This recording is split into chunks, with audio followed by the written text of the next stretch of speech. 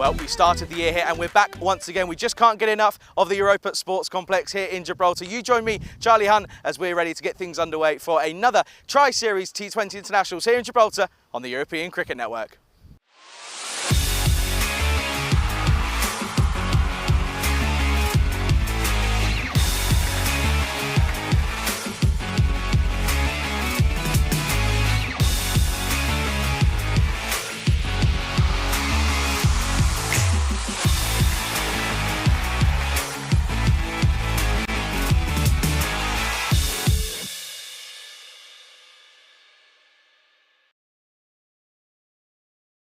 Well, as I just previously mentioned, it's been an exciting few months of cricket here on the European Cricket Network. We started off here in Gibraltar at the start of the year and we decided, let's come back here, and it's certainly a pleasure to be back here once again. We've got some very, very exciting cricket coming your way over the next couple of days or so, as we have three teams. We've got Gibraltar, the host nation, of course, and we've also got Portugal, and we've also got Malta as well. So some really, really close contest in those three teams. First game here this afternoon, then, it's going to be Portugal taking on Malta. A very exciting matchup for sure. And we can go to the referee, who's got the two captains out in the middle for the coin toss. It's heads to call and heads it is. We're going to bowl first. So Malta going to bowl. So then, news from the coin toss. Malta skipper Varun Prasath, he's won the toss, the first toss here, and he's going to go ahead and bowl first. Interesting conditions here today. A little bit overcast out in the clouds today, but also a big breeze coming across towards the Atlantic Ocean out behind me that you can see. So it's going to be interesting to see, of course, some real big names in both sides, of course. Najam Shahzad, the skipper, no Conrad Greenshills. He misses out due to injury at the moment. And at the moment, we can also see Varun Prasath. He's going to be crucial coming in towards that middle order, and we'll also most likely be seeing him with the ball as well. I'm certainly looking forward to get things underway, and I'm not here on my own. I've got a special guest in the commentary box. He's played a few games for Gibraltar over the last few years, and he's normally a wicket-keeper as well, but he's got the mic this time. Joe Marples is in the commentary box. News at the toss, Malta, they're going to have a bowl first. Thank you very much, Charlie, and welcome everyone to the Europa Sports Complex here in the beautiful Gibraltar for another set of T20 Internationals, featuring Portugal, Malta, and of course our hosts. It's a lovely sunny day with temperatures just settling in the early 20s, with a bit of a gentle breeze coming across the ground to the east, like Charlie said. With a little bit of cloud cover, we might see a bit of early movement with the ball for the bowlers in this opening game, which is about to get underway here. But as we can just see, the sun is just starting to break through as well. So it could be an interesting battle ahead as Malta take on Portugal in this opener of this Tri-Series here in Gibraltar. Like Charlie said, we've got two teams here, both Portugal and Malta, and Portugal have got some really good players playing for them, some really interesting characters as well. The person to look out for is Kuldeep, who will probably be batting at the top of the order, I suspect, for Portugal. Very powerful batter, destroys military medium, and he ends up with a strike rate currently of over 140. Also look out for the likes of MD Nippo, who is very tight with the ball, ends up with an economy of only 5, and Junaid Khan, who tends to open the ball with that nice seam movement. Another lad to look out for is that Miguel Mercado, who is an absolute gun in the field and with a bat as well. Anything leg side and he will be destroying. We've got some nice early set in here, and yeah, we'll get in underway in probably about 5 minutes time.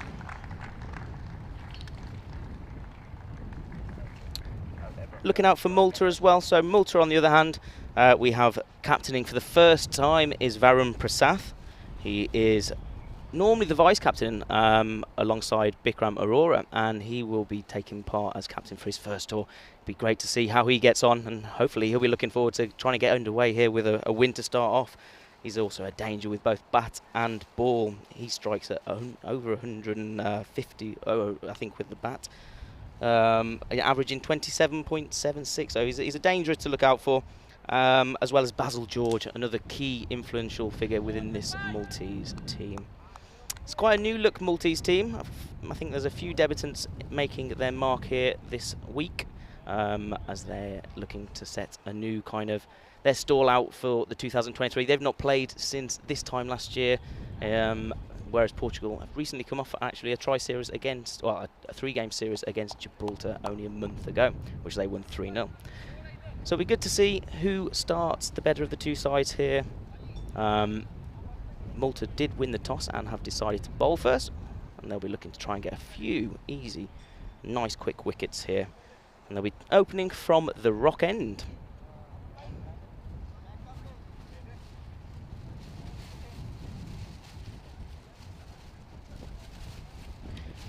So number 4, Kuldeep will be opening the batting, and he will be partnered by Azza Andani, who's batting at the other end. He's actually got the highest average in this week out of all the batsmen across the 3 teams, averaging over 50. He does like playing against both Malta and Gibraltar. And the bowler from our end will be number 4, and that is Ashok Bishnoi, as he comes in for the first ball. Bit short of length, just pulled out into the leg side. It's coming towards us here in the comment box. They're cutting it off. It is Varun Prasath who'll cut that one off, and they'll take a nice couple of runs to start this innings. Be interesting to see how these 2 teams take to this game early doors. Obviously, both of them have played on Astros before, but I'm not sure whether either of them will have played on AstroTurf outfield. So it'll be interesting to see how they kind of develop along the 4 days here in Gibraltar. The AstroTurf does tend to go quite nicely with that kind of, sometimes with a bit of moisture in the ground, especially get towards that evening. It does seem to go fly across the outfield as we come towards the second ball. Oh, very nice pace on that one. Very good start from Ashok Bishnoi. Just moving away from Kuldeep there. They'll be looking to try and get that line and get that length just right. Obviously, Malta missing 2 of their key bowlers in Bilal Mohammed and Wasim Abbas, so they'll need players like Ashok Bishnoi to step up this week. Another player to watch out for is David Marks, who's making his return to the international setup here for Malta, playing 2 international caps a few years back. He will be, I presume, the other seam option from the other end as we come in for the third ball.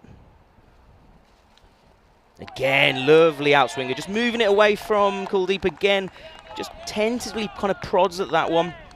It's a really good start from Ashok Bishnoi. Just that first ball kind of dropped it a little bit too short. See that Vinny Sandhu's in the chat, saying hello from Milan. Hello, Vinny.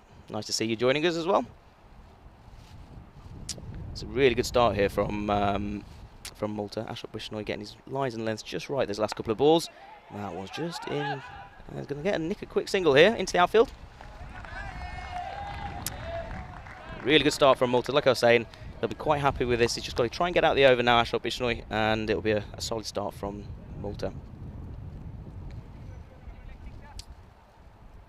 I think these 2 batters from Portugal do balance each other out quite well. And Azza Andani, he's not so much a big hitter, but he's very, very solid. He'll tend to kind of go along and score quite at a nice rate, but partner someone like Kuldeep, who does have that high strike rate and can really kind of destroy the seam attack later on. It'll be interesting to see how they take to these short straights. There's a few hitters this week who do like hitting straight. One of those being Kuldeep, the other is Varun Prasath. So that'll be a really interesting battle today. Bit too full from Ashok, bit full toss, slips on the run-up, but there'll be no run there as it pushed out into the outside, into the offside. Just have a feeling, just missed out on that one a little bit, Azza Andani. Just didn't get his length right, Ashok Bishnoi, a little bit full, and yeah, it was a cover drive right into the midst of the fielder.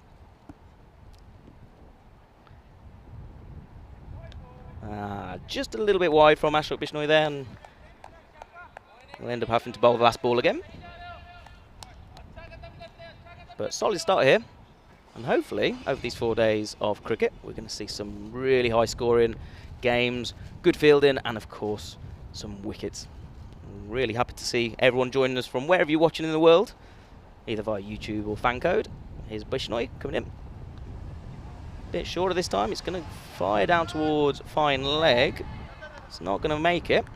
I'm probably just going to get a couple for that, but I don't know if is it going to be signalled as come off the bat. It's come off the bat, and that's 2 runs, and that's the end of the over. Joining me in the commentary box is Mr. Charlie Hunt. Thank you, Joe. Thank you very much. Well done on your first official over on commentary. Enjoying yourself so far? Yeah, not too bad. Got Good. the nerves out of the system. Yeah, well, it's always nice to get those first few out of the system. 6 for none then after the first over. Very, very warm pleasure to be here alongside Joe, and we can take a look at the stats gun here at the moment, and of course 2 teams that we're very familiar with on the European Cricket Network, Portugal and Malta. Of course, we've seen a lot of the players before in various different ECS tournaments and a few night series as well, and no real surprise to see those top run scorers for Portugal, Andani and Golia, of course, at the top of the order. And then you can also see with the ball Varun Prasad for Malta. He's going to be a real crucial element in their attack. But I think we're going to be set up for a really exciting couple of days of cricket, aren't we, Joe? Yeah, definitely. I really think looking at the squads around between the three teams, there's some really interesting players on show, and hopefully we get some really good performances. No, hopefully that's the plan. Of course, a lot of our regular viewers will be thinking, well, hang on, what's going on here? Why is the keeper down near us? Well, of course, international T20, so different to the usual T10 format. So, of course, the teams will be bowling from both sides. So that's a little bit different, a little bit old school. Yeah. Of course, going back to the old school ways of the old broadcast, but certainly looking forward to what's going to be an exciting matchup here. A bit of left arm seen then from that far end, and this one, from what we saw, looks as if it was going down leg, but a good early start, good first delivery for Fanyan Mughal. Yeah, Fanyan Mughal.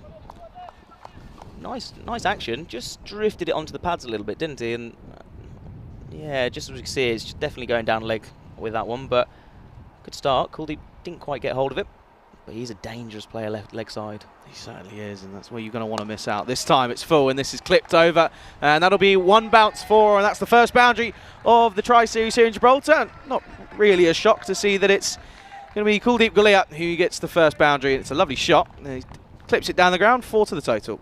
Yeah, wonderful shot. Just waits for it and then times it. Pierces over the top of that infield. Obviously, these first 4 overs, we've got that power play. It's a risk-free shot, really, especially someone who's such a big hitter like Kuldeep. Just to go over the top. Little nice chip. It's shots we've seen him play pretty consistently. Needs a response, though.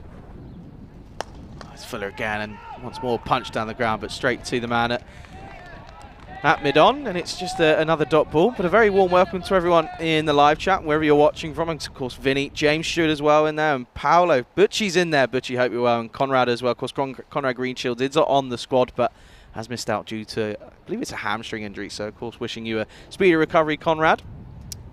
Continuing here, though. This one just pulls his length back slightly, and Gulia just has got a swing at that one. There's a man at deep mid-wicket at Cow Corner, and of course you've played a lot of games here, Joe. Yep. That's a very short boundary on that far side that we can see there. Yeah, absolutely, and this is actually, from my experience, the first time we've played from this side of the pitch, so it's normally, obviously, the leg side for most right-handed batters is a bit of a longer hit. Obviously, playing from this end, the right-handers have got a real short boundary to kind of target, whereas the left-handers obviously be trying to target from the other end. Interesting as well. It looks as if we're going to have a change of angle for Mughal. Looks as if he's going to come his left arm around the wicket then towards the right-handed Gulia. And I quite like the change, being able to see the angle here with the bowler coming from that far. And it's something a little bit different. Well, we're not really used to it anymore. Of course, with general broadcast, it's always different. But certainly love a bit of change. Yeah, as a wicketkeeper, I mean, this is the kind of view that I'm kind of used to. Exactly. Well, do you know, it's quite funny, and I'm sure it's going to come up a couple of times. But I think there's 3 wicket keepers now in terms of commentators. I think you've got you yourself, myself, and Vinny as well. So Vinny loves to bring up the fact that he was always a commentator. Anyway, continuing here, this is short and dropped short. Spliced off the bat, right on the top of the end bat for Gulia. Got nothing on it. Was late on it completely. Didn't see it at all. You can see here, splice end of the bat, and I think it looks like that was boom boom Basil at square leg. Yeah. He just didn't see it. Big let off, I think, that one.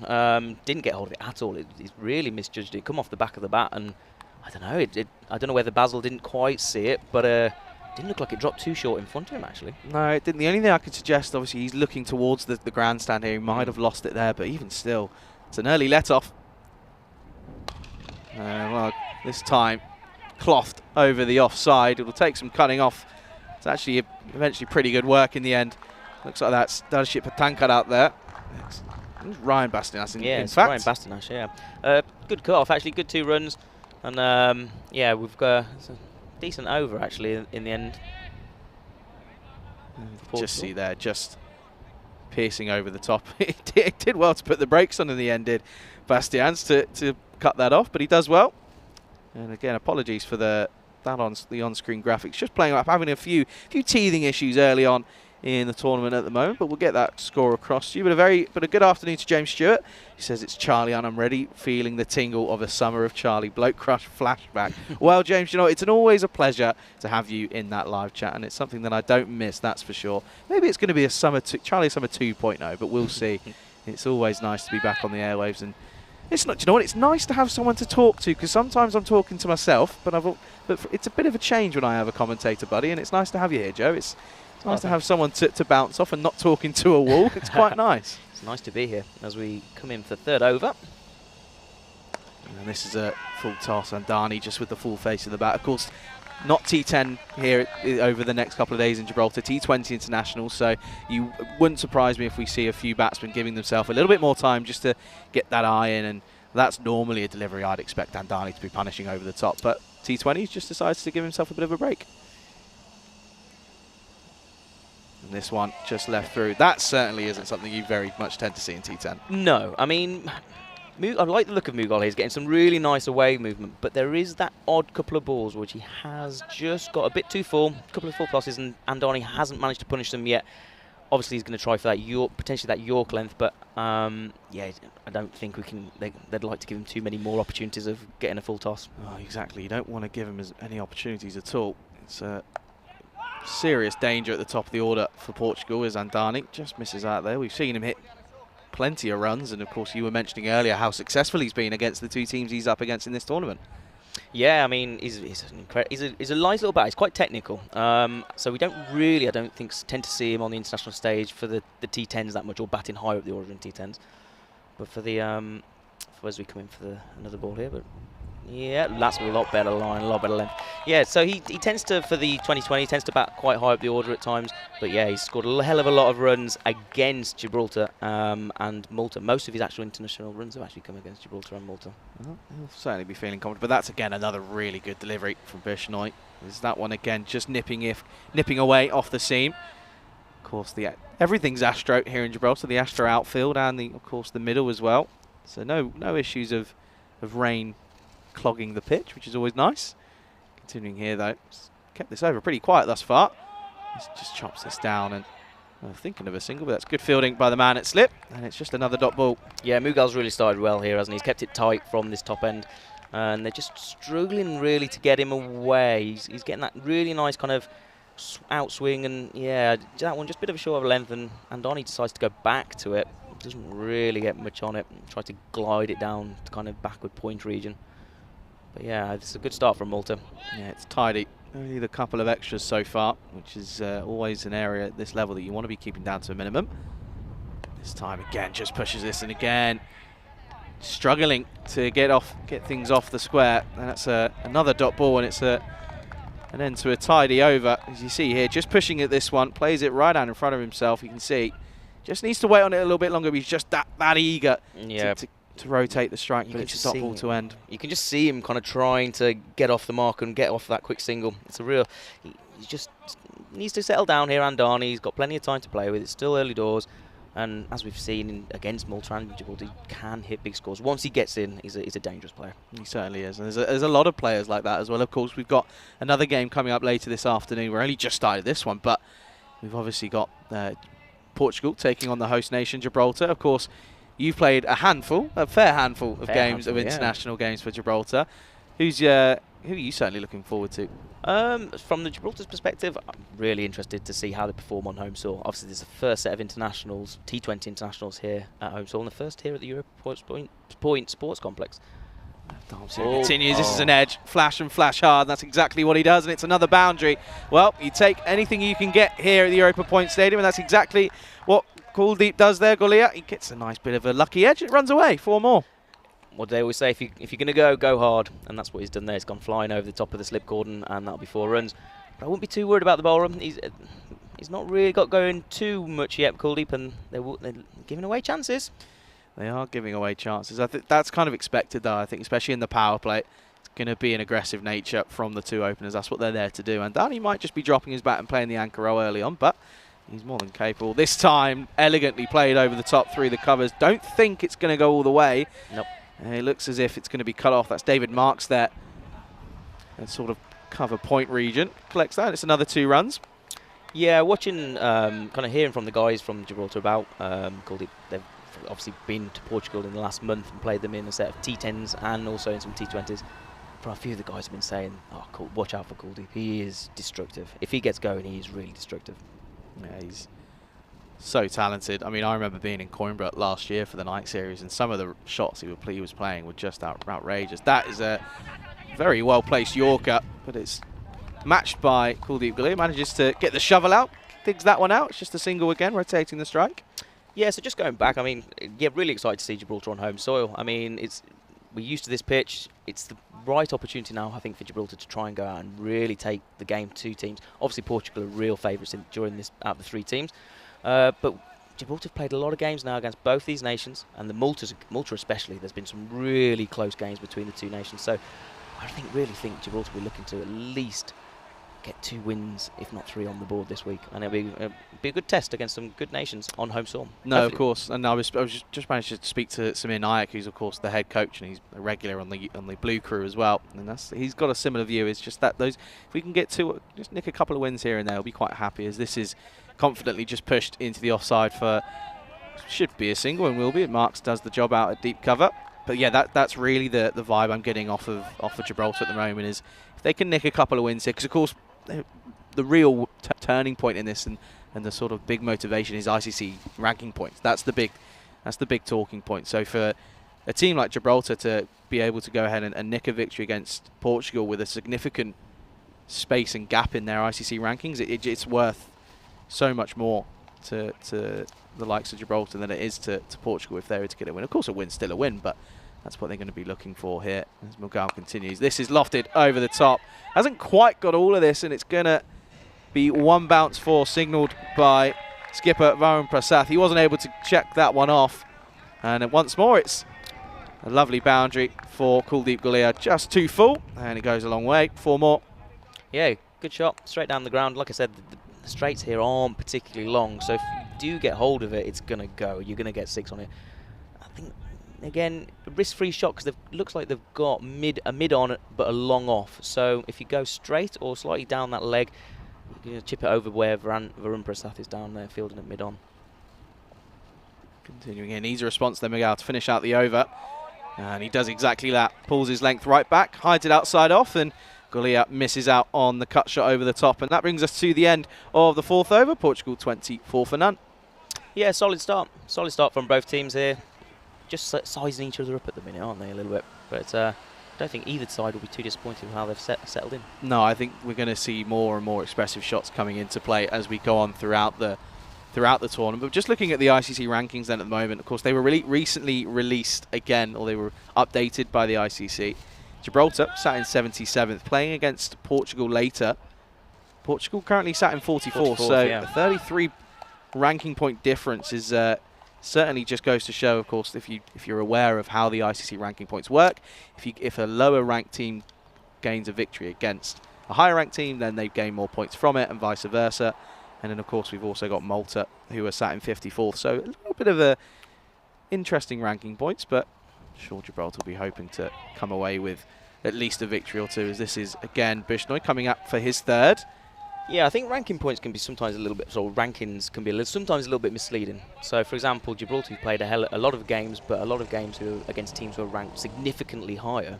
It always tends to look worse when you're losing, when the form chart so you're losing. But you sometimes have to look at who you're playing against. And I think over the last few years, that Gibraltar wanted to travel away and actually test themselves against bigger opposition.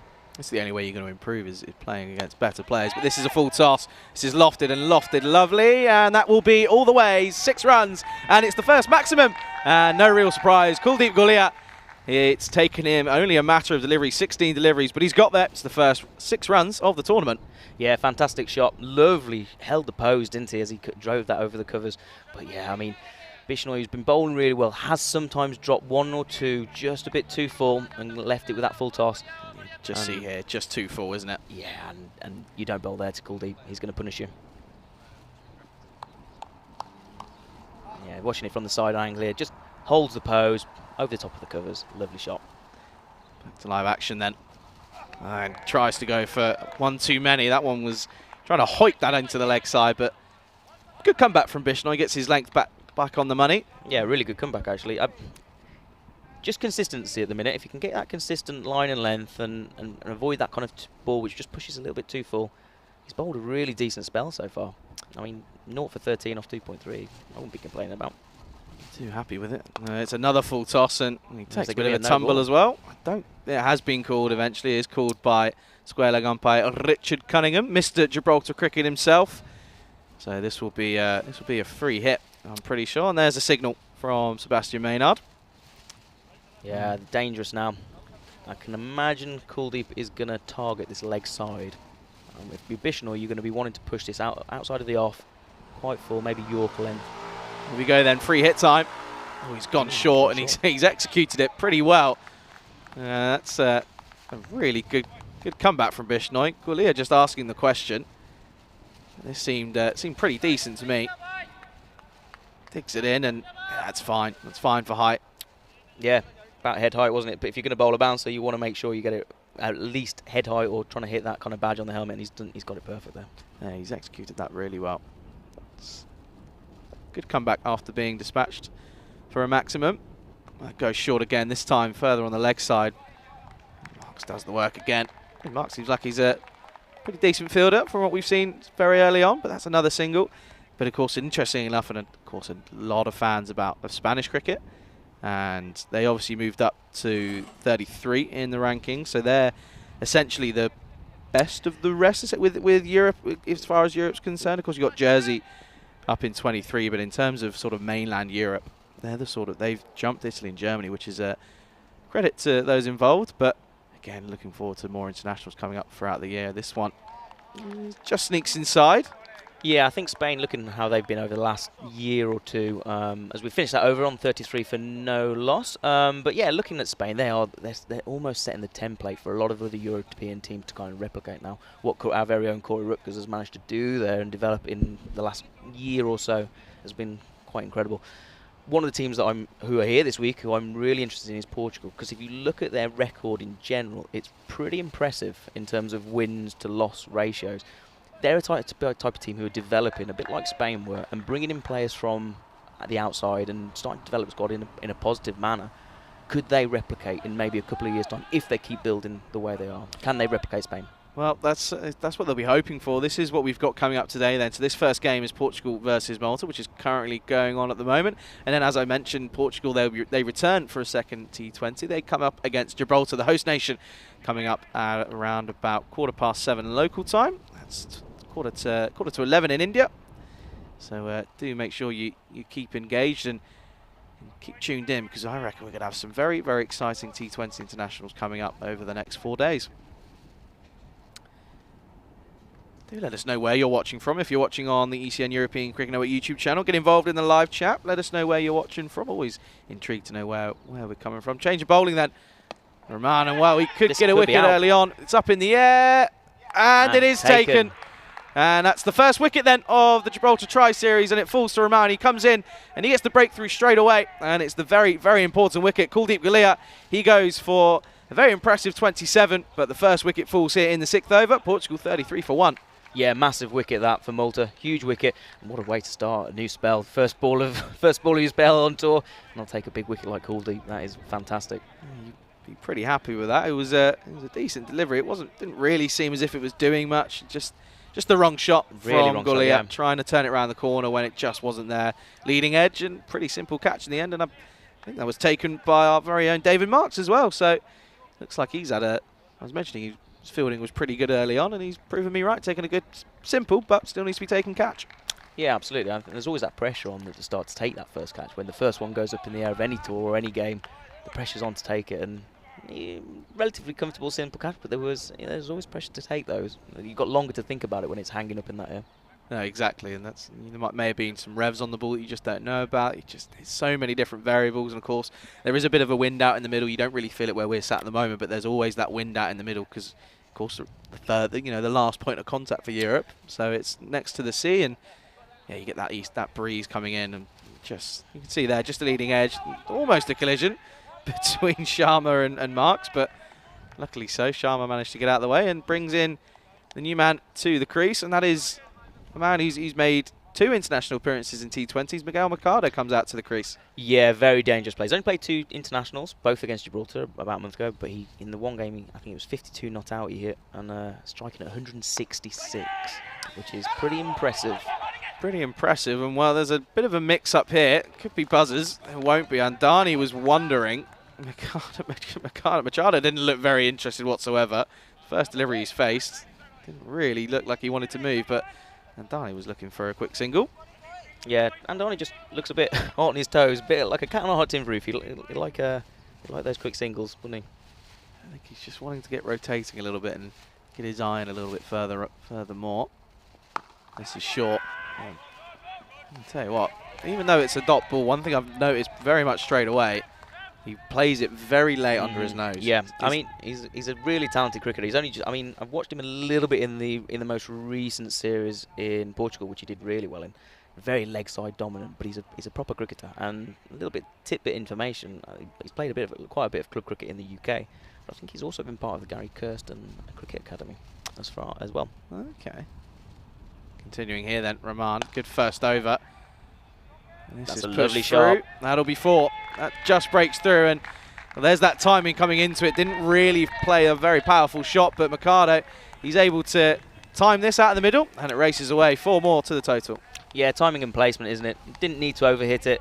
It's a bad ball, and he's taken it and punched it straight back down the ground.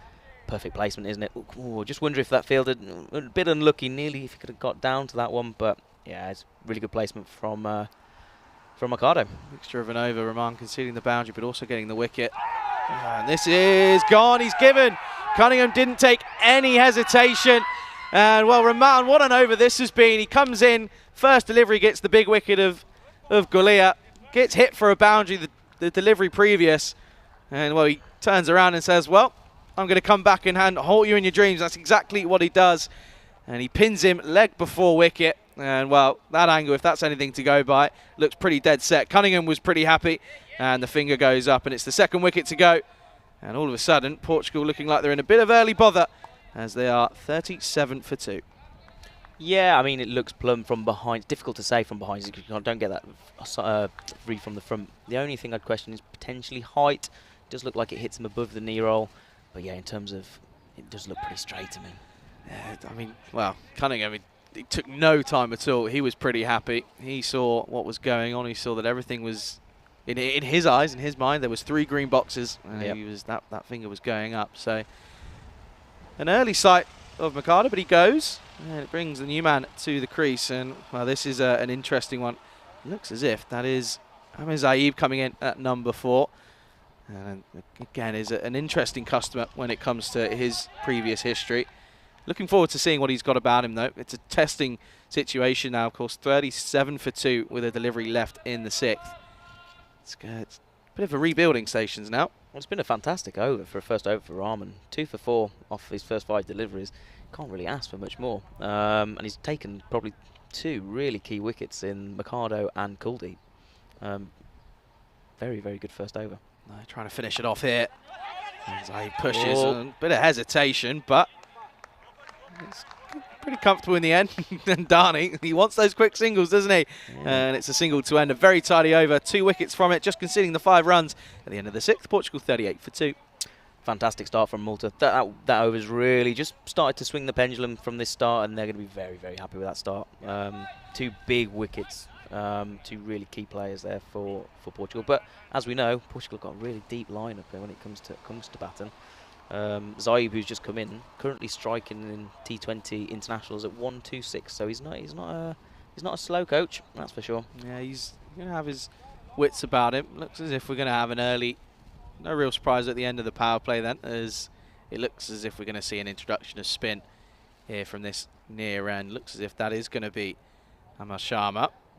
Again, he's a man that's been pretty present on the European Cricket Network throughout the last few years. Even at T20 internationals as well, he's been a steady man with the ball in hand for Malta. Yeah, tricky candidate with the ball. He just doesn't turn it too much, but he puts it into dangerous areas. He's got a really good economy, and he's taken, I think, about 22 wickets at international level. So he's experienced. He knows what he's doing. He's gonna have his wits about him. He's got the new man Zaib in his sights. Then here's Sharma. It's a short delivery and slapped leg side. Should just be a single. It will be. Comes through for just a single. Good work though by a pretty busy man, David Marks, at the moment.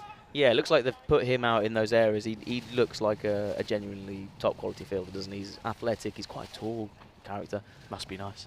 Yeah, I know. Tell me about it. But no, they do look like they've positioned him out there for those opportunities. Sharma then. A little bit short first, Leary. This time it's Fuller. Oh, Oh. dear, the spin's done incompletely. Not really what Fazal Rahman was hoping for. It's a good throw coming back in, though. You can see just the 2 runs, but that just got away from him, didn't it? Yeah, it did look like it span off the pitch. What I'd say is I'm not expecting too many misfields over these next 4 days, just because of how good the AstroTurf is. It's really consistent normally. I mean, this just looks like it span away from him. But it's a beautiful. Back to live action this time, just a bit of a shorter delivery, just front foot pulled by Andani into the leg side. But yeah, really consistent. It goes across the outfield nicely. You're not going to get any kind of horrendous bumps which take it bobbles away from you. So yeah, most teams will be looking to try and avoid many misfields, I'd have hoped. Yeah, no Tortugas. No Tortugas coming around here in Gibraltar, which is nice. This time short again and just clip round the corner, and that'll be a boundary. Another excellent bit of timing from the new man, Zaib, and that's his first boundary. And a good one to start with. That's a bit of a poor delivery from Sharma. Too short, too straight, and he gets punished for more. Yeah, just dropping it a little bit too short. I did it at the start of the over as well. It clipped around the corner. We know David Marks is a really athletic, good fielder, but even he wasn't going to get to that one. No, that one flew off the bat. Nice flick of the wrist as well, to rolling the wrist as well to keep it down and keep it under. No risk of a catch out in the deep, and it's a lovely shot for more, and it's a welcome boundary after a couple of wickets. Sharma looking to just try and close out this over. That's nicely played, cut shot, but straight to the man at point. And again, Sharma just trying to close out this over as quiet as possible.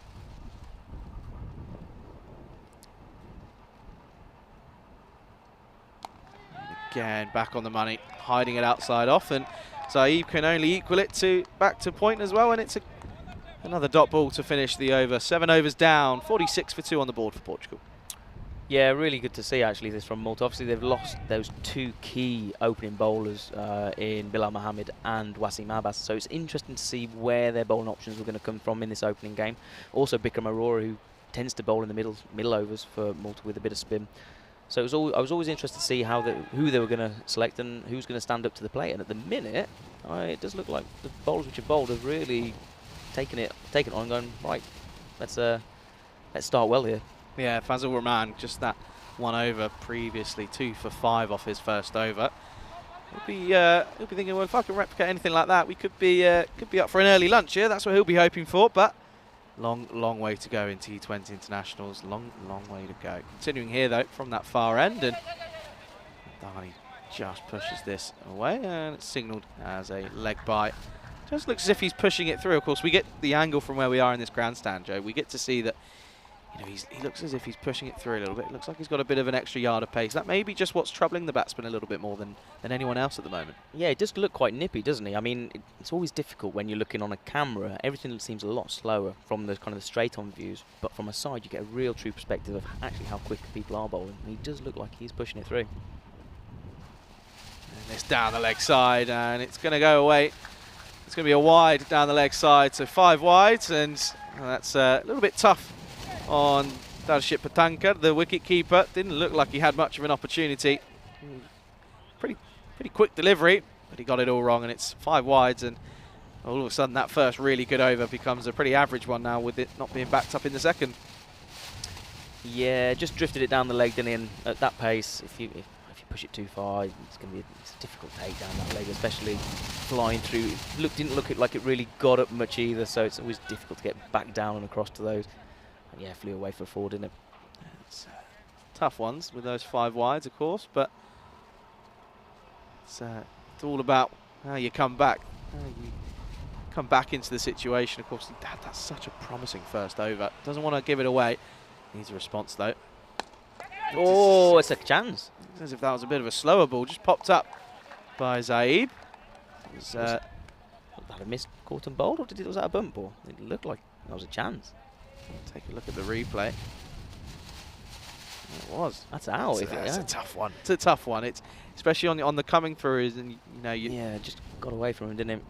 just trying to make sure you do your job right, and then all of a sudden you're asked, okay, now try and take a one-hand screamer to your left and see what you can do. It's a tough one, but it was an opportunity that goes straight. Darnie back on strike this time. Nice and full, right in the block goal. Unable to get it away, just turns it around for a single. So talk us about, so obviously, many viewers will recognise that you played a little bit for Gibraltar. What's your situation at the moment? You're back in the UK at the moment, correct? Yeah, currently back in the UK, playing for my hometown club, Wolverhampton. I've been part of since a really young age. Finished the season off there last year, post World Cup qualifiers, and just pushed into the offside. Yeah, just started the season. The weather in the UK at the minute's been pretty dire, to be honest. Not too nice. Muddy, wet, cold. Nice red Duke's ball, moving sideways. Pitches which don't really bounce. But no, it's been good to get back out there again. It's been a long winter, so I'm really excited to get back to playing this year for Wolverhampton. Big shout out, obviously, to the guys back home in Wolverhampton who are listening. See what Rahman can do here, trying to finish this off. This is being signalled a no ball again, and this over's just getting away from Rahman now. Those 5 wides, and now it's going to be another tricky one as he's got a free hit to contend with. That's a tough one there. Yeah, look close to the bin borderline, but I mean, Vinny always says, doesn't he, like, you know, if it's bowling waist high, he sometimes deserves to be called a no ball, I think, even if it is just slightly under. He's just got to settle in here, not try to bowl too quick. I think sometimes you can try to bowl too quick on that opening day, and sometimes you just got to settle down, not try to force the issue. They're not exactly behind the rate, or, you know, what par score. If they continue at this rate, they're going to be looking at about 145 or so. So they're not exactly struggling for runs. Just need to keep those wickets as quiet as possible. Free hit then. Well, luckily it's a free hit, because I reckon that would have been plumb in front, but they come through for eventually. That's been given as a run. So there might have been a bit of an inside edge, but it's a single nonetheless. Yeah, got away with it, didn't they? Free hit wasn't punished, and yeah, Malta. I mean, Romani's just been a bit way with this over. Still has some decent figures. 2 for 14 so far. 2 balls left in this over. He can get out clean. It's been a good solid stint so far from him. Wouldn't be surprised if we see a change of bowling from his far end in the next over to come. Could give himself two more overs later on in the innings. This is a bit of a half appeal. No one else really getting involved from Malta's side, and the leg by the looks of it. Just you can see as soon as the keeper's sending off down to the leg side, you know that that's pretty much going to be going down the leg side, and that's exactly what happened there at the end of the over. Portugal are 58 for 2 after 8. Yeah, just going back to what you're saying. So back home in the UK at the minute playing cricket there, but my plan is to still try and be involved as much as possible here in Gibraltar, and I'm available for selection. I've just got to try and I think work hard this year and to try to get back in that squad. I've always said that having good national pool of players available is only beneficial to Gib. The more players who are available and performing well, just is what you want as a national team. Yeah, no, you can tell by the strength of the squad at the moment. You know, like a Nestor in there, and you've got Avinash Pai at the top, and of course young Louis Bruce as well, and Samad Bodder as well. There's just a couple of names in there that are real game changers. You know, back to what's going on at the moment. Continuing here, this is swept nicely as Sharma continues, and it's Rahman who just keeps it. Well, eventually they actually come through for the second. Well, that's good running. Looks as if that was Zaib who was calling him through, and you can see there a little bit of frustration. Rahman, he's struggling in the field. He got that one that spun away from early on. He just conceded another pretty unnecessary run. Didn't really attack it. That was a little bit lazy. Yeah, no, he in the outfield, he's kind of just let it ball come to him. And what I'd say, going back to this Astros, you can attack the ball on it, because you don't get those bobbles that you do sometimes, like you do get in Portugal, for example, where it does come. You can get ones which take your head off. Here, you can really attack the ball, and I think if you don't attack the ball on this pitch, the batters are going to try and push those twos on you. Yeah, it's what I like to see. I think that's when you know it's a player that's showing their intent and really trying to take on the arm of the fielder. It's, you know, especially in T20s, it's so important to try and push and rotate the strike and turn those ones into twos. That's where you get your runs from. This is wider, driven nicely by Andani. I think it will be cut off in the end, and it is. Good work by Jaspal Singh. out in the offside boundary. Yeah, just pushed that one slightly wide, made him kind of stretch there for it. I don't know, it's going to be close to a wide if he'd left it, but that's what Sharma will do. He'll try and just tempt you into shots out that side, outside that off. He's a good bowler, canny at times. Be hoping to try and get a wicket. That's respected. Met with the full face of the bat from Andani. Again, of course, in this sort of format, that's you can give yourself a couple of deliveries like that. Yeah, I think Andani now 10 off 18. He's just going to want to get a little bit of a move on, especially with 8 men in the tank, so to speak. But we head up towards the kind of the end of the 9th here. Yeah, Portugal 60, 64 for 2. They're going to start want to push on. It'd be interesting to see how this pitch plays and what a pass score will be. Personally, from my experience with it, I think you're going to be looking at least 180. Swept again around the corner.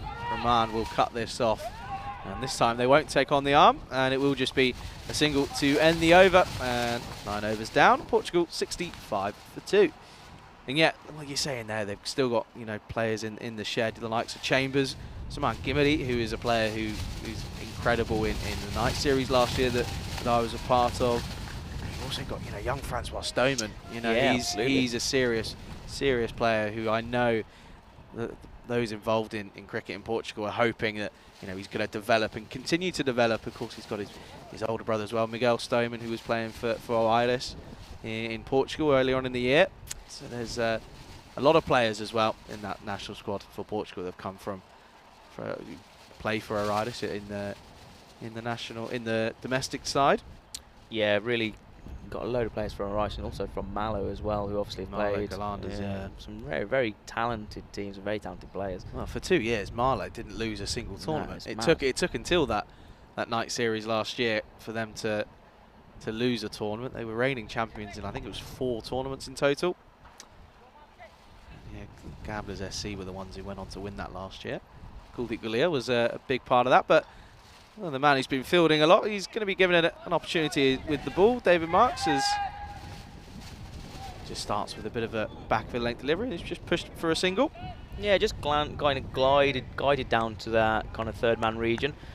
Batting really deep in his crease side. He was almost kind of on the stumps. I think he was expecting probably a little bit of a quicker delivery. Marks himself is quite a tall character. You expect him to bowl some decent pace and decent bounce. Again, back of a length and just pushed, and good understanding between these two. And it will just be yet again another single, rotating the strike. Just keeping things going and keeping things ticking over. That's what you want at the moment.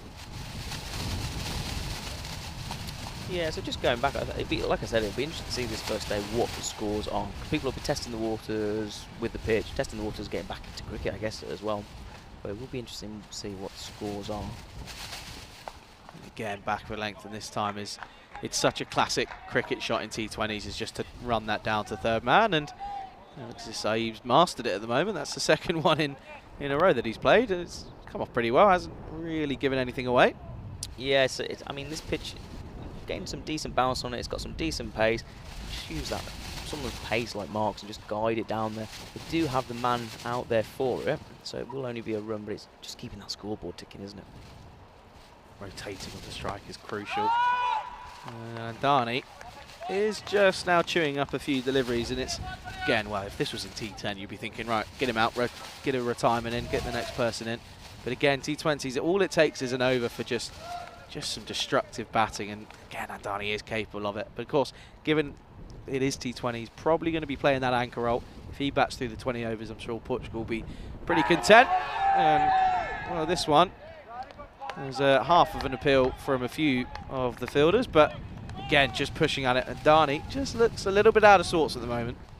Yeah, and I think the longer it goes on, he's getting more kind of agitated. You can see him kind of pushing and prodding at things rather than actually going through with the shots that he wants to play. And I think that's just on the basis that he can feel. You can feel it as a batsman when you're struggling. Just searching for runs.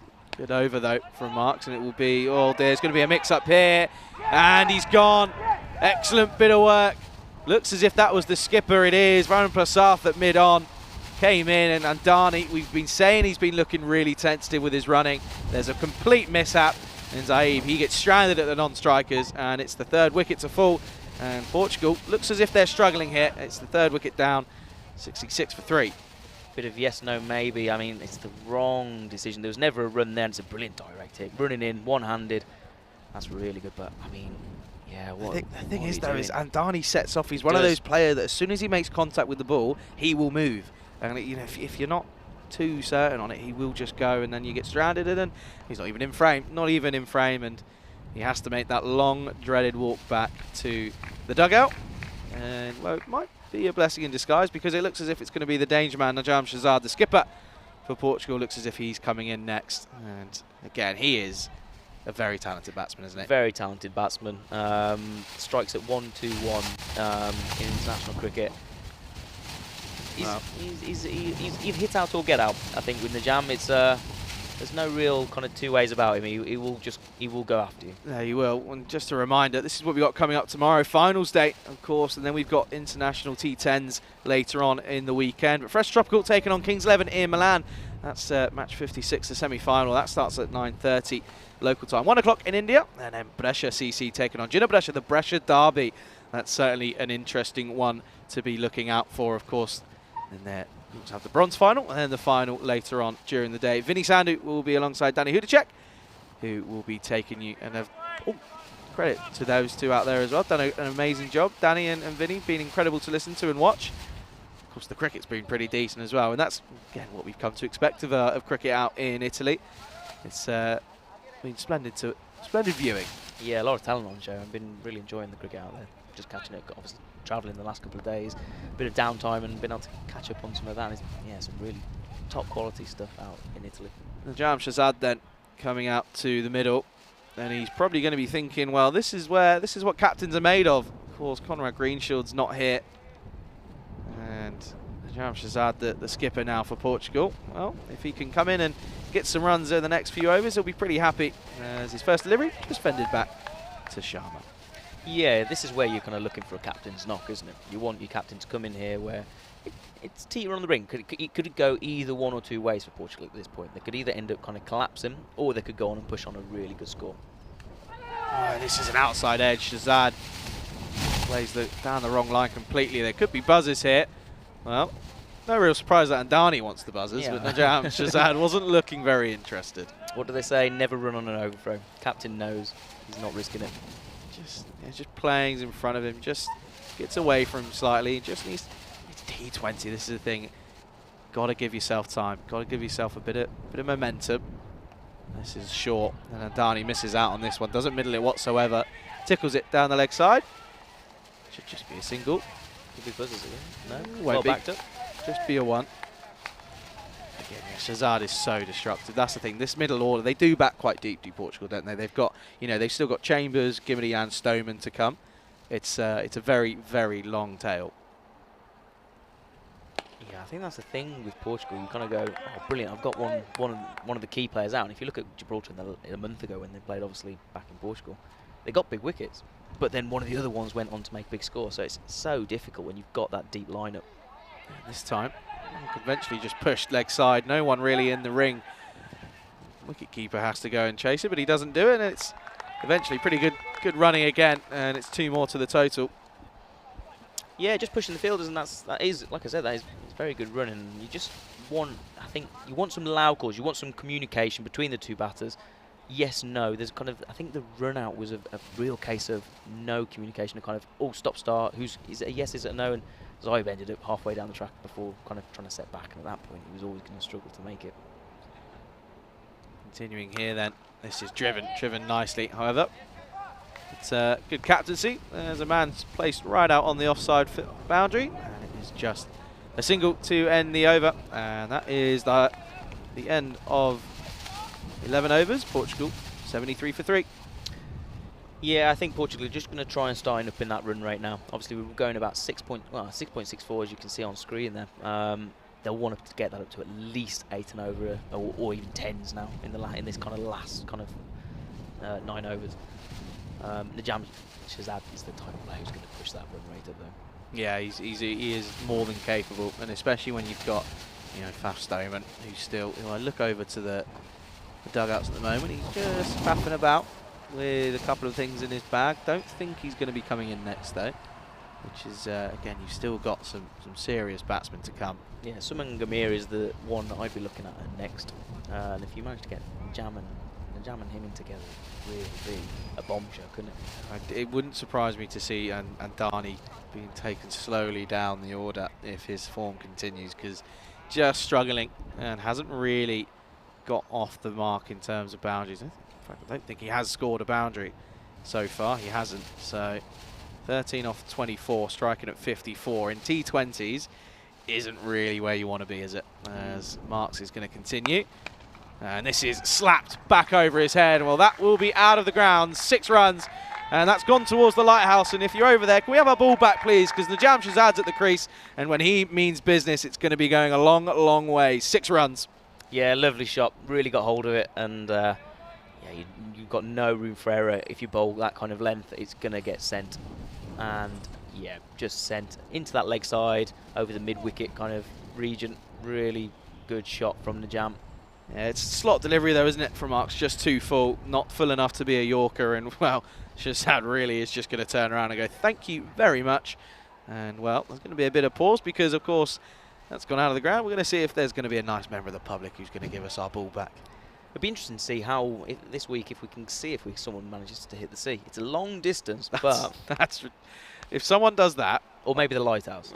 If someone does that, I don't know what I'll do. I'm not going to say anything on there, because if that will then come back to haunt me. But that's yeah, that'd be a serious hit. Maybe you need the wind to help you. It's like in golf. Wind, downwind. Makes it easier. It is interesting ground, actually, because what you'd expect most of the time, the wind tends to come off the sea, which is a westerly way. But actually, quite often, you get the wind sometimes come round the other way. So you get easterly, which comes right over the top of the stadium and towards the lighthouse. So you've got to really, as a batter and a bowler, pay attention to which way the wind's blowing, because if you hit with the wind, it just goes. It really goes. Whereas if you hit against the wind, you really sometimes end up having that ball, which probably should have been a boundary, end up hanging in the air, and you probably end up caught.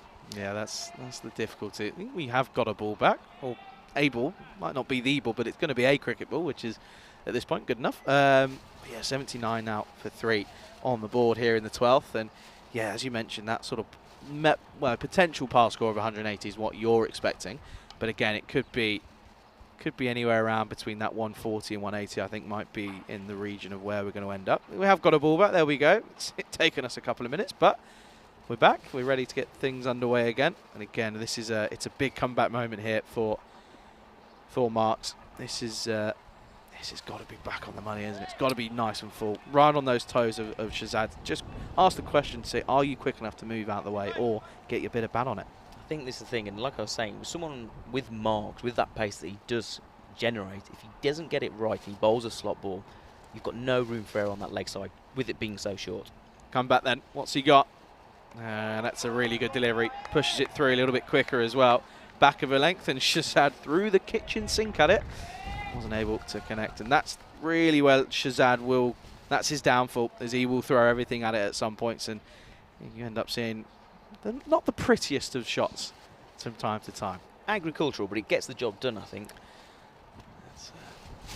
This is short and misses out, does Shazad, and that's good keeping. It is signalled wide down the leg side, but good stop though by Patanka, man with the gloves. Yeah, Marks just looks like he's trying to put an extra bit of pace on this now. He's gone from too full to then a really good length ball, just short of a length, to a short ball. He's trying to mix it up a little bit.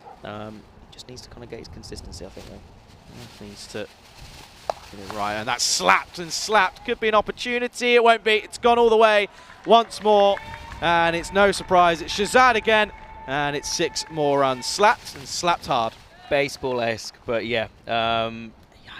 It's a dangerous plan to bowl short to Najam Shazad, because if he gets hold of it, it's going. It's not a pretty shot, but it's as soon as you hit it, you kind of knew that was going. It's more than effective, and this over has all of a sudden become one to forget for David Marks. And at the moment, it's really looking like it's going to get out of hand. 2 maximums already. That's a good comeback though. Shazad. That's a lot better ball, and that's the kind of the shorter length delivery where it looked like it just moved in a little bit, Shazad. That's the kind of ball that as a pacer like Marks, he's got to start targeting that area a little bit more. Just let the ball do the work. that you can't try and push it through too much, especially on a ground like this. It's just going to get away from you. Now this is a full toss, and right off the cue end of the bat should just be a single. Well, there's a bit of a misfield. They're going to take him on, and it will be pretty comfortable in the end. Yeah, good running that. Good call from early call from Andani. Pushed it on the fielder, and yeah, a nice couple of 2 runs to add to the total. Trying to finish out this over is Mark's trying to get out of it as quietly as possible and run away with his tail between his legs potentially. But if he can pick up a wicket, he'll be saying, "No, it's all okay. I meant that." What can he do then? Final over then. Final delivery. And it's a quiet one, just a dot ball, and that's the end of the 12th. Portugal 88 for 3. Yeah, solid base from Portugal, and we'd like to talk about that deep lineup. We're still missing a few players, aren't we? I mean, we've already mentioned that obviously Conrad Greenshields isn't here this week through injury, but also Sean Gomes. You know, you talk of a real quality batter. There is a quality batsman which, coming into this Portugal side, can take them to the next level, in my opinion. Yeah, he was excellent in the ECC last time around, and he is a big miss. But again, Portugal will feel that their depth is enough, and I think Portugal will be hoping that they can almost come out of this unbeaten. I think that's what if they really want to push on, that's where they've got to be sat there thinking, okay, we want to come out and we want to really sort of put our name out there and show to everyone, you know, you're being, you know, broadcasted around the world. Really put your name down and really put your mark on things. Sharma then, his final over. This is just pushed offside by Andani, the anchor. And it is just a single. Yeah, going on to that point about Portugal. Currently 12 wins out of 16 games at T20 internationals. They've got to be looking at coming out of this with 6 wins from 6, and then looking to push themselves further on. I believe they're playing Spain later on in the year as well. Now that will be a massive test because Spain are that kind of, like you said, that benchmark. This has gone all wrong. Is an overcompensation from Sharma. Tries to push through the quicker one. It's down the leg side, and well, Patanka standing up says, well, what do you want me to do? I can't get there. Bowled it on the right side, and it's 5 wides, and all of a sudden things are just turning over for Portugal. Looks as if they're getting up towards that 100, and as you said, mentioned that they've set a solid base at the moment. That's the thing, and with the wickets in hand and with the deep batting lineup they've got, they can afford to now really start to put the pressure on Malta, who've had a really good first 10 overs. They're just starting to let it slip a little bit. Does he have a response? He doesn't. It's a wide delivery, and it might be given as a no ball because it's off the artificial wicket. Yeah, given as a wide. Yeah, very interesting. I did look really close to the edge of the strip there. I think it was just because it was so full as well. It ended up being behind the stumps. But again, Sharma not really the best of form at the moment. Ooh, yeah, that was off the track. I think he might have got away with one there. Dani, it's tight. Oh, that's an excellent grab. That's incredible. And Dani, well, he's really struggled. He's not been able to get the ball off the square, if all truth be told. And out of nowhere, Sharma, struggling in his final over, gets one on the money, cuts it away, does Andani, straight to the man at point. Excellent diving catch. And it's a wicket to fall. And it's might be a blessing in disguise for Portugal, as Andani has to go. It's 96 for 4. Yeah, really good wicket that. After a couple of really poor balls, Sharma's really tied him up there. He's gone to try and cut it, but he's not really got on top of it. It's still an excellent take, though, that. It's a really good catch from the man at point, as the new man looks as if that's going to be Anthony Chambers, I should say. It's an interesting one, that one. I mean, I think Portugal are either going here with the kind of, because Anthony Chambers is kind of a batsman who's very technical, likes playing on the offside, but he goes normally just over 100 in strike rates. Again, a guy who likes to rotate the strike, so I wonder if that's a kind of a tactic here from Portugal, is trying to get kind of that rotation while the jam's out there, rather than 2 big hitters. Yeah, exactly. I mean, having someone who's able to support the jam whilst he's out there would really sort of keep this dominance going at the moment. I mean, that's a bit of a breakthrough for Malta, as they were really able to cut them down as Andani has to go. But an excellent catch from Samuel Stanislaus at point. One way to settle nerves is take an absolute snatcher of a catch, and well, you're in the game then. Yeah, not a bad way to start your tournament. Well done, Mr. Stanislaus. That was a really good take. Came sharp. Can Sharma pick up 1 or 2 more? This is not quite the fashion he wants to come back after getting a wicket. It's down the leg side. It's a wide. Good take though from Patanka. Yeah, just starting to get a little bit more breezy here. The wind's just started to pick up a little bit. I just wonder if that's starting to... He's struggling with his lines a little bit. This time short outside the offside. Chambers off the mark with a single. Yeah, that wind is just picking up again. You can see that the flags are moving a little bit more and people's hats flying off around. Nice to see some tourists around looking at the lighthouse here at Europa Point this time. Just pushed and respectfully played back to the bowler. Yeah, hopefully some of those tourists end up taking a little wander in here and catching some cricket, international cricket over the next 4 days. I mean, it's a beautiful stadium here. It's a beautiful facility that we've got here in Gibraltar, and great to get the crowds in to watch some international cricket. 2 deliveries left for Sharma, trying to close it out. He's on the money. Well, a bit of yes, no, maybe. Could be close. And, well, Tanka didn't quite get off his hinges quick enough. Pretty simple single in the end. Yeah, good running, actually. I mean, I think this is what they're going to do now. They're going to push it, aren't they? It's interesting from Shazad. It was not really take him down for a nudger, but he did look like a planned nudge. Pretty received this time. Leg sides. Good bit of work, though, from the man at mid-wicket. Good work from Ryan Bastanas, who took a tumble, but it's a single to end the over. And it's another good bit of work. And at the end of the 13th over, the 100 comes up. Portugal 100 for 4. Yeah, really good here from Portugal, and that's what Anthony Chambers is really good at. He's composed, he's calm at the crease, and he'll just find gaps. He won't try to overhit it, and he'll just rotate really well. Yeah, story so far then here for Portugal. Really good start for Kuldeep Galea at the top of the order, but he went after a good catch from pretty simple catch with that leading edge. Azan Andani, he was playing, probably didn't want to play, but he had to play the anchor role. He was out eventually as well, and it's meant that Najam Shazad has come in and gone pretty well. 19 off 13 for him at the moment, as Chambers joins him as well. But a very good afternoon to Andy, who asks, what's the wind like at Europa currently? Well, windy is pretty much the simple answer. Pretty windy. Yeah, pretty brisk, isn't it? I mean, it's difficult to sometimes tell in the stands because we're a bit kind of sheltered up here, but the further you go in towards that centre, it does pick up a hell of a lot when you notice it as a player. Magal then coming back here in the 14th.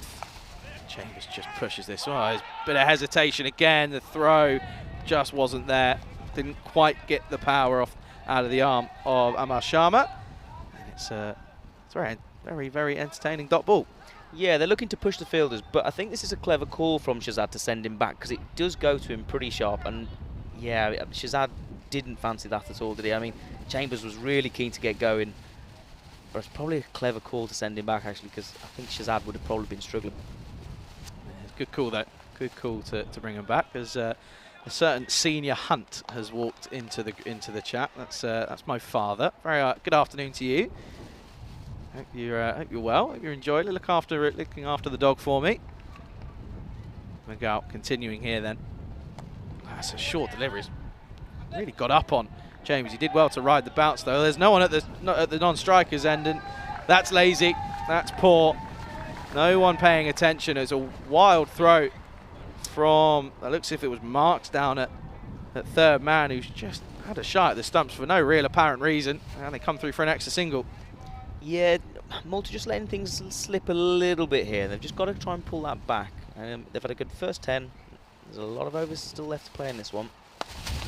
Full driven nicely straight back to the bowler. Again, another dot ball. Yeah, he won't mind me telling everyone this. He's just had surgery. He's had a knee replacement, so he's a little bit bedridden. He's getting up and down every now and then, so he'll be keeping a close eye on what's going on here in Gibraltar. I know that's for a fact. Anyway, Magal, pretty promising. He's driven hard, and that, I'll tell you what, that would have been close. That almost clattered into the non-strikers' stumps, but the Najam Shazad, he was backing up, and well, we won't go into the logistics of backing up and man-cadding, but he was fine there. But he just possibly could have got caught. He would have been gone.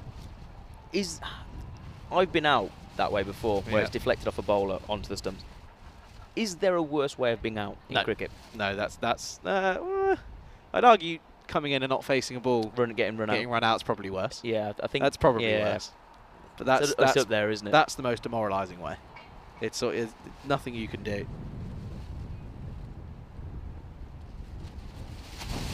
Fuller driven hard, and it's straight down the ground, but good work from Fazal Rahman. He's a little bit more switched on in the field this time.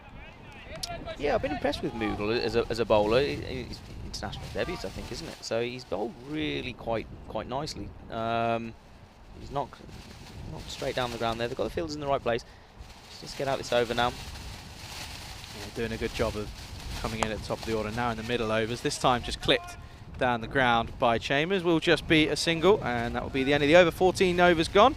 105 for 4 on the board for Portugal. Very good afternoon note to John Gray in the live chat, saying that it's been a busy week back in lessons with his students. And, well, I hope you're well, John. Hope you're not working too hard.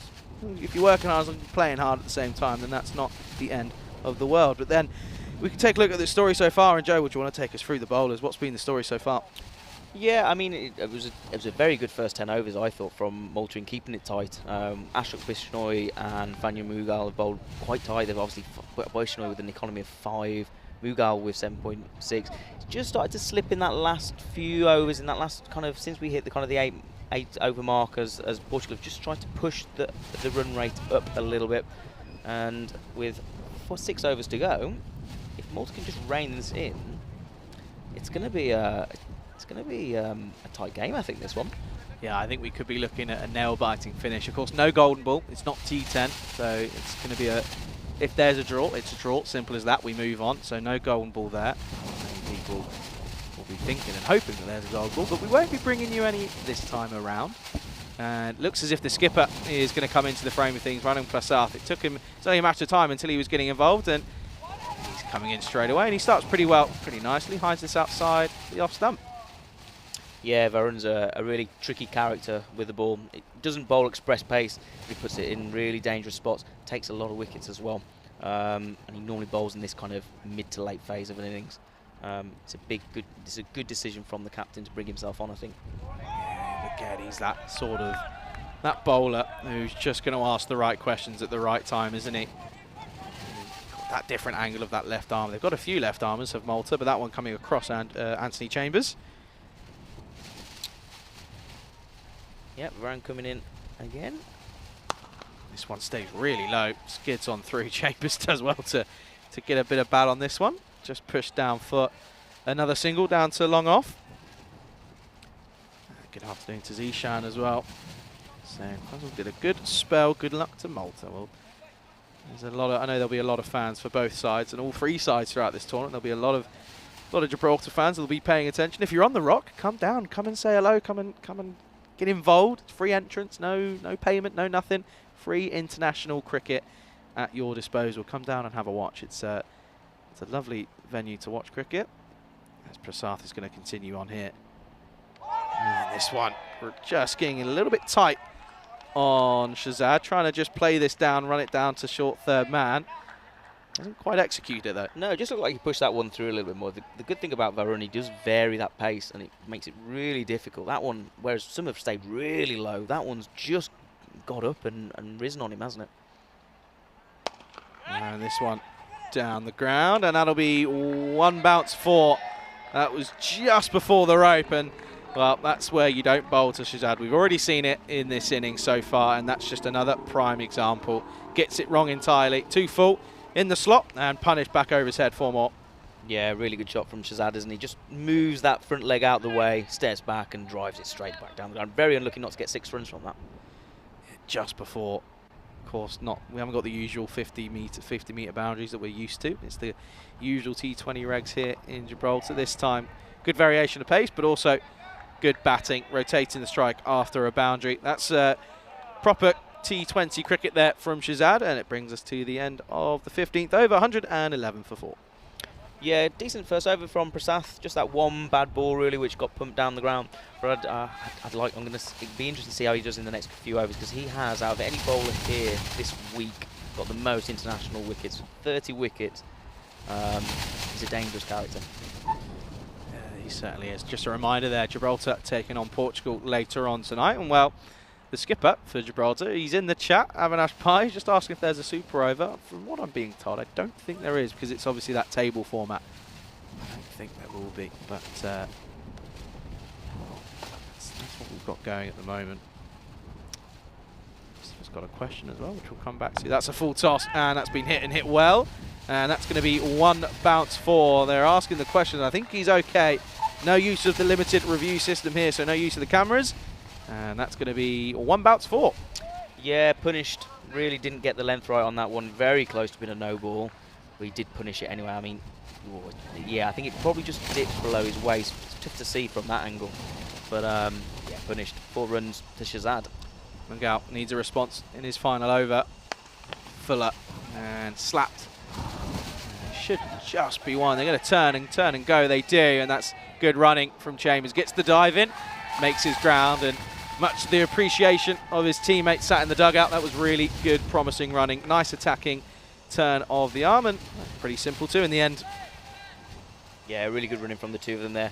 I mean, you can see Chambers' early call really sets off.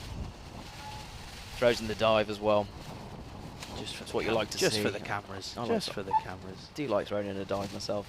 The thing is, diving on this Astro is not fun. Anyway, full toss again. And this is going to be another boundary. And this is what we've come to expect of Najam Shazad. Give him time and he will come good. And that's exactly what he's doing here. It's another boundary. And all of a sudden, Mughal looks like as if he's struggling. Yeah, just starting to tire, and he's getting his lengths wrong, and Shazad's punishing it. And as Shazad is now just starting to push this run rate just nearly just under 8 and over. And if they can get over 8, so we're in for a good score from Portugal, I think. Yeah, again, as you mentioned, anywhere between or around that 180. I think anywhere between 150 and 180 might be around about par at the moment. Shazad then looks to go again, driven nicely. Should just be 1 as it is cut off by Samuel Stanislaus.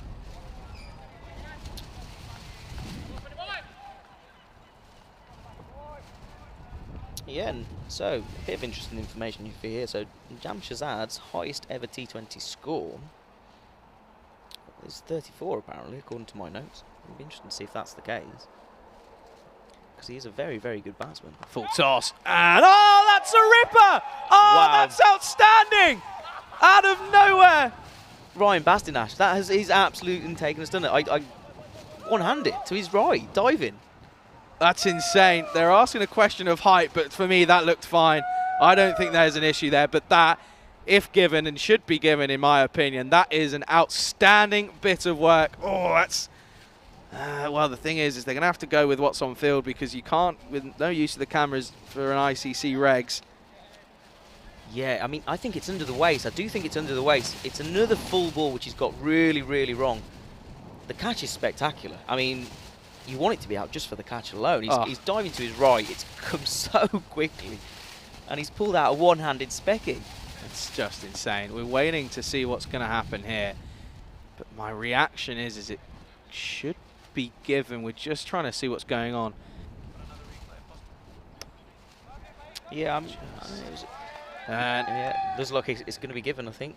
Has been given. He's been given his orders. We take another look here. It was a full toss. He was just trying to carve it away, and he just gets it all wrong. He's asking the question. He says straight away, this angle will probably give us more. He just cuts away. Just out of frame. That's unfortunate.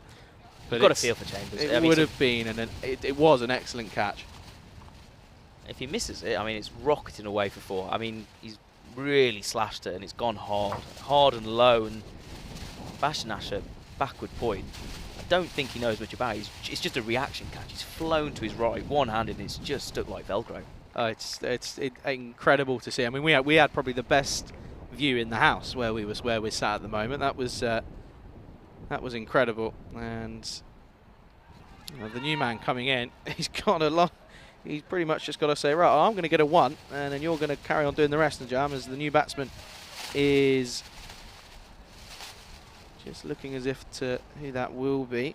As we're going to continue here. And this is just pushed. No surprise, just for a single, brings Najam back on strike.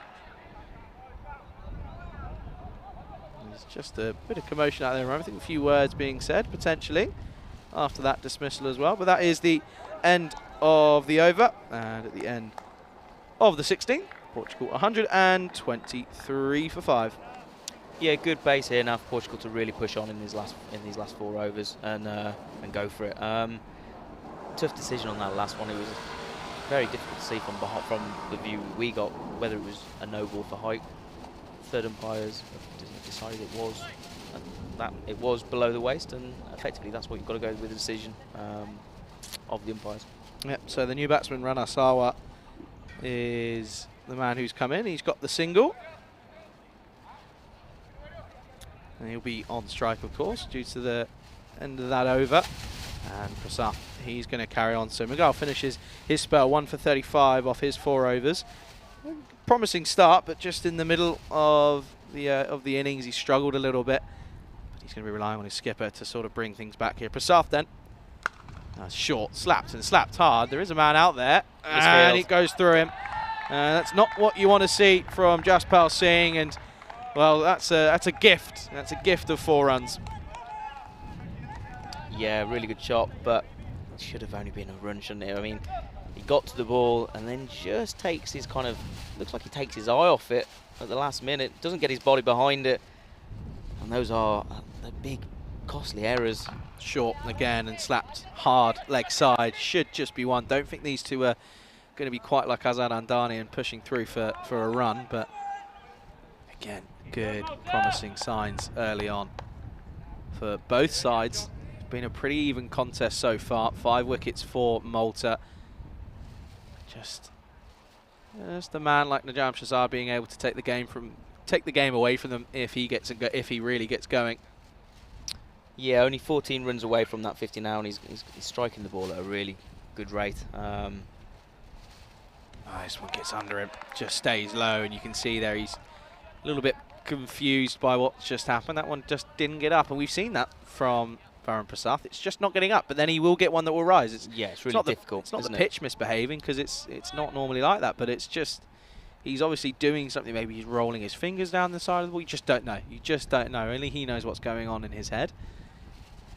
Down the track, hasn't got any of this. It will just be chipped up in the air, and it's going to be 1 bounce 4. That's the effects of the AstroTurf pitch, that is, because on unusual ground that probably would have plugged, but on this hard outfield, it's going to be 1 bounce 4.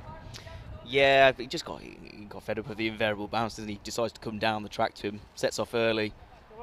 Not really hit cleanly, but managed to pick the gap, and it's a valuable 4 runs. So he edges closer to this 50. It's getting very much closer. I think Abby was just proving you wrong in the chat, Joe, with that one. You got your stat wrong on that. That's a wide down the leg side. You're gonna give it a Google now. You're gonna get your stats up, aren't you? So his highest is, according to ESPN, 53 not out, and I'm presuming is that against Gib? I'm presuming that against is the Gibraltar. Against Gibraltar. There you go then. Not far off then. No, averaging 27 with about international level. This time, leg side. The chase is on. There's just a serious gap out in the field, and come back for the second. Pretty good running again. Shazad moves into the 40s. Yeah, and now these two are the crease. We've got Sarwar and Shazad, who are both can hit a ball and can hit a long ball. You'd be expecting them to push over the 150 region before the end here. Final delivery then here in the 17th over. That's well bowled from Prasad. Saw him coming pretty much straight away. Pushed it wide and pushed it and kept it inside the wide line. Just a dot ball to finish, and 135 for 5 after 17 overs. Yeah, very good. Very well. Really good ball. Close to being called a wide, but again, it looks like it just creeps in maybe over that line. Umpire's call. But yeah, saw him come in early and just pushed it wide and gave him no real space to work with. As we come in towards the last 3 overs here, Portugal sitting quite comfortably nicely on that 135 for 5. Not a bad start from there. It's always difficult kind of being the first team to come out and bat first at any tournament, but especially when it's a new pitch and which you're not used to and not familiar with. I expect Portugal's scores this tournament and this week will gradually just increase out. Yeah, no, I think you're right, Joe. I think we're only going to see players become more comfortable and really shine, and especially on this stage here whilst being broadcasted around. Rahman continuing here then, and this time clipped off the legs of Ranasawa. Should just be one they're going to take on the arm. They will, and it'll be pretty comfortable too in the end as Shazad jogs back, but Ranasawa going to that danger end. Comes back pretty comfortably for a second. Once again though, It's just looking as if this is going to be an interesting total. I think there'll be a lot of questions about Malta's batting. I think they're going to rely pretty heavily on Basil. Boom, boom, Basil. He'll be at the top of the order, left-handed opening batsman for Malta. A lot of pressure on that man's shoulders. Not quite there yet, though. A lot of pressure on the bowlers at the moment. Yeah, it's a good ball. That one just looked like it skid through a little bit, stayed a bit low. Decent pace again from Rahman, who's coming back on. I'm expecting him to finish up here, and also Bishnoi's got that one over left at the end. I can imagine he'll bowl either the 19th or the 20th. But yeah, I mean, I don't think Malta will be too displeased with this. If they can keep them to around that 150, 155, it's definitely chaseable, and especially when you've got batters such as Varun Prasath and Basil George, like you mentioned, who can hit the ball well and go at very good strike rates and very good averages. It would just be interesting to see how, in terms of Malta, their depth goes and how reliant they are on those two. Yeah, it's, again, something that we're only going to find out as we, in due course. We can just see this is becoming an interesting matchup between Shahzad and Rahman. Shahzad looking to try and go over the top, most likely on that offside, due to the fielder being there. And this one kits through, good bit of pace from Rahman, just pushes it through and surprises Shahzad a little bit. Didn't look like he was expecting a quicker one there. Yeah, I do like Rahman. He's from a side angle that we've got here in the commentary box. He does look like he's pushing it through, and that's really what Malta needed. With the loss of Bilal Mohammed and Wasim Abbas, who do have that pace, they need someone to come in and who can bowl good lengths and good lines and push it through. Like, oh, now where's that gone? Up In the air, could be an opportunity. Well, it's going to be the Maltese triangle. All three of them converge, and none of them are able to get anything on it. It's just fallen into no man's land, and Shahzad just trying to overhit it and gets away with one. But again, as he edges closer to another international half-century. Yeah, yeah, it just looked like I got frustrated a bit with Rahman kind of pushing that one through, but it's really unlucky really from Rahman not to pick up a wicket there. It's kind of flown up into the air and landed in the middle of three players, hasn't it? He's had an interesting time with that first over, going for 2 for 5 and then picking up a bit of punishment. Well, this one is pushed through yet again. Keeper eventually takes it cleanly, and it's an end to a very tidy over from Fazal Rahman. And 18 overs down, 2 to come. Portugal 140 for 5. Yeah, 2 overs to go here, and for a really good game. It's starting to it's that kind of hazy cloud which was here at the start of the game. It's just started to burn off a little bit, and it's looking beautiful. Sun's really coming out, and it looks really quite warm down on there at centre pitch. Yeah, well, the thing is as well, you have to remember that Astro is going to just display the heat even more. It's going to rise up off it. And I remember there's a ground I played obviously a lot of my cricket in Spain. There's a ground in Valencia, and it's in the middle of the dry riverbed, and it's a baseball pitch. And I played there in August, and it was about, I think it was 38 degrees, and the glue on my shoes melted. I had to go and buy a new pair of shoes around the corner because I had no shoes. It's just the Astro just rises off it, doesn't it? Absolutely. I mean, the hottest I've played in was here down the road in Cartama when I first started getting back into cricket, when I first moved over 3 or 4 years ago, and it was again in their late 30s, and it was unbearable. Bishnoi here back into the attack and just pushes this into the offside. Does so. Apologies for just having a few technical issues on our side, just trying to fix them as much as possible. The crew from Spring Productions working as hard as ever. We're just trying to correct that for you. Shahzad then, he's one hit away from that half-century, but he'll be knowing that as soon as he gets that, he's going to want to try and push on. Really try and elevate themselves here. Bishnoi's bowled pretty economically so far. Smashed hard, opportunity. This could be out. Basil George takes it, good catch in the end. And Shahzad trying to pick up that half-century with that maximum. Picks out the very capable fielder of Basil George at deep cow corner. And he has to go, and it's the big wicket of Shahzad. He goes 141 for 6 on the board. Yeah, looked really uncomfortable underneath that, didn't he, Basil George? Never looked like he was going to drop it. Got himself set into a really good position and took a really comfortable catch. And it's a good wicket as well. Really good wicket to take. Yeah, just tried to slap it, didn't it? Tried to drag it from the offside over to that leg side. And, of course, the bigger boundaries mean that it's got to take it a little bit further to be able to clear it. And Basil George takes it pretty comfortably in the end. And Shahzad has to go. And that means that it's an interesting turn of events as Portugal now have two pretty fresh batsmen at the crease, and it looks like it's going to be young Francois Stoneman is going to come in at number 8 for Portugal. And well, he's an interesting one with the bat, because we've seen him in previous tournaments. He's taken a bit of time throughout the tournament to get going and really find his form. He's also someone who can certainly hit a long ball, but he's also a nerdler.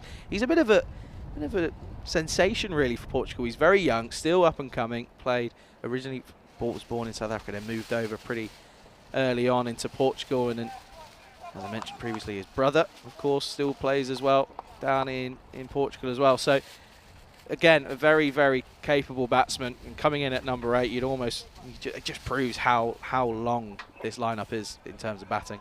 Yeah, absolutely, and I like him as a player. I think he's really versatile, and in terms of a player which really works hard. We saw him before the start of this game leading the warm-ups, and he's really, you can just see it in him, he enjoys the game. Here's Faf Stoneman, clipped leg side, and he'll be pushing the runs. He's quick between the wickets. It'll just be 2, as I don't think Rana Sawa is going to be keeping up with young Faf Stoneman. It's 2 though, off the mark for Stoneman. Yeah, so I mean, he's really versatile. The one thing I like about him, he's very versatile. He can bat, he can bowl, he can field, and I believe he can also do a bit of wicket keeping. So he can literally, if you can put him to a task and say, right, I want you to do this, he'll probably stand up to the plate and do it, and do you a good job at the same time. He is very talented. Here's Bishnoi then. Stoneman will just drop and run this into the offside. I think all he's got to be doing now is rotating the strike and saying, Sawa, you face more deliveries than me. Let's have a go. Come on, we've still got wickets in hand. And we need to get this run rate elevated up towards that one, get up towards that 8 and over. If they can get up towards 160, they'll be pretty happy. Sawa on strike then. Does swing and swings hard. This is high in the air. Opportunity once more. Dropped. Never looked comfortable under the ball in the end, really, and it's a pretty poor drop. It was a simple catch. Still got to do the hard work, but Fazal Rahman, he's bowled well, but he's just struggling the field, and that's an opportunity that goes astray. Yeah, he never looked set, did he? He ended up having to try and dive forward right at the end to try and get hold of this one. It did go high, and it's difficult now, obviously, with the sky clearing up under the white ball under the blue sky is going to make it incredibly difficult. But yeah, he didn't look comfortable from the minute zit there, did he? That's a missed opportunity. Will it come back to haunt them? That's a no-eat. That's a no ball. That's a poor delivery from Bishnoi. He's probably a little bit annoyed at the fact that he's just lost a wicket, and he's tried to push this one through. He gets it all wrong in the end. Yeah. It's going to be a free hit. That's of course not intentional, but that's a poor delivery. It looks like he's tried to maybe roll his fingers over it and just got it wrong, hasn't he? Looked at a bowler variation. There's nothing more frustrating as a bowler when a catch goes down. Free hit then, slap down the ground, and that'll be flat and 6. Very good from Rana Sawa, and that gets them up into the 150s. And it's a poor end to a pretty impressive spell for Bishnoi. He goes for a very, very well considerable total in his spell, but it's a lovely shot from Sawa, flat and hard, and it's 6. Yeah, real shame for Bishnoi. Actually, he bowled pretty much really well throughout the whole of the 3.5 overs, and then just let it slip on that at the end there. But yeah, really solid start from him to his tour, and interesting to see if he can keep that up as the week goes on. But he's done a good job there, I think, Bishnoi. 13 off the 19th over, then 153 for 6 with an over left. And again, you'll be thinking they've got to be looking towards 160, 165 now. As you just take a look, they've just been going it. This game's ebbed and flowed at the start. It was really Portugal's game, and then Malta were able to drag themselves back. They went almost 3 overs without conceding a boundary. And then after that, it was again back to Portugal in the Jam Shazad coming out, doing a lot of destructive hitting, finishing on 44. And then Sawa's come in as well. We probably would have left him out of the batsman left in the shed, but he's come out and he's doing a splendid job. But Faf Stoneman, now, I'm going to put money on the fact that he's going to try and scoop. There's no one at deep fine leg. I am so good, but that's not quite executed that nicely. It's a bit of a top edge. It will just be a single, but that's why they pay me the big bucks, that is, Joe. Can I get you to put my lottery ticket on? That is... I don't know how that's ended up there, by the way. Yeah, he's not got it right. He's got away with it, but yeah, that first ball of the over, I'm not so... You've picked that one. Oh, dear. Listen, if anyone's watching, all right, if you want to know the lotteries for the next few days, just give me a message. Anyway, Sawa gets back on strike. cloth into the leg side. It's misfield. It's going to take on the arm. Wrong end. And it is, you're right, Joe, that's the complete wrong end. You don't really want to be going to Faf Stoneman's end because he's going to be there. He's quick as anything out there. And that's another 2 to the total.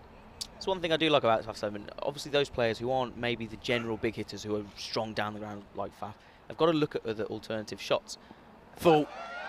Just misses out on the top of the stumps. It's a good delivery from Rahman. So I just trying to overhit that a little bit more than anything. Yeah, trying to overhit it. Whereas I do, like I said, I do like Faf Stoneman. He can play that. He can play that scoop. Yeah, he's really good at executing it. Just struggles early on in the innings, and that's when you come in 8. This is slapped. This could be out. Going to take on the arm, and wow, he was nowhere to be seen with Sawa. He looked like he'd given up pretty much. Prasath looking for his second run out of the game, but not to be. But again, good delivery though once more from Rahman. Yeah, direct, and he was gone, wasn't he, by quite some distance. Like I said, he did look like he'd just given up on that one. Bit unlucky, but again, Malta just in this last half this innings getting it wrong a little bit, just not been on the standards that they showed in that first 10 as we head towards the last 2 balls. He's got it this time, or maybe not. Enough. Has it got enough? No, got it all wrong, did the fielder. And, well, it was swirling up in the high breeze here in Gibraltar. David Marks, well, he sits there and he's just thinking, well, how have I ended up making such a mess of that? Looked as if it was going to be a pretty simple catch. It was sky high off the bat of Faf Stoneman. And he just got it all wrong, didn't he? As well, that replay isn't going to tell us much, but that's all you need to know is that it was a drop, and he's ended up lying there and he's saying, "Paint me like one of your French ladies." Anyway, last delivery here of the first innings here in match number 1. And Sawa on strike. Rahman. And it's well bowled. Hit firmly struck down the ground. Faf Stoneman will come back, and he'll come back safely, as will Sawa. And that's pretty good running in the end. Sawa gets back comfortably. They make their ground, and they will get to that 160 as Portugal finish 160 for 6 off their 20 overs. Good, promising starts for both sides, and at the halfway stage, it's almost too close to call. And well, Joe, what's your opinions on that? Where do you reckon we are in this game then? I think this is going to be a really close game. I think as a batting side from where kind of Portugal have come from, I think 160 is a decent score. 8's and over on a pitch they've never played on. You'd be very, very happy. But I think Malta will be looking at it and going, that's well within the reach, especially when you've got batters who are lined up such as Varun Prasath, who we know can hit big, and has probably got one of the highest strike rates in this competition. Whereas Basil George, very, very good cricketer. In terms of 2022, had an incredible year. So if those two can get it going, I think Malta might be in the game here. Yeah, we take a look at the highlights then of what's been going on at the moment, and it was a really promising start for Kuldeep Gulia, wasn't it? He ended up looking pretty promising as he ended with that poor shot, which was a bit of a leading edge, but it was a good catch from David Marks. He went for 27 off of just 21 deliveries, and that meant that Mikhail Mikado came out to the middle, and well, this was a nice punch down the ground with a really promising start for him, but it was the next delivery that ended up being his downfall, wasn't it, Joe? Yeah, and I mean, it's a big wicket. I mean, he's a very, very talented batsman. He obviously wasn't happy with the decision. But yeah, very good start from Malta. Yeah, and then it was pretty much the story of Najam Shahzad after he came in. But before that, it was Zaib, and he looked pretty comfortable. 14 off 14 for him. That was a really nice shot. He got down well and swept well. And Azad Andani, well, it was the start to the day for him to forget. He runs out his non-striking partner, and he eventually went for 14 off of just 26. Just struggled to get things out of the middle, didn't he? But he was joined by Najam Shahzad, and there was a bit of a break in play because we lost the ball. It was a lovely shot from Najam to hit it over that leg side. It's one we've seen him do time and time again. And again, it's just crucial to see how one batsman can really almost get themselves back into the game and almost take the game away from one team as well. There was some flat batting sixes from Najam Shahzad as well. And then there was a bit of spin in the middle. And then that was an excellent catch at that point. And then it was the partnership of Chambers and Najam Shahzad, wasn't it, Joe, that really got them up to towards that 160. Yeah, I mean, Najam Shahzad and Chambers worked really well together in that middle phase and really just started pushing that run rate up. Felt really unlucky here for Chambers, who gets a really horrible ball and slashes it to point. But yeah, they really pushed on towards the end of that innings. Malta just letting it slip a little bit in the field. Saw a few misfields. But one person who didn't let his standards drop was Mr. Basil George, who took a really simple catch down there at the long DV wicket. Yeah, and that was really the last straw as Sawa came in, and he did look pretty comfortable, didn't he? The 8th finish is on 23 off of just 14 deliveries with a 6 and a 4 to his name. Fast Omen came out, tried to play some ramp shots, as I predicted, but wasn't able to execute them correctly. So Portugal finishing on 160 for 6 as... Well, you just have to think, well, what's going to come up later? Well, these two teams, of course, thinking about what they're going to do over the next 20 overs. Malta, they will require 161 for victory in game number 1 then of the Gibraltar Tri-Series here. And we can take a look at the scorecards then. And once again, it was that start from Golia that was really promising. But then Shazad coming in at number 5, going 44 off of just 29. Got out trying to reach that 50, but then Andrew Chambers came in. He came in and went, but it was really Rana Sawa. And then looking at the bowlers for Malta, you can see here that Varun Prasad, he bowled well, pretty economical as well, going for 9s, but it was Fazil Rahman who was the pick of the bowlers, going for 2 for 26, going at 650 as an economy rate. All to play for still here in Gibraltar. Do come back in around about 10 minutes time as you're watching the Gibraltar International Tri-Series with me, Charlie Hunt, and Joe Marples on the European Cricket Network.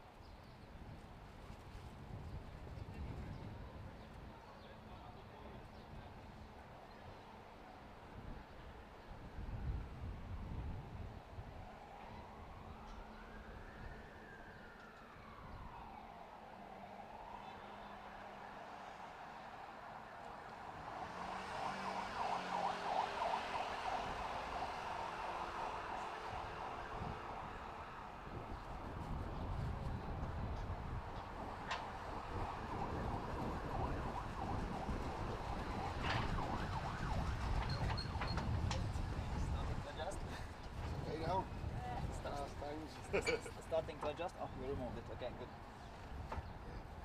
Look in the highlights. It's okay. At beginning was like a mess, you know. I didn't know where. But now I think I got it.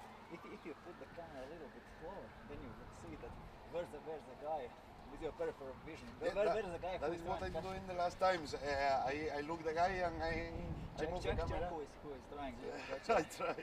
Okay. Yeah, good job. Thank you so much.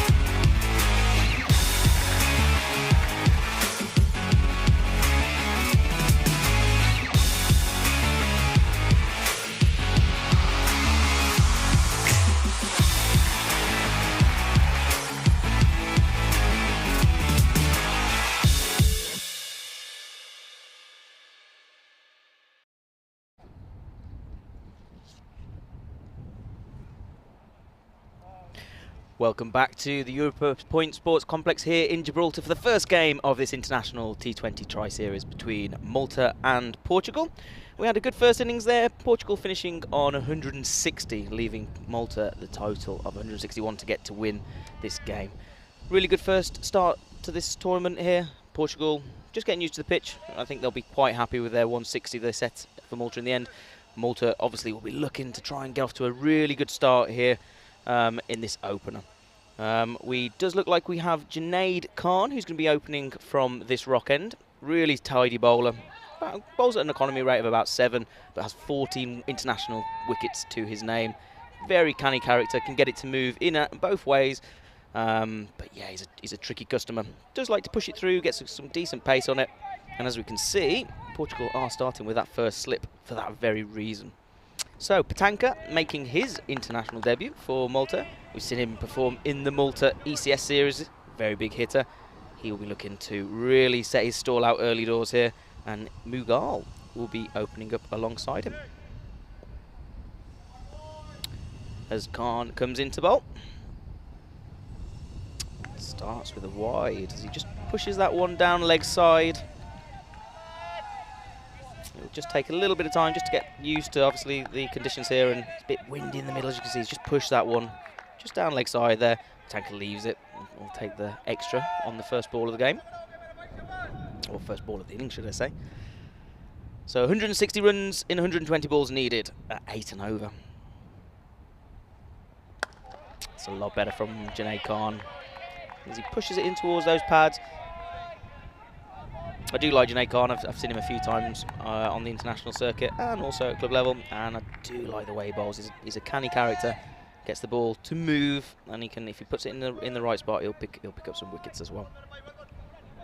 Tanker just having a little look at him, but he's a tall character, the wicketkeeper. We'll try to use those levers as that one just moves away. It's a really good length, nice and full.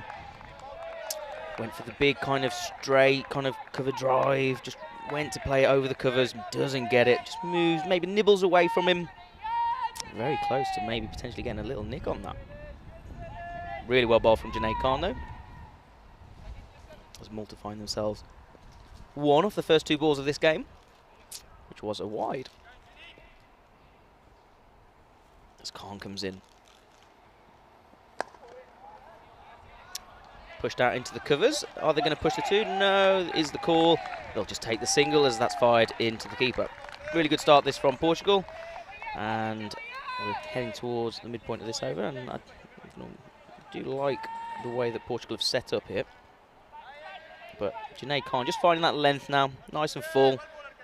Does like to hit his Yorkers. As a bowler, I think in T20 international cricket, I've always been told kind of hit those Yorkers. That's it. Just takes the pace off that one. A bit short of the length. Mughal goes back to it. Defends it down the track. But yeah, I think if you can get your Yorkers and hit them often and regularly, get them consistent, they're really vital in this form of the game. Very difficult to get away and pick you up wickets. That's a lovely ball. It drops the length back, gets a little bit of shape as it moves away from Mughal. It's a really good start to this innings from Portugal with the ball.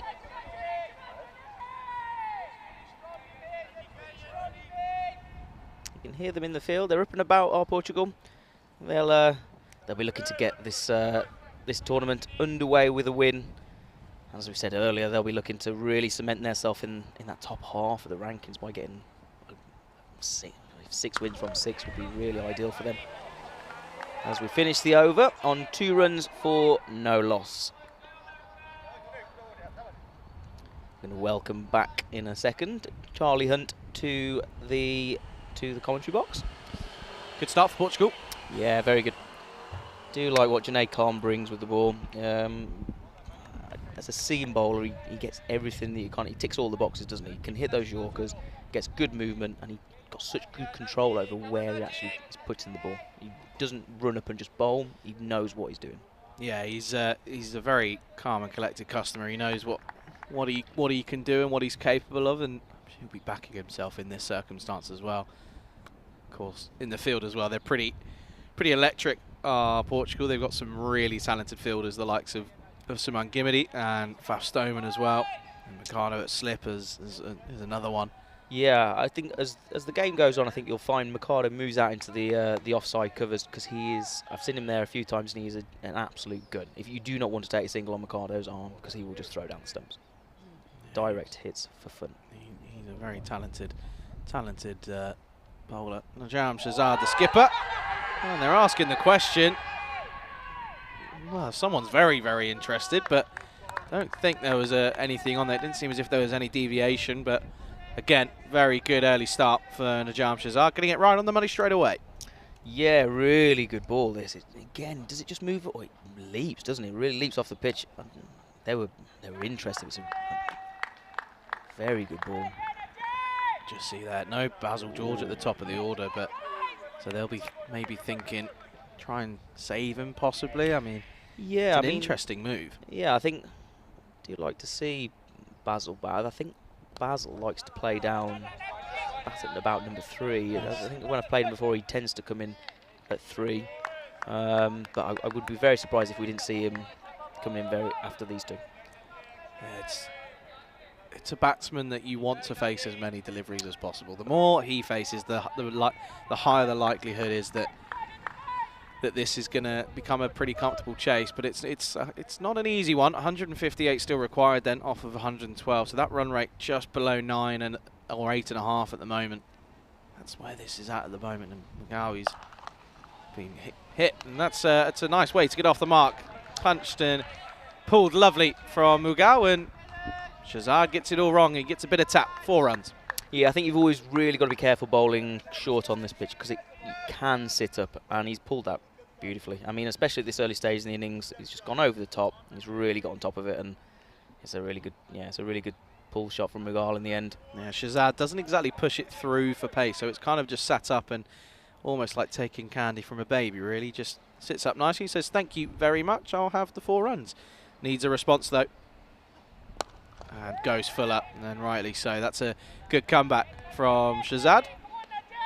Yeah, another bowler. I mean, Junaid Khan and Shahzad have been around the game, especially the international game with Portugal, for a long time now, and they know what they're doing. They're very intelligent cricketers, I think, when it comes to not just their styles, but in terms of what they're doing. They know a plan, and they set a plan early doors. Yeah, they are a very well-oiled machine. Portugal, they look as if they're up for the journey today. This one is going to be a wide on the offside. Pretty simple take though for Kuldeep Walia. I'm really interested to see how Patanka does it. Obviously, it's his international debut at T20, but he has obviously played for Malta in the T10 stuff, and we saw him in the ECC really bat quite well. So it'll be interesting to see if he can replicate that on the T20 level for them. It's interesting going to and from different formats, isn't it? Because T10 is from the off go, and if you get out, you get out. The next person comes in and tries the exact same thing. But T20, you've just got that extra bit of time. Now this is pulled nicely, and it's into the vacant gap at cow corner, and we don't bowl there. Shahzad not bowling to his field whatsoever. He's got a very dominant offside field, and he's just letting it sit up, and it's just too easy. And it's pulled and pulled nicely. 4 more. Yeah, Mughal looks strong on the pull, doesn't he? That's 2 shots now that he's picked the gap and looks comfortable in that area. So Shahzad really does need to try and bowl to that field, like you said. He's got a really dominant offside field, and then dropping it short's really not a good plan at this point. I know, he came off with the bat, but not coming off with the ball so far. Got a single delivery, though, to try and get things back into Portugal's frame, and this is just pushed offside, and Suman Gimini eventually will do the work, and it's a dot ball to finish. And a good over for Malta, 10 off it. And at the end of the second, Malta 12 for none.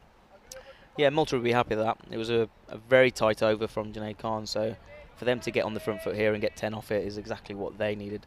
They'll be looking to set a really good power play here, but they've got to make sure they don't lose lots of wickets. I mean, I don't think they've got the depth in terms of batting as Portugal has. So for them, it's key in this early part of this game to build a really nice base, but also set up the likes of Basil George and Varun Prasad to really take it to take it to the Portuguese and as this game moves on. Yeah, I think Basil George and Varun Prasad both being left-handers as well is just going to add that different dimension, really, that I don't think Portugal have. I'm trying to just recollect. I don't think they have any left-handed batsmen. I'm probably missing one of being very, very silly. But Janai Khan is going to continue here.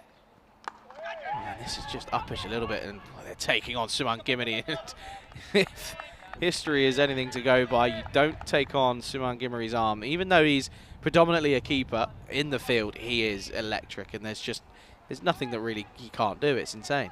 It's a lovely pickup, one-handed pickup, and I mean, I'm not sure I'd be running too many singles to him.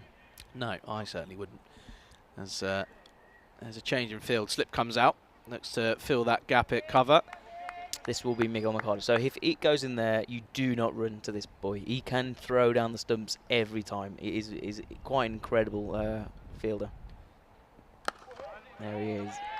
Edgy. They want it down there. They're up for this, Portugal. You can see it and you can feel it in the field. Yeah, there's a real intensity out here. They've not just come for a nice holiday down on the rock and a bit of cricket here and there. They're here and they mean business.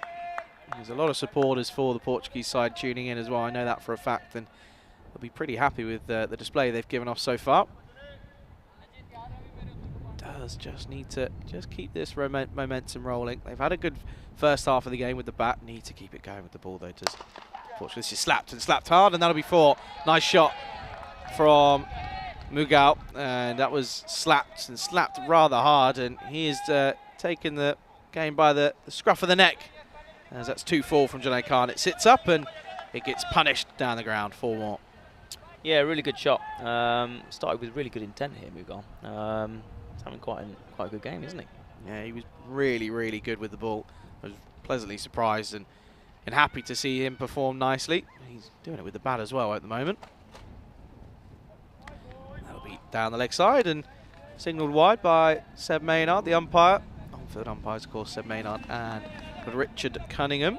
This one just going down the leg side. And Janai Khan always gets that inward swing. He's always been doing it, and he can reverse it as well. There are times we've seen it, multiple times on multiple occasions, but just getting that one a little bit wrong.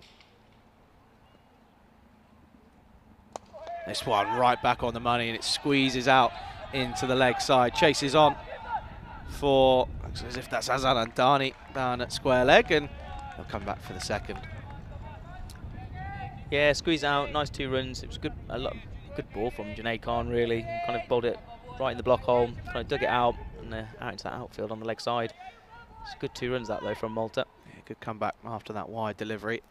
Azan Andani, he'll be out thinking, well, as long as I don't do what I did with the bat, as long as I outperform myself there, I'll be pretty happy. Just struggled, didn't he? Wasn't able to get things going, but he'll be hoping to put things right in the field. Oh, this one, there's an appeal. A possibility of 2 noises, I think. May have been a little bit of bat involved, but umpire shakes his head and turns it down and Khan just moves on. I don't know if there was potential. Maybe not. I think it was just missing leg. Just missing the stump. Just wasn't hitting the stumps. There we go then. Yeah, he does get that quite. He might moves it in, doesn't he? It's a dangerous bowler, Janai Khan. Like I said, picked up 14 international wickets. He knows what he's doing. Looking to close out the over. 8 off it so far. And it will stay at 8. It will be a dot ball to finish, so the 1 boundary in there, and it means that at the end of the 3rd over, Malta 20 for none. Yeah, not a bad start from Malta. 20 runs from 3 overs, no loss.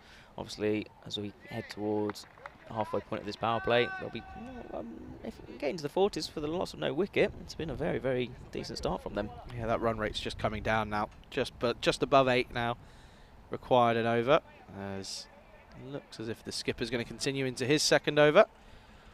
But again, looking at the bowling options for Portugal, you've got the likes of Siraj Nippo as the spinner. He's going to be the real element in those middle overs to really tie them down. It's one thing I've seen a lot over the last year or so, covering quite a lot of the T20 stuff, is that spinner coming in after that power play finishes is really where the game changes.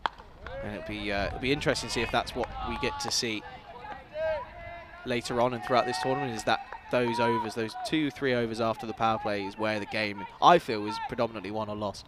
If you can keep the momentum going up from either side of the coin, then you're going to be pretty happy, but it's also where an element or an area where the game can change.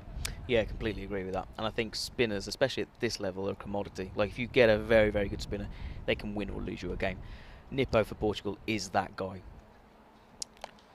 This one just lofted and just down to third man. Francois Stoneman does the work. It's just another single. So Nippo probably has the best economy out of all the bowlers out of the three teams, with an economy of 5.10, which says everything you need to know about him, really. At T20 level, that's pretty impressive. Doesn't tend to spin it much, but he bowls darts, and he's got such good control of where he puts it. It makes it really difficult to score off. Frustrates batsmen. Comes down the track, and I think Shahzad saw him coming, really dropped that in short, and looks as if he pushed it through a little bit as well. That's an excellent delivery. See there, trying to come down, and it's right on that shoulder line. That's an excellent delivery from Shahzad, pushing it through a little bit more. Yeah, he just moved too early. Shahzad quite rightly saw him coming, and got the bouncer in right over the shoulder height, and yeah, difficult to score. Oh, this one, he has to check himself, does Mughal. He's looking as if he was going to be well early on that shot. Had to stop himself from following through. Yeah, it did look like it must have been a slower ball, because he was so early on the shot. Yeah, just kind of, well, I don't know, it's a strange one, but just got almost like a prod, just completely misjudges it. Whatever he was thinking, he's completely misjudged one. Got himself in a right tassel, but he was made the right choice and just fending it away. This is a bottom edge. It's going to race away. It'll be another boundary. And once more, if you're going to swing hard. And that's exactly what Mughal does. It's a bottom edge. It's lucky, but you still take it, don't you? 4 more to the total. Yeah, a bit of luck there for Malta. I don't think Shahzad's done much wrong here. It's a really good ball. Yeah, I mean, that could have been hacked onto his own stumps really easily. It's kind of skidded through. He's expecting it to bounce, I think, a little bit more than it actually did. But he's got it really wrong. Yeah, Jay Khan was just having to collect it from the wrong side of the boundary and throw it back in and say, have another go. But this again, this run rate slowly still sitting at around about just over 8 and over. So a boundary and over, and everything else in between will be right up there for Malta. Last delivery needs a comeback. And it is a good one. It's a wild swing from Mughal. Throws everything at it, and he finishes with a dot ball at the end of 4th. Malta 25 for none. Yeah, Mughal just starting to lose his shape in that over. Starting to kind of swing from the hips and his head's kind of moving all over the place. I don't know whether he's been given the freedom to kind of just go out and try and hit, but just needs to play a bit clever. That ball wasn't there to play with that shot. It wasn't, as the end of the over comes, and it looks as if there's going to be an early change. Now, we were calling for it at the end of the power play, but it looks as if we're going to get a couple of overs of spin earlier than we thought. It does look as if Nippo is going to be coming into the attack, and a lot of people will be backing Nippo to be making the difference. I know that Patel thinks that Nippo thinks he will be the difference, and again, that left arm spin is such a difficult sort of type of bowling to negotiate, and to be able to do it successfully, you have to be a talented batsman, and well, Malta, they're not short of those, are they? No, and it's really good to see Nippo. I mean, he's a really kind of a feel-good story. I don't know if people know about him, but he basically came through in the Bangladesh system and played for the Bangladesh under-19s at the under-19 World Cup, but then suffered a really quite bad eye injury, I believe. Talking to him, he almost pretty much left the game after that, and then moved to Portugal and kind of refound the love for his cricket again, and got into the international setup and has been causing devastation with his bowling since. That's the joy of European cricket. You get so many lovely little personal stories like that. It's, you know, you just wouldn't know about it unless you pay attention and you find out more. And that's one of the perks of the job, is you meet so many incredible people, especially over the last year or so. Just being able to travel and meet so many people, it really is incredible. Shiraz Nippo then, no shocks, starts right on the money, and it's a dot ball to start.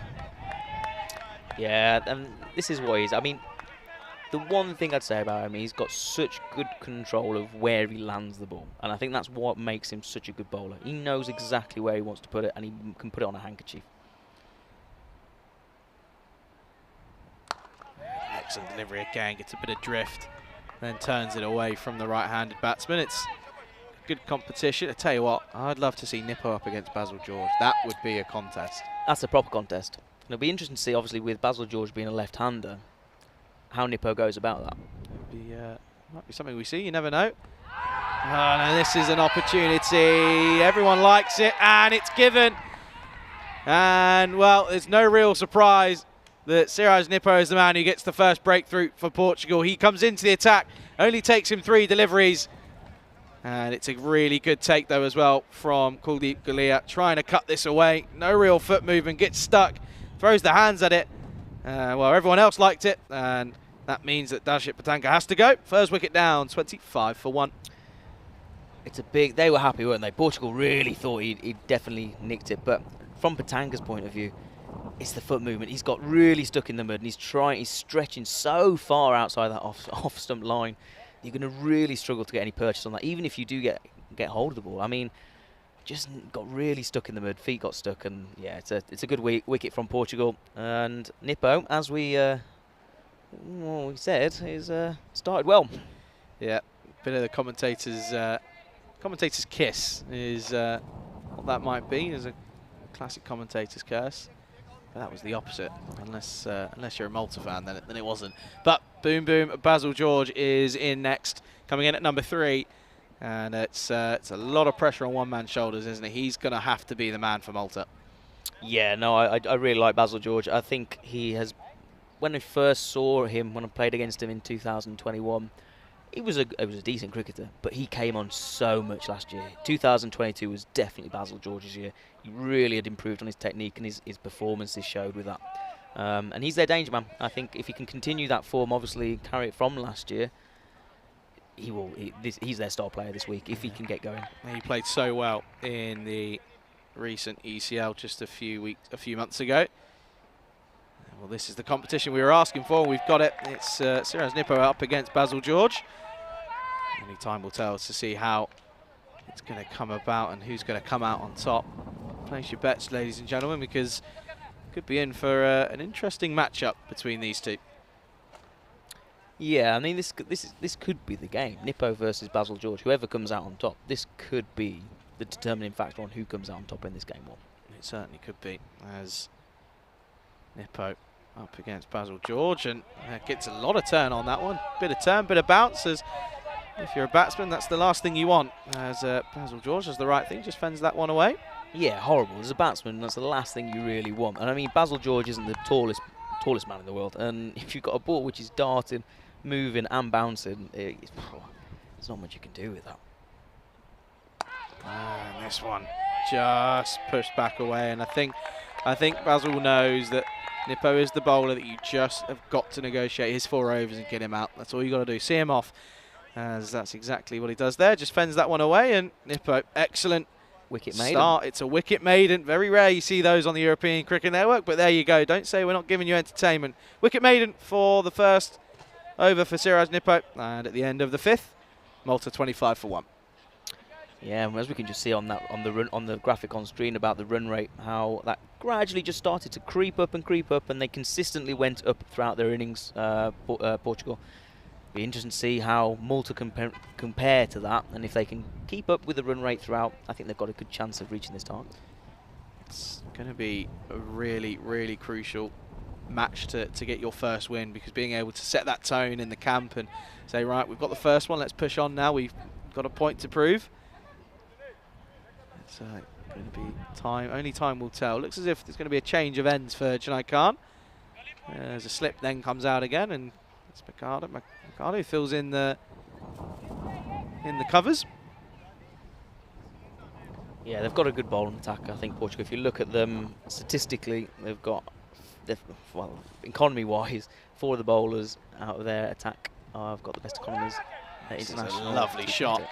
That's just clipped off the pads. Chases on for Nippo, who's just bowled a very good over, and he's done an excellent piece of work there. Keeps it within the field of play, and it's just 2 more, but a really lovely shot, though, from, that was Mugao. Yeah, really good piece of fielding. He saved 4 runs there. I mean, that looked like it was flying away down to the boundary, and he's saved them at least a few runs. Yeah, Mugao was probably thinking, that's fine, that's gone away for 4, back on it, but that's an excellent bit of work from Nippo. Superb. Back to live action. Junaid Khan continuing here. Tell you what, this angle really gives you the idea of what the batsman's facing, and you can really see that inward movement from Junaid Khan straight away as soon as he releases the ball. Yeah, I mean, it's a perfect angle to see. As you can see him coming here, just that late movement into the bat. To be fair, it's a really solid shot from the batter, but got his body right in line with the ball. But yeah, difficult for the batsman. Oh, that one just offside, on the offside, and asking the question. Cunningham said, the umpire Cunningham says, "No, yeah, it's fine by me." Take a look at the replay here. That's fine by me. Well inside. Yeah, just a bit of a fish with the bat. It's one of those shots which is I think it's easy to say, but it's frustrating. It's a nothing shot. Like, if you're going to go at it, but don't dangle the bat. Khan again, and this time, and that's another similar one. This time, strays too far off the offside, and is signalled as a wide. Yeah, it's one of those shots that you see players get out to, just not really committing to it, especially at maybe not the elite level, but at this level for sure. It's an area where players will just sort of fend at it and think, just go for it. If you hit it hard enough, you're going to pierce through something. Yeah, and we've seen it a few times today with balls going over the top of the slips where people have gone hard at it. Oh, that's a superb delivery. And Junaid Khan gets the last laugh. He was pushing him outside the off stump, and he turns around and says, "Have this one." And he gets him right on the stumps, and the stumps go failing over, and it's another wicket, and the first wicket for Junaid Khan in this tournament, and it's the second wicket to go. Malta 28 for 2. Yeah, fantastic Yorker, isn't it? It does look like it was a Yorker, and he does bowl them so well. It dips in. Yeah, again, Mughal just playing really down the wrong line of this one. It's really straight. He's trying to kind of clip it away to his legs. Yeah, he doesn't even bother to look back in at the stumps. He knows what's happened. Yeah, superb delivery from Junaid Khan. That's what we've come to expect from him, destroying the castle of those stumps, and it brings new batsmen to the crease. And this is a big opportunity for these two to really make a name for himself. Yeah, absolutely. This is two really kind of now. The two openers both gone now. Stanislaus comes in probably to settle the ship a little bit. Stanislaus is one of those players who does like to rotate the strike as well, striking just over 100. Probably at this point now, after 2 quick wickets, they've decided to go with Stanislaus over that big hit in Varun Prasad to leave him maybe for after the power play. Yeah, that's the big one, isn't it? Prasad coming in towards those middle overs. If he comes in and gives himself an over or two and then really swings from the hip, anything he swings at will just go. Yeah. He has the power behind him, and especially with the shorter boundary on that one side, if he goes on that side, it's going to be dangerous, and I think that's going to be the key. But if these two can just rotate the strikes, Stanislaus and George, two fresh batsmen as well, so Portugal, they'll feel as if they're right on top at the moment, and mostly due to the bowling of Siraj Nipper and Junaid Khan. Yeah, the last 3 overs from Portugal have been exceptional. I mean, we were talking about maybe pushing 40s by the end of the power play. They've really tightened it up, haven't they? I mean, only eight runs, I think, coming from it in the end. I mean, it's been fantastic. That maiden from Nippo in the middle of that was just exceptional. 2 deliveries left then. Stanislaus facing up, and well, he's gone, and it's 2 in 2. And Junaid Khan, elation on his face as he runs up towards the wicketkeeper, and he says, "Thank you very much," because that is a fine edge through to the keeper, and Stanislaus goes for a golden quacker, and it's 2 in 2 for Junaid Khan, and things falling away for Malta. It's 28 for 3. Yeah, brilliant ball. Just tempted him outside that off stump, went for the cover drive, didn't get hold of it, and his nick must be a fine nick through to the keeper. And yeah, Junaid Khan is on the first hat-trick of this week. Well, it will be the first hat-trick if it comes through, because it's an excellent bit of bowling, and you can see everyone knew straight away there was a nick that certainly went through and rung through the infield, and means that Junaid Khan all of a sudden is on a hat-trick, and well, you wouldn't want to be the man coming in, and it's the skipper, Varun Prasad, is going to be the man facing. Big match up this now then. Junaid Khan tails up. This was one of the things I remember about him back in last year in the night series. Whenever he'd take a wicket, but he'd always take 2 in an over. It would never just be 1. It's very rare that he does that. He was always able to get 2 in 1, and he's just done exactly that. And now, well, you reckon another wicket here. If they get Varun Prasad now, it's going to be tough to come back from that for Malta. I think this is the game here. These two in at this point now, I think this is the game. Anyway, here we go. Junai Khan at the top of his run-up. He's on a hat-trick. Varun Prasad, the opposition skipper. It's up in the air. It's going to fall safely, though. It evades the in-ring fielders, and it's eventually fielded, and Saman Gimini will come through, and it'll be 2 more to the total. But that brings an end to an exceptional over from Junai Khan. He picks up 2 wickets, only goes for 5 runs, and at the end of the power play, Malta 30 for 3. Yeah, I mean, there was no fending off from Varun there. He just went straight for it, didn't he? But, I mean, fantastic over. I mean, 2 really, really good overs there from Portugal to finish the power play off. And they've really dragged Malta into a situation now where 30 for 3 off 6 overs. They can't afford to sit back here, Malta, and not go after balls, because that economy rate, or that run rate, has significantly dropped now, needing just under 10s to win. But we're also looking at losing some key batters at the top end of the innings. Yeah, there's a lot of pressure on that man's shoulders now on your screen. Basil George. Boom, boom, Basil, as he's ended up becoming known as on the European cricket circuit. But it's going to be another very good matchup, as Francois Stoneman is going to come into the attack, coming in from this near end here. Is there a name for the 2 ends? You play more here than... I don't think there is. I mean, that's got to be the rock end. Well, this is it, I think. But I think that's come from the first ECS series, where Vinny, I think, literally crowned it the rock end. It has to be. Yeah, I think it'd be very strange not to call it the rock end. Then what do you have at the other end? Pavilion end? Pavilion end, or the Straits. There's Morocco, obviously, on the other side of the Straits. The Straits end. Anyway, Faf Stoneman into the attack.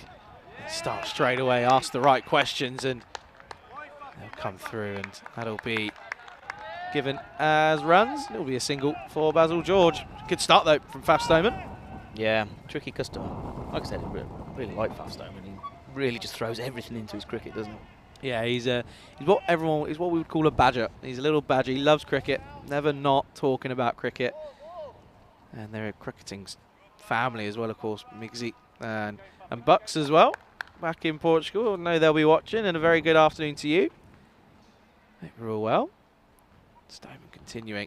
On this one, almost chopping on. As they'll dive on through. That would surprise you, did they, Joe? Oh wow! I thought that was a chop on. I thought that was gone. I thought that was a lovely little ball. He's bowling across, because it's left-handers. He's bowling across them. He's quite skiddy. And yeah, I mean, how close is this? Oh, I mean, yeah, I mean, poor. The one thing I say about Varun is it takes him maybe an over or 2 to get in, and he looks quite stiff initially. But then once he finds his range, he's just so difficult to bowl to. That's a very good delivery. Boom, boom, Basil. You can see there, just at the bottom of your screen, the smile off Francois Stoneman's face. He knows that's almost too good of a delivery for a man like Basil not to get anything on it. That's a sensational delivery. Yeah, play that one. I mean, superb stuff. Quick break in the play. Very good. Quick opportunity to say welcome to everyone in the live chat. I can see Steve's joined us as well. I can see Zishan's in there, and John and Mayod as well. Hope you're all well. Thank you for joining us here on the European Cricket Network. Driven firmly and nicely. This will take some cutting off through the covers. It is going to be cut off eventually. Azad Andani does the work. It's just 2 more to the total. Zishan's put a shout in for that end. He says the Morocco end. Yeah, the Morocco end. I mean, yeah, that's a decent shout. I mean, although Mayos is less creative, the non-rock end. The non-rock end.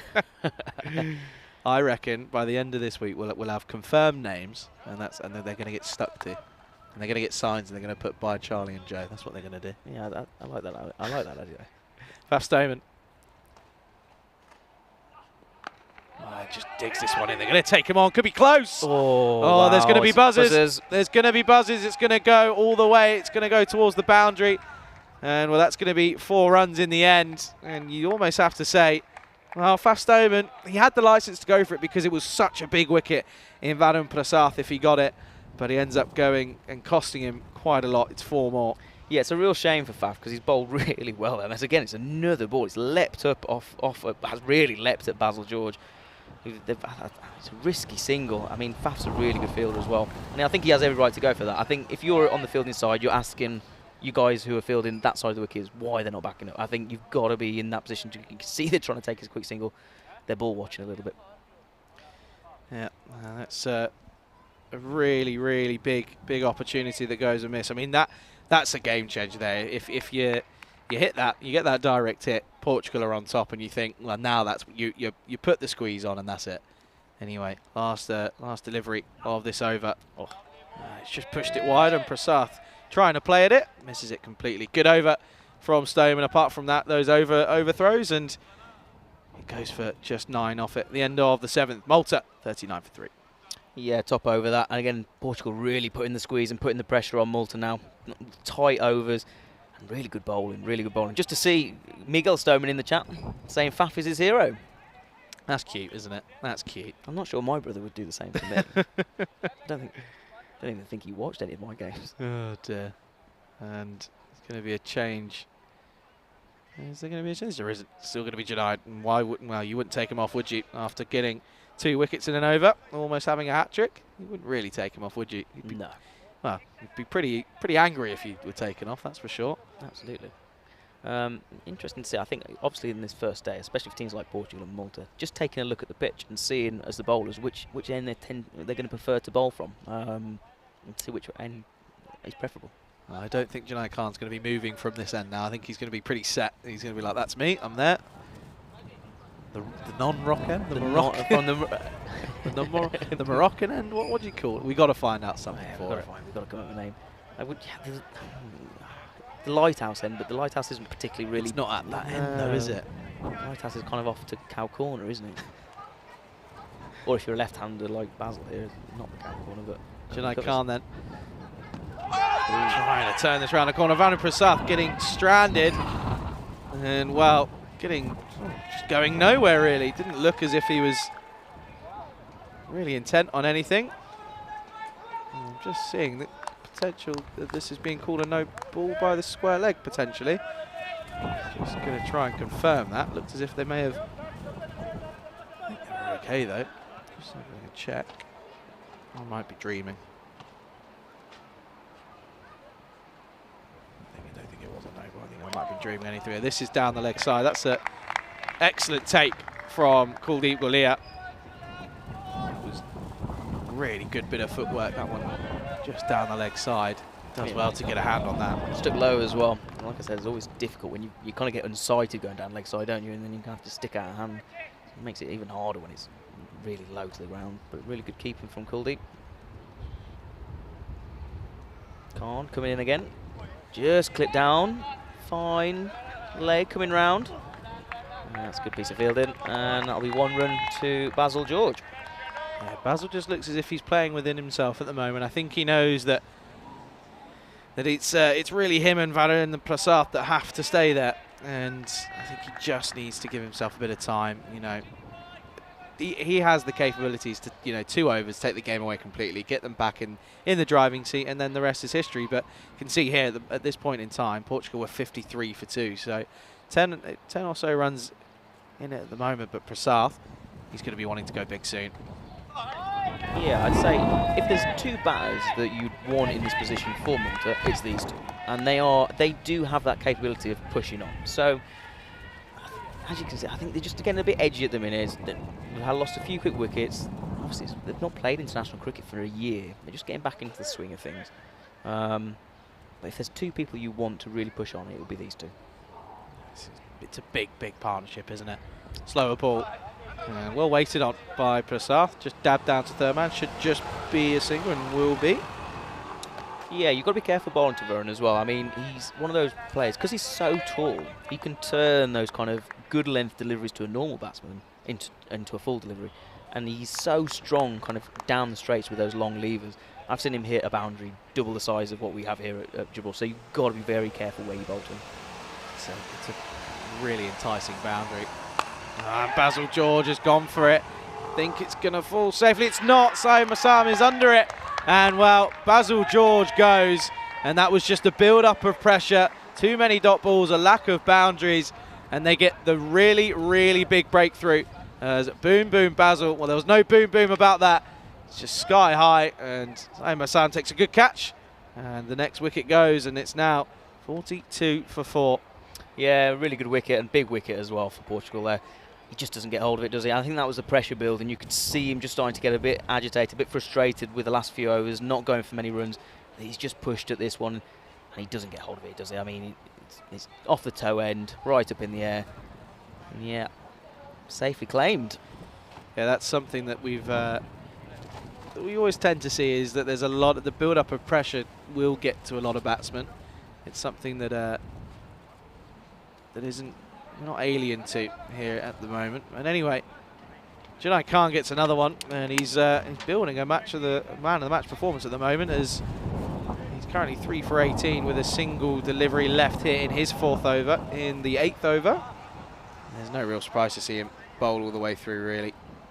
Yeah, fantastic. Really good spell. That change from the rock end to the end that we haven't decided what we're going to call it yet, well, has really paid off for him. John said the C end.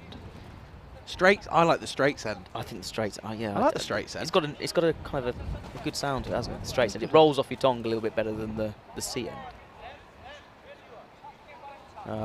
But yeah, I mean, Junaid Khan has really come good since changing ends. It wasn't to say he bowled badly from the top end here, closest to the rob, but since he's moved down to this bottom end, obviously, that we're looking at, he's really, really come good in terms of wickets and into areas. He really looks like he's finding the flow now. New batsman is Jaspal Singh. He had a tough time of it with the ball in the field, but he's got an opportunity here, and Junaid Khan gets doesn't quite end the way he wants it. It's a leg by, and it's going to be 4 of them, and that brings an end to a very impressive spell though from Junaid Khan. And at the end of the 8th over, Malta are 46 for 4. Yeah, just drifts that one down. Like we say, he does like to push it across, doesn't he? Push it into the batsman, and just sometimes gets it a little bit wrong, drifts it down leg, and yeah, with the speed that he kind of gets it, and skiddiness, yeah, he's just clipped the pads as it's gone through for 4 runs. And on this outfield, you ain't going to stop that one. Lightning fast. As we just look at the run rates here, and yeah, I mean, Malta, they're not too far off. If the run gets going and really has a couple of big overs, it's more now that they're just starting to lose those wickets, and they've lost a few really key batsmen, haven't they? Yeah, it's just been wickets at the right time for Portugal at the moment, and you just imagine if they get Prasath, then this could become a bit of an embarrassment for Malta. But Prasath is still there, and they've still got a couple batsmen in the shed, but that run rate getting up towards 10 now. Faf Stoneman continuing, and that one starts with a wide ball. He had to think about it, didn't he? But I think it was probably the right call. Just pushed it a bit too much. Just again, Faf Stoneman, just an all-natural cricketer, isn't he?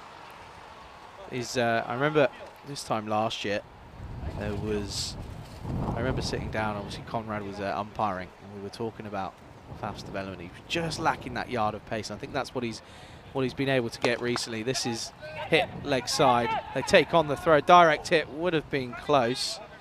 I think he would have just made his ground. But yeah, that was what Faf was lacking, was just that yard of pace. And I think he's been able to develop that over the last year or so. Yeah, he does look quite sharp. And I mean, it's difficult when you aren't the tallest to kind of have that really big kind of that pace. But he does look skiddy. He looks like he's added a yard on, and at this level of cricket, that's always going to be difficult for batters.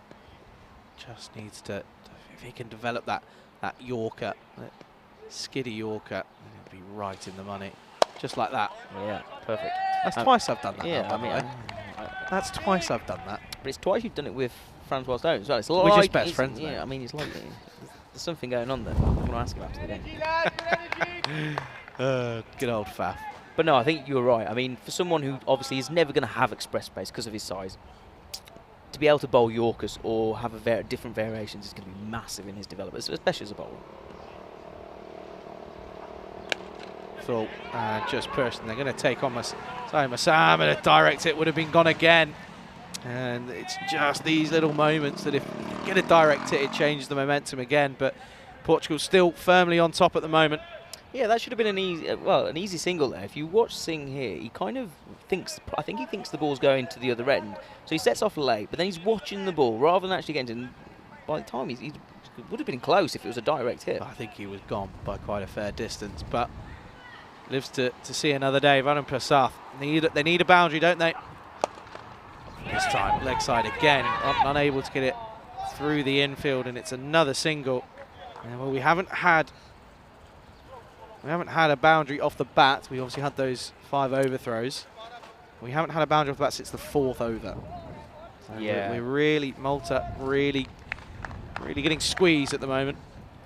yeah, difficult, really difficult. When you're not hitting those boundaries at T20, it just the run rate, the required run rate just keeps creeping up and up and up.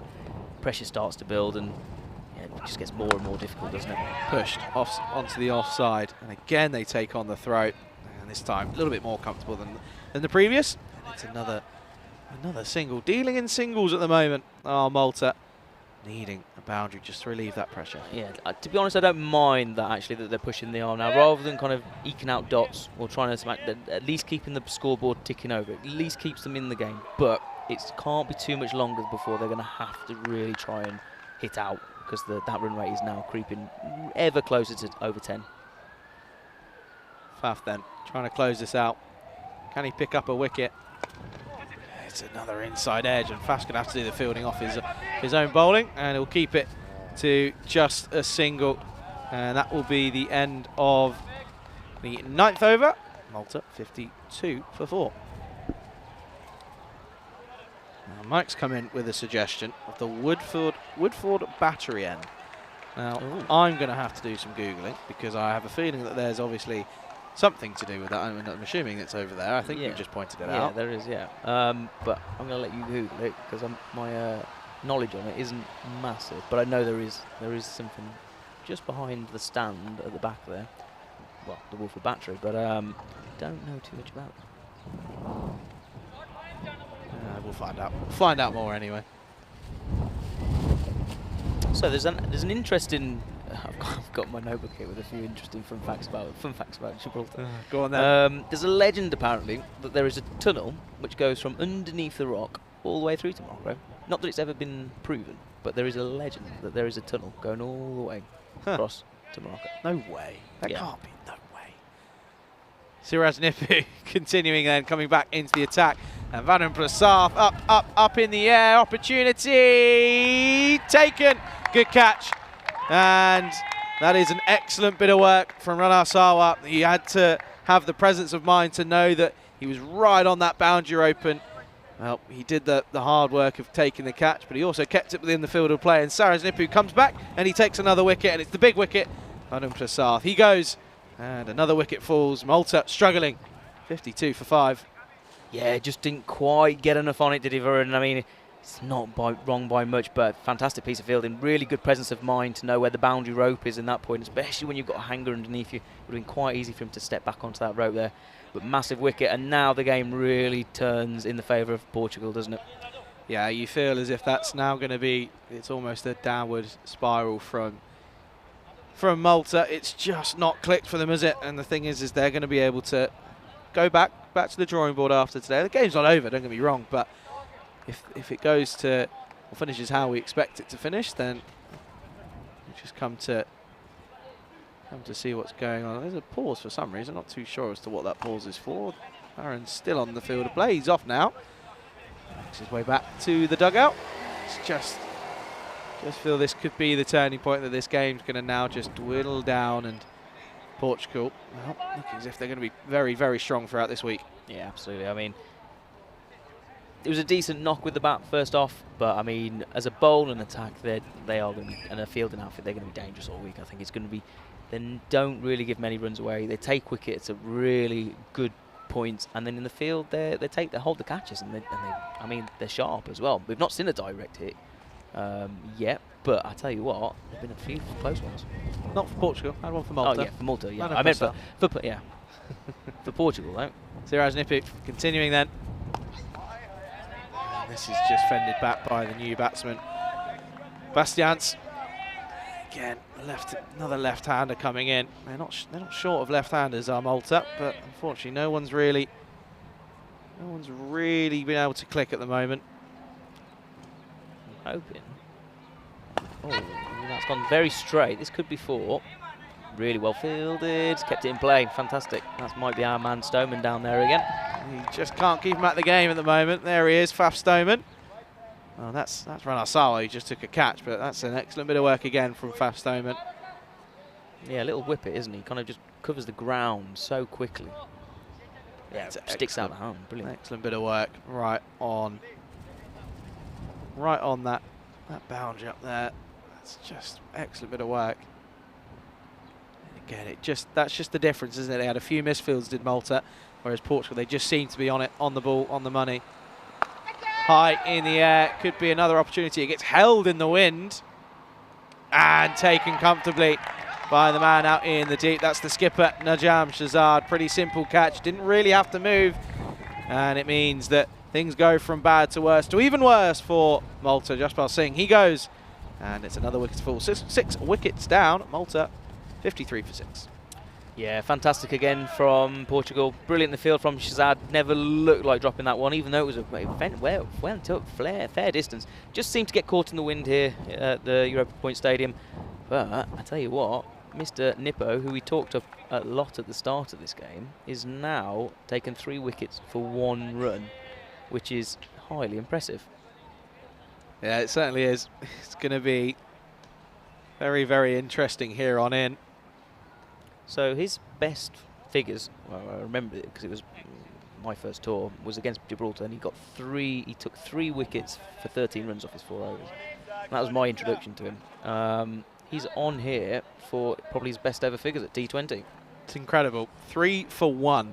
And if you're Janai Khan, you're thinking, well, I bowled pretty well, but I'm still not going to get any recognition at the moment because I've got someone who's 3 for 1 after 1.4. It's rather incredible. New batsman, Sharma. Just go straight back when they're asking some form of question. Not too sure as to what they're asking due to the angle. I don't know if they're asking for maybe leg before. Did it just clip the pad before the bat? Try and see. This angle might give us a little bit more here. I don't really know what he's. Well, this time they're appealing, and yet again it's shut down. This time for a caught behind. That's the one thing I would say about Diffo. I love him. He's very enthusiastic, but he does love an appeal. He loves an appeal. If you don't ask, you don't get. Anyway, at the end of the 10th over, halfway stage, Malta are 53 for 6, and it's again another excellent bit of work. That was the appeal on that final delivery, but it's just been stunning at the moment from Portugal. It's been a real class act at the moment. Malta just struggling, but just a reminder, this is what we've got coming up for you tomorrow throughout the morning. It's the finals day out in Milan. Danny Hudacek and Vinny Sandhu. Mr. Maximo will be taking you through that. Fresh Tropical up against Kings 11. That's semi-final 1. That's at 9:30 local time, 7:30 GMT, 1 o'clock out in India. And then Brescia CC, the Brescia taking on Gina Brescia in the Brescia derby in the semi-final. Looking forward to that, and I know that the boys out there have loved their time out in Milan, and looking forward to a really exciting finish there tomorrow. As it's going to be an interesting battle. Brescia CC at the top of the table, of course, going in the top seed in the qualifiers there, but certainly going to be interesting nonetheless. Looking forward to watching that in the morning before we come to work tomorrow. Yeah, absolutely. Who's your money on? Oh, I can't be giving that information away. Can't give that information away. I'll get blamed by someone if I say that and they don't win. It's not my fault, I swear. Faf Stoneman coming in for his 3rd over. Needs to continue. Feels like he deserves a wicket. It's just pushed by Bastians. And this is just going to be a single. Yeah, I would say for Malta, look, the first game's not gone to plan in terms of batting. They kind of let it slip with the field at the end. But there's been some promising signs. And I think with the bat, look, it's first day, first game, new pitch. This isn't them done. They can come back from this. I've seen some of the players they've got in their side. They can come on to have a really good tour. So look, it's the first day. Everyone's getting used to it, and they've had tough innings, but they'll have learned from this and they'll come back stronger, I think, tomorrow. That's certainly what their plan will be. Oh, and this one really comes through, and the carry on that, the carry that Stoneman gets through there to the keeper is superb. Even though it's on a hard Astro pitch, it still really comes in through, and it's an excellent bit of work. Yeah, I'm really liking this from Faf. I mean, hitting his lines, hitting his lengths, really attacking the crease hard. He looks confident in his own bowling at the minute. As he comes in again. Just firing in that one into the walls of the pads, just down the leg. Batsman kind of move with the ball, let the ball follow him. That looked a little as if that was too quick for Sharma, really. Just looked as if he really struggled. Kind of, yeah, it's that one where you tend to kind of take a step away from his stumps when you realise, oh, crikey, this is actually quicker than I thought it'd be.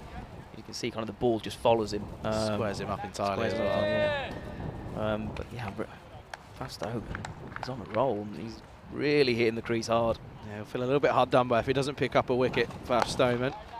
Again, this one. It just goes back to him. Just missing out on that little bit of spark just to get that wicket, just to pick up a wicket into his spell.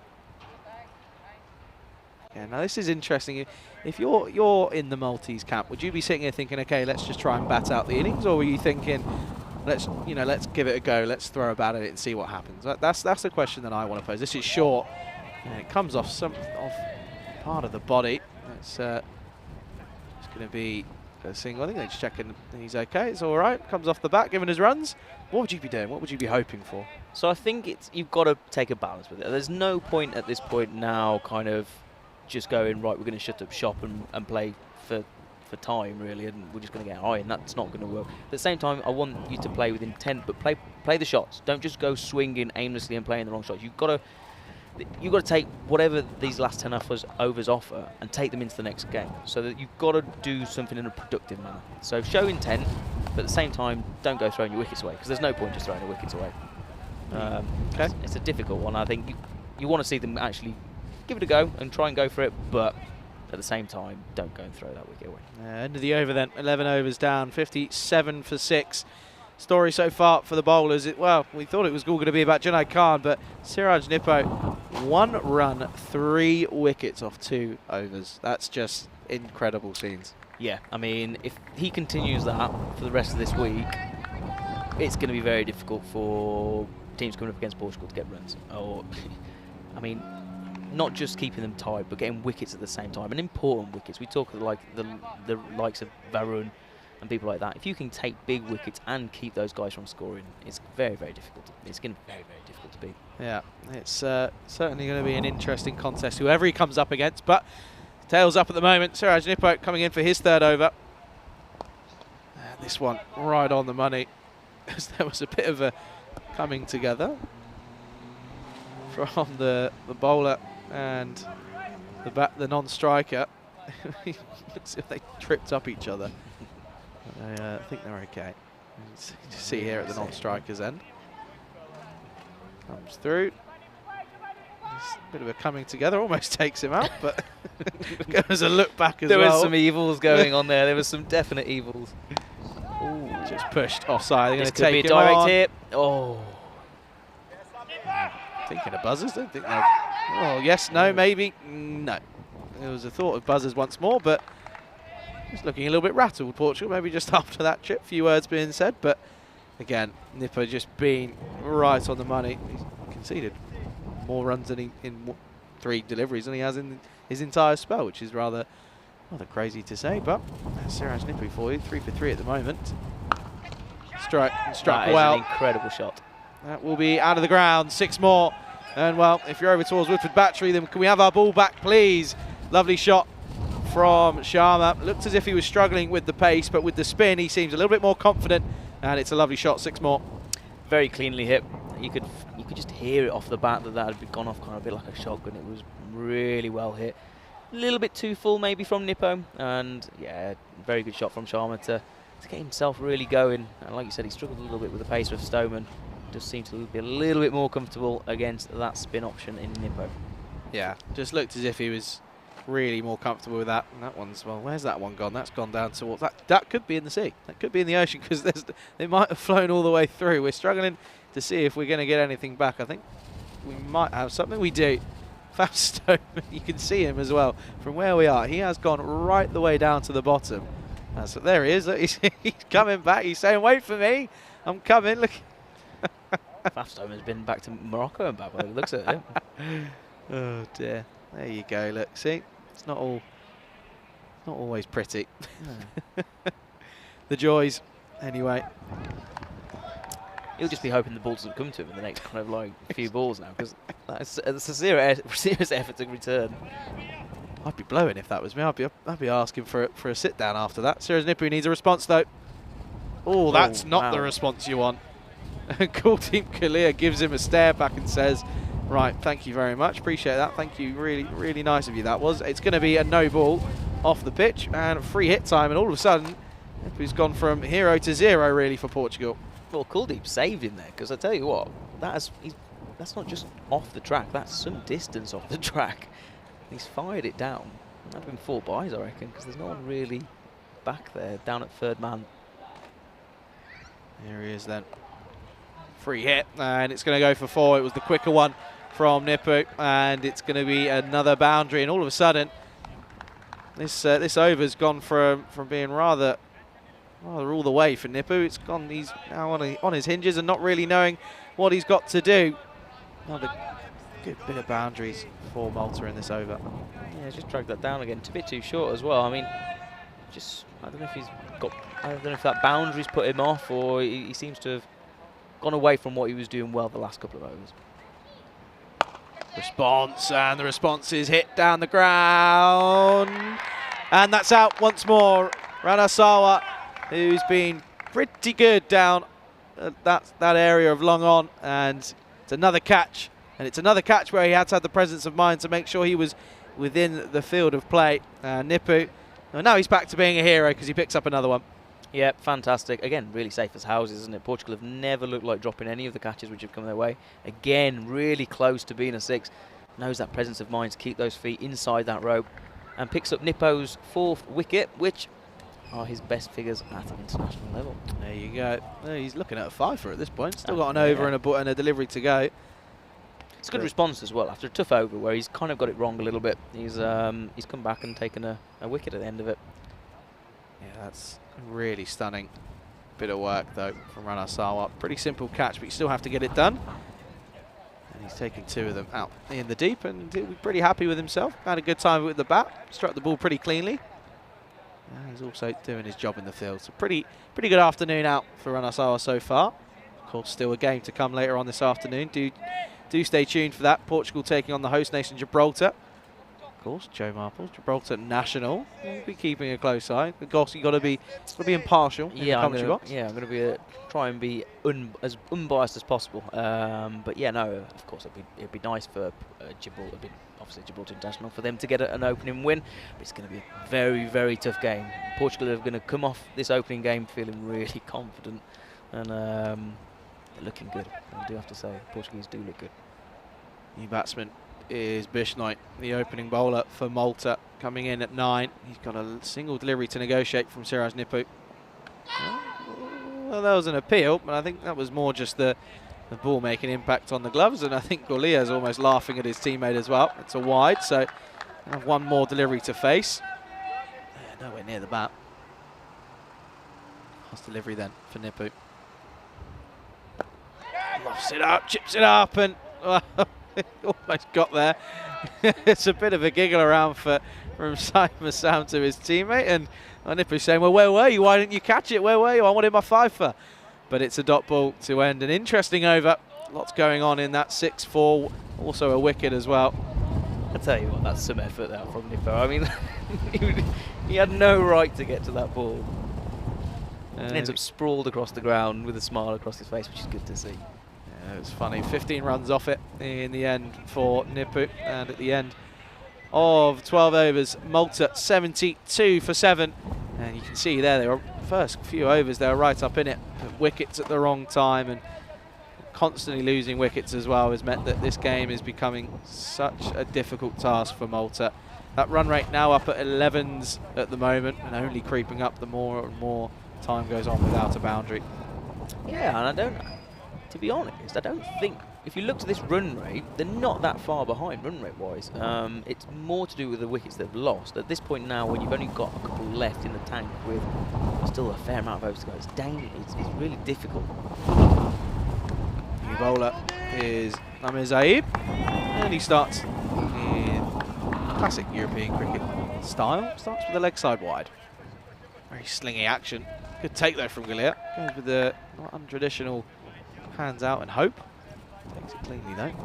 So Mike in the chat, Mike Chaffin, is saying he's checked the map and that's actually Harding's battery. There we go. This time pushed offside, take it on, and well, that's a good bit of work. I think they're distraught for that's Azandani because I just took the catch and took the ball cleanly, but I think it would have been going on to hit the stump. See here, he would have made his ground, I think, but Andani was pretty set that was going to be pretty good. Yeah, I think he probably would have hit, but I think the batsman was safe. I think Sharma would have made his ground fairly comfortably. Laid then. This time gets it back on the money. Looks as if he's a tricky customer to deal with, his Zaid. Just looks as if it's sort of dibbly-dabblies, back and forth, wicket to wicket. Looks pretty tough. Yeah, he's got a good international record as well, with an economy rate of 6.19. It's the second best in the competition behind Nimba. This one is interesting, and he's given. Well, that's one that Bishnoi is not going to want to look back on. He's left it. He's left the straight one, and it's hit him quite high in the pads, but umpire's given him, and he has to make that long walk back. We take another look here, and just potentially clipping. And for umpire Maynard, that was enough. And Ashok Bishnoi has to make the walk back. And that's the 8th wicket down now, Malta, 74 for 8. Yeah, he just steps across onto his stumps, doesn't he? Yeah, I think probably the right call. Just probably clipping leg stump. And a good start from Zaid. Yeah, takes that step across and then decides to leave the delivery. Is probably expecting it to miss leg stump, but then realising it wasn't as it clattered into his pad. And well, I'll turn around and went, yep, that's fine for me. Off he goes. 2 wickets left then for victory for Portugal here in match number 1 of the Gibraltar T20I series here at the Europa Point Sports Complex with me, Charlie Hunt, joined by Joe Marples on the European Cricket Network. And Joe, first innings and a quarter. How you feeling? Yeah, good. It's not nice to be back in Gibraltar first and foremost, but even better to be sat here next to you having a bit of commentary and watching some good cricket. Yeah, good cricket if you're a Portugal fan, not if you're a Malta fan, that's for sure. But Malta, they'll be back tomorrow. They don't play this second game this afternoon, so they'll be back tomorrow. Again, looking for their first victory. Portugal looking as if they're going to be set to go on to victory. They take on Gibraltar, the host nation, in this afternoon's game later on, so do stay tuned for that. Looking forward to that one. I know Gibraltar, that they've got a point to prove, and they probably feel that being at 77th in the world is probably a bit harsh. They'll feel that they want a few more. They'll be hoping that that's what they get out of this tournament. Yeah, definitely. And I mean, I know it was the T10, but Gibraltar did end up beating Portugal in the T10 in Portugal only a month ago. Okay, the T20 series didn't go as planned, and I think they ended up with 3 losses from the 3. However, they will be feeling confident, I think quietly confident, that they can match this Portugal side, especially on home turf. I'm not quite sure what's going on here. It just seems to be as if there's a break in play. Not too sure as to what the reason is. We do apologise for the break in play, but it's going to be an interesting turn of events here. So yeah, Moulton can come back tomorrow. They've got 2 games tomorrow, and they can make amends straight away because it's Portugal in the first one, isn't it? At 2:45 here local time, before they take on Gibraltar in the last game of the day. So they've got a chance to have a bit of a break tonight, get their heads out of it, discuss what went right, what went wrong, and then come back stronger tomorrow. So continuing.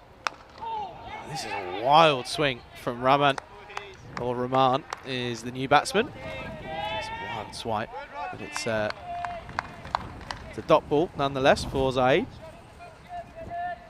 Good start though for Rahman Zaid, getting that first delivery wrong on that leg side, but apart from that, it's been on the money pretty much straight away.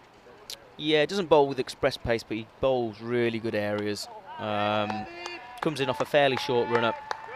That's a wild swing, isn't it? Wild swing, playing completely down, kind of the wrong line to that one. We asked the question, didn't we? Said, are they going to come out swinging, or are they just going to try and just, bat through the overs? But I think Rahman's intent would suggest the first option. Yeah, I can't see him hanging around too much here. I think it's either going to be 6 or out. Rahman And then in this Maltese side. Slow ball. And the slower ball gets him. Slower ball, full, straight. And it was a simple equation of either 6 or out. And Fazil Rahman has to go. He's a player we've seen representing Kazakh's army recently, but this time it just hasn't been his day with bats as he goes. And it's the 9th wicket to fall. Malta, 74 for 9. Clever bit of bowling for Zaib. He knew what Rahman was going to do with his swing and hoik across the line. And he just puts in that nice little rolls the fingers across the top of the ball there. And it's a lovely, lovely wicket to add to his collection. Yeah, it's been a really, really dominating performance this from Portugal. It still suggests, I reckon, 160 is possibly a little bit below par. I reckon 170, 180 might be up there. But but their bowling's been sensational. I really feel as if that's going to be their strong point over the next few days. I mean, they've conceded a few. They have conceded 15 extras, have Portugal, whereas Malta, they conceded 22. So extras have been a little bit easy to come by for Portugal. But again, their bowling here on out has been pretty sensational. So 74 for 9 at the 13th over. And, well, 1 wicket left to get. And if it's going to be Siraj Nippu, he's going to be hoping it is because he wants that fifer. I'd like him to get that fiver. Would you? Yeah, I think I would.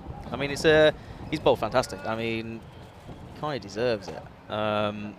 He's bowled really, really well. And from a perspective of Portugal, with this been their first game, as we've seen Nippo come in, just prodded into the offside, didn't go for a quick single. This. Oh. Better throw. Needed to be a better throw. It was too high. This meant that slight time difference was enough. He got home safely, but yeah, no, Siraj Nippu has just been incredible, as have Portugal. Yeah, and that's my point. I think if this is what they are on the first day, on a new ground, having just arrived, they get better throughout the week, which you would expect them to do. Scary thought. Scary thought. Scary thought if you're a Malta or a Gibraltar fan. Yeah, 100%. 100%. Yeah, Gibraltar. I know a couple of the Gibraltar lads have they've just turned up and they're waiting and probably watching and thinking, okay, this is what we got. Well, we're up for the challenge. I know they will be. As it's now going to be Marks is number 11, David Marks. Doesn't quite get this out of the middle, and it will be a single off the mark straight away. Marks definitely in for his. If he's more in for his bowling. Number 11. I'm sure he can still hold a bat though. I mean, at this point, 13.2 overs. I think that will be what disappoint Malta. Oh, this one is an opportunity, and looks as if they're gonna. Looks like it's been given by the square leg umpire for stumping. I think. Not too sure. We're gonna check here. Does wander out the side the crease. Has he got his foot back down? Taking a look here. Oh, that's a tough one. I would not like to be the third umpire. No, and the question is whether his foot is behind the line. So you've got to remember with cricket, if it's on the line, it's out. And that there is very, very close. Take another look. He's out there. Yeah. Might be given. I think that might be out. We're getting it. I think it's been given, and that will be the game. And, well, it's nice to see as Siraj Nippu will pick up his final wicket, and it means he does get his fifer, and congratulations to him. And it's an excellent bit of work to get that 5th wicket from Kuldeep Gullia. That's a really good bit of tight work, and it means that Malta, they have been defeated. And it's a pretty heavy defeat. Portugal are the winners here in game number 1 by 84 runs. Yeah, pretty poor. Bit of a tough start that from Malta, isn't it? And I mean, we were just discussing there. Very, very difficult. They've ended up being all out under 14 overs. And that's something they're going to have to look at going forward is how can we improve that? And still with 6 overs to play, they've kept up relatively well with the run rate, but lost wickets at wrong points, really. Yeah, no, they certainly did, and it just meant that they were just able to keep on coming through, and they're a very tight-knit Portuguese side, and they're going to be pretty content with how things have gone underway here, and they're going to be very content. They know that they've got to come back, though. They take on Gibraltar later on this evening here at the Europa Point Stadium. Certainly looking forward to to that game. That's at 7:15 local time. So do make sure that you're staying and paying attention and staying tuned with us here on the European Cricket Network as the players make their way off. We can take a look at the highlights then for this second innings. And it just really wasn't meant to be for Malta. There was a good start though. They were right up with the run rate in the first 3 overs, but it was just from there. They were just losing wickets constantly, and just really wasn't meant to be for Malta. No, and I mean, look, first day, they're going to come back stronger, and I'm sure this week we're going to see them make a big score, because they've got potential in that batting lineup to do that. But, you know, bad day at the office, they'll go away and look at what they can do. But I thought they bowled pretty well in the first 10 overs, and it looked all right at the start with the bat. I mean, looked okay, just lost those wickets at the wrong point. Junaid Khan bowled fantastic, and Nico as well. Those two really just dragged that game in the favour of Portugal. Yeah, it certainly did, and it was that one man, wasn't it? Siraj Nippu was just incredible. I mean, Junaid Khan as well, don't forget about him. He bowled really well for his 3 for 18 off his 4 overs, and in the context of the game, it was very, very much well needed, because he was able to get the few wickets at the top of the order that really meant that they were going to be right in this. There were some really lovely shots, that was one of them, but it was Siraj Nippu again who kept it to just a single, and it really was a promising start. But Junaid Khan, though, he was the pick of the bowlers, apart from one man, of course, Siraj Nippu, but that was an excellent delivery, clattering the stumps, and they were not cartwheels, but they fell over. They fell over out of the base. And then very next delivery, Stanislaus trying to go wide and trying to push one, and Junaid Khan was able to pick up another little feather through to the keeper. Kuldeep Galea had a pretty good match, didn't he? He didn't really let much go, and anything that was a difficult catch, he did pretty well to take it. Yeah, absolutely. Looking at this Portugal team, they're a very, very good outfit, very strong outfit, and just strong all over the park. It's hard to pick an area where maybe they're lacking. I think for them, they'll probably be looking at their batting and going, actually, probably going on, we could probably have scored a little bit more, probably batted a little bit better.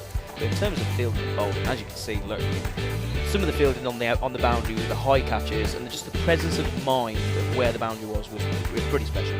Yeah, it was, and confirmation coming in as well is that Siraj Nippu is your player of the match. No real surprise there, finishing with outstanding figures of some serious work as well, by the way, with that going for 3 for 1 as well, at one point was incredible. But he finished with figures of 5 for 17 off of just 3.3 overs, which is really sensational work. And well, this was a comical bit. He had a couple of goes at it, but still wasn't able to get there. But it was only a matter of time before he took that 5th wicket. But it was mostly also due to bowling in partnerships. I thought that was what Portugal did really well as well, that they were able to have one end that was really tight, but then be backed up at the other end and have that pressure still maintained throughout both sides. Yeah, the bowlers really stuck to their task. I mean, special mention to Faf Stoneman.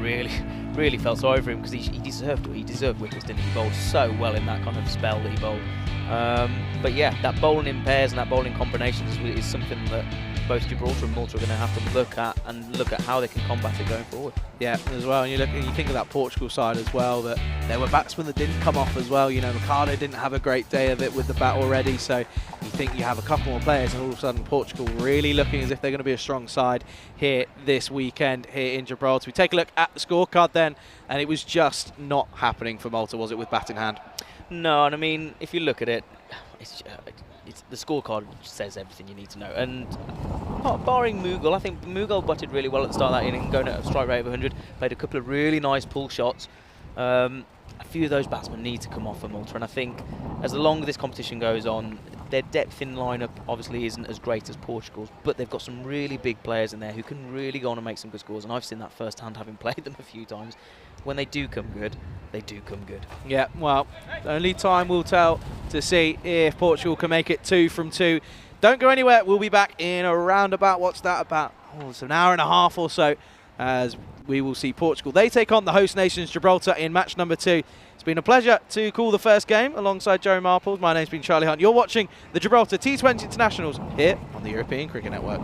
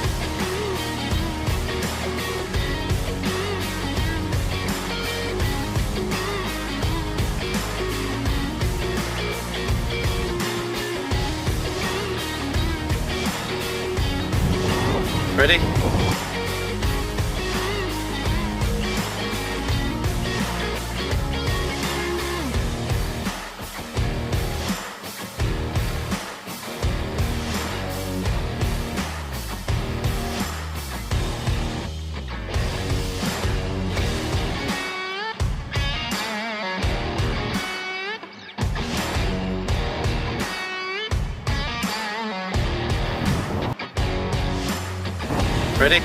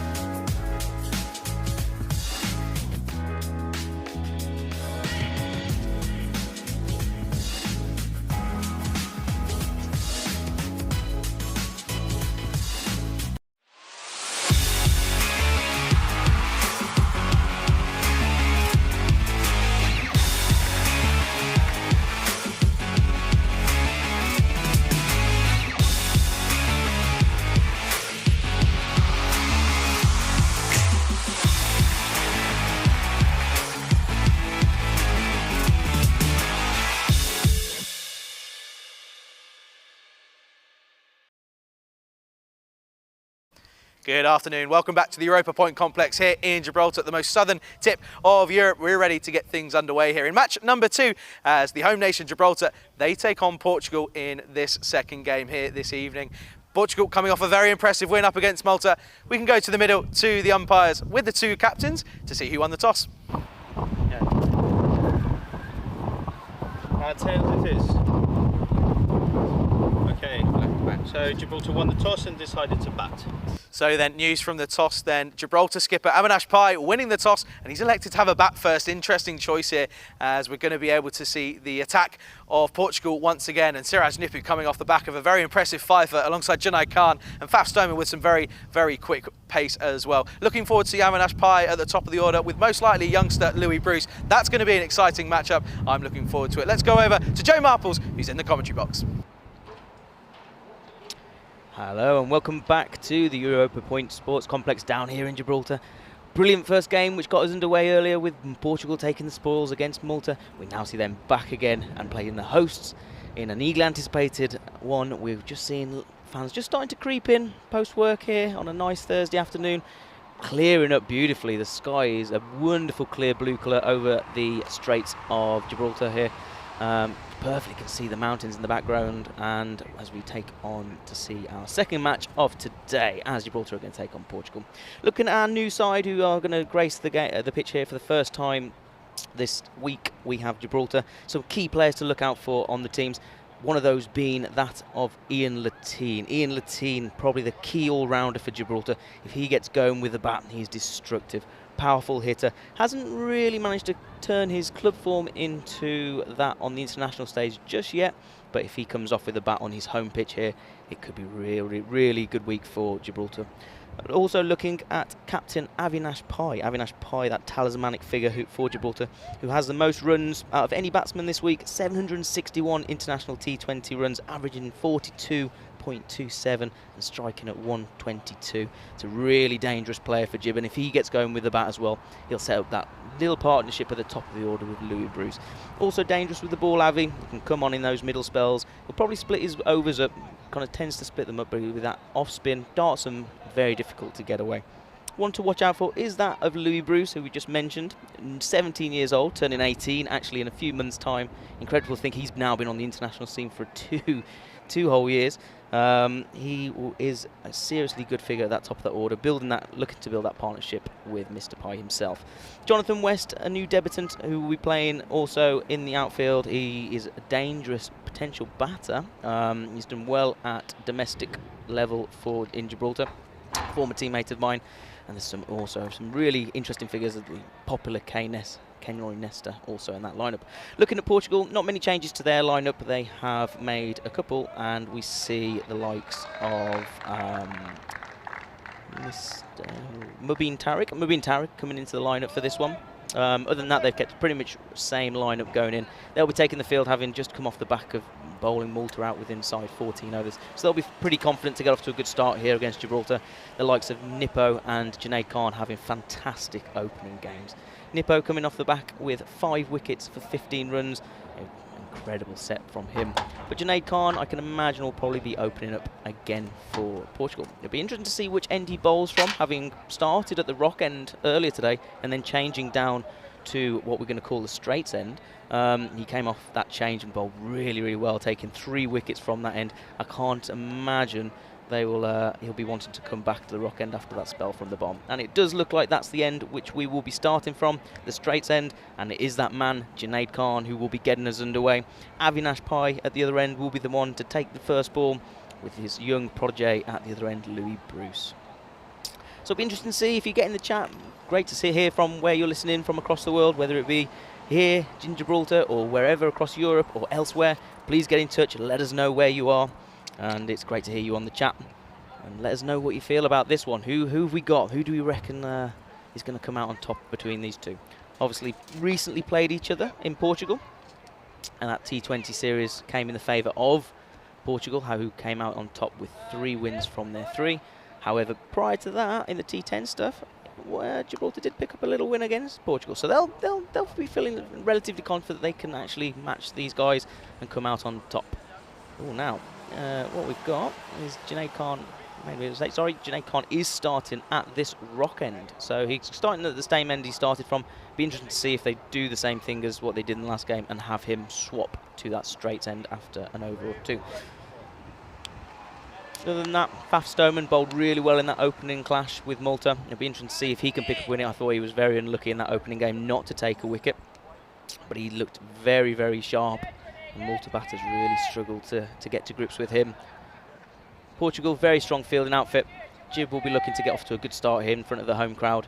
First time they've played on this pitch internationally, but obviously a lot of these players are very used to playing on this pitch, usually at domestic level. So hopefully they can take that form and replicate it here in this opening innings as we're about to get underway. Junaid Khan with the first ball of game 2 here in this international series. That is being given. It's a first baller. Junaid Khan. It has leapt off the pitch. Avinash Pai has really struggled and it's flown to the keeper. That was a wicked ball from Junaid Khan. And what a start in game 2 here from Portugal. As we take another look, it looks like it's really leapt to Avinash Pai here as it comes off just short of a length. And oh yeah, fantastic. Wonderful delivery from Junaid Khan as he continues his good form into game 2.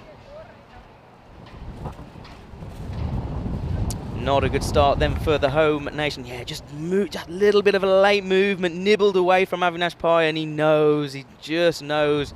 Really disappointing for him. The skipper was really disappointed. Golden duck on home soil to set us off here on Gibraltar's first ever home international. Not what the skipper was looking for. As the new man comes to the crease. Looks to me like it could be Ian Lateen. Is it Ian Lateen? I can't really tell from here. Number 9. Number 9 is Jonathan West. So, international debut for Jonathan West. Let's see how he gets on with the bat. What a way to come into your debut.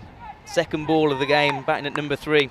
Junaid Khan on fire as he comes in for his second ball. Comfortably dribbling to that offside as picks out Najam Shahzad in the covers. But look very solid there from Jonathan West. Very good player. Technically very good with the bat. Very good in the outfield and can also bowl a bit. He's also down as the second wicket keeper for this tour. So yeah, very versatile individual. Been around the block quite a long time. He's played a good level of cricket back in the UK prior to moving to Gibraltar from the area of Lancashire. So be interesting to see how he gets on in this international debut. Oh yes, Junaid Khan just pushing that outside, that off stump again. Just looked like he took the pace off a little bit, that one. Jonathan West just a little bit too early on the shot. Hello to everyone joining us in the chat. Give us a shout out and tell us where you're listening in from. Really good to have you join us this evening here in Gibraltar. Nice little gentle breeze whipping across the ground at the minute as the sun starts to set here at Europa Point. Just drifting into the legs. We see Junaid Khan sometimes do that. He tends to drift it into the pad sometimes get a little bit wrong and it ends up going down leg side, but you've got to watch out for him because he can bowl that Yorker, which just dips in at the last minute, really catches batsmen out at times. So solid first start from Junaid Khan here. 2 balls to go. We're on 1 wicket and Jib yet to get off the mark. That is a brilliant ball and it's going to fly down to third man. Again, it's just leapt off that pitch a little bit. He's getting a nice little bit of bounce here, is Junaid Khan. It's just surprising the batsman a little bit. I don't know whether it's the pace or the bounce. They're just struggling as again, just leaps on Jonathan West. Manages to guide it just wide of the slips. And down to that man, Siraj Nippo, who's fielding down there at third man. Bring into the crease now. We've got Louis Bruce, the young star of Gibraltar cricket. He's been looking to make a big name in this tournament for himself. Does enjoy playing here. Oh, and that is a really risky lever. That's that one from Junaid Khan, which he just gets to nip back in. That is a proper test match leave there from Louis Bruce. End of the over. And that is 1 run for 1 wicket as the man himself, Charlie Hunt, joins me back in the comment drop box. Yeah, thank you, Joe. Well, what a start. If you're a Gibraltar fan, that's probably the start you would not be wanting. Seeing your probably your most confident batsman and your skipper go first ball. It's not what you're wanting, is it? As we take a look at the stats, can walk us through this, Joe. I mean, look how much of a big loss Avinash Pai is at the top of the order. Yeah, I mean, in terms of runs, in terms of what he provides at that base, setting off a base at the start of that innings for Jib, he's been, for the last few years, I'd say, Jib have been pretty reliant upon him and Bruce, especially at the top of that order. So losing him first ball is a massive loss. They've got to rebuild. They can't let that get in their heads now, though, Gibraltar. They've got a young man there who, as you can see, has scored 656 runs himself. He's now got to take charge of this innings and lead from the front. Yeah, no, he certainly does, and that's a serious amount of runs considering his age. Najam Shahzad then opening up, and this one looking as if it was going to be a little bit too high for me, and most likely going down leg as well. Yeah, it did just look like it, just drifting away, just drifting into the pads. Yeah, looking at that, it does look high as well, like you said, hitting just above the knee. He's batting also outside of his crease here, Jonathan West.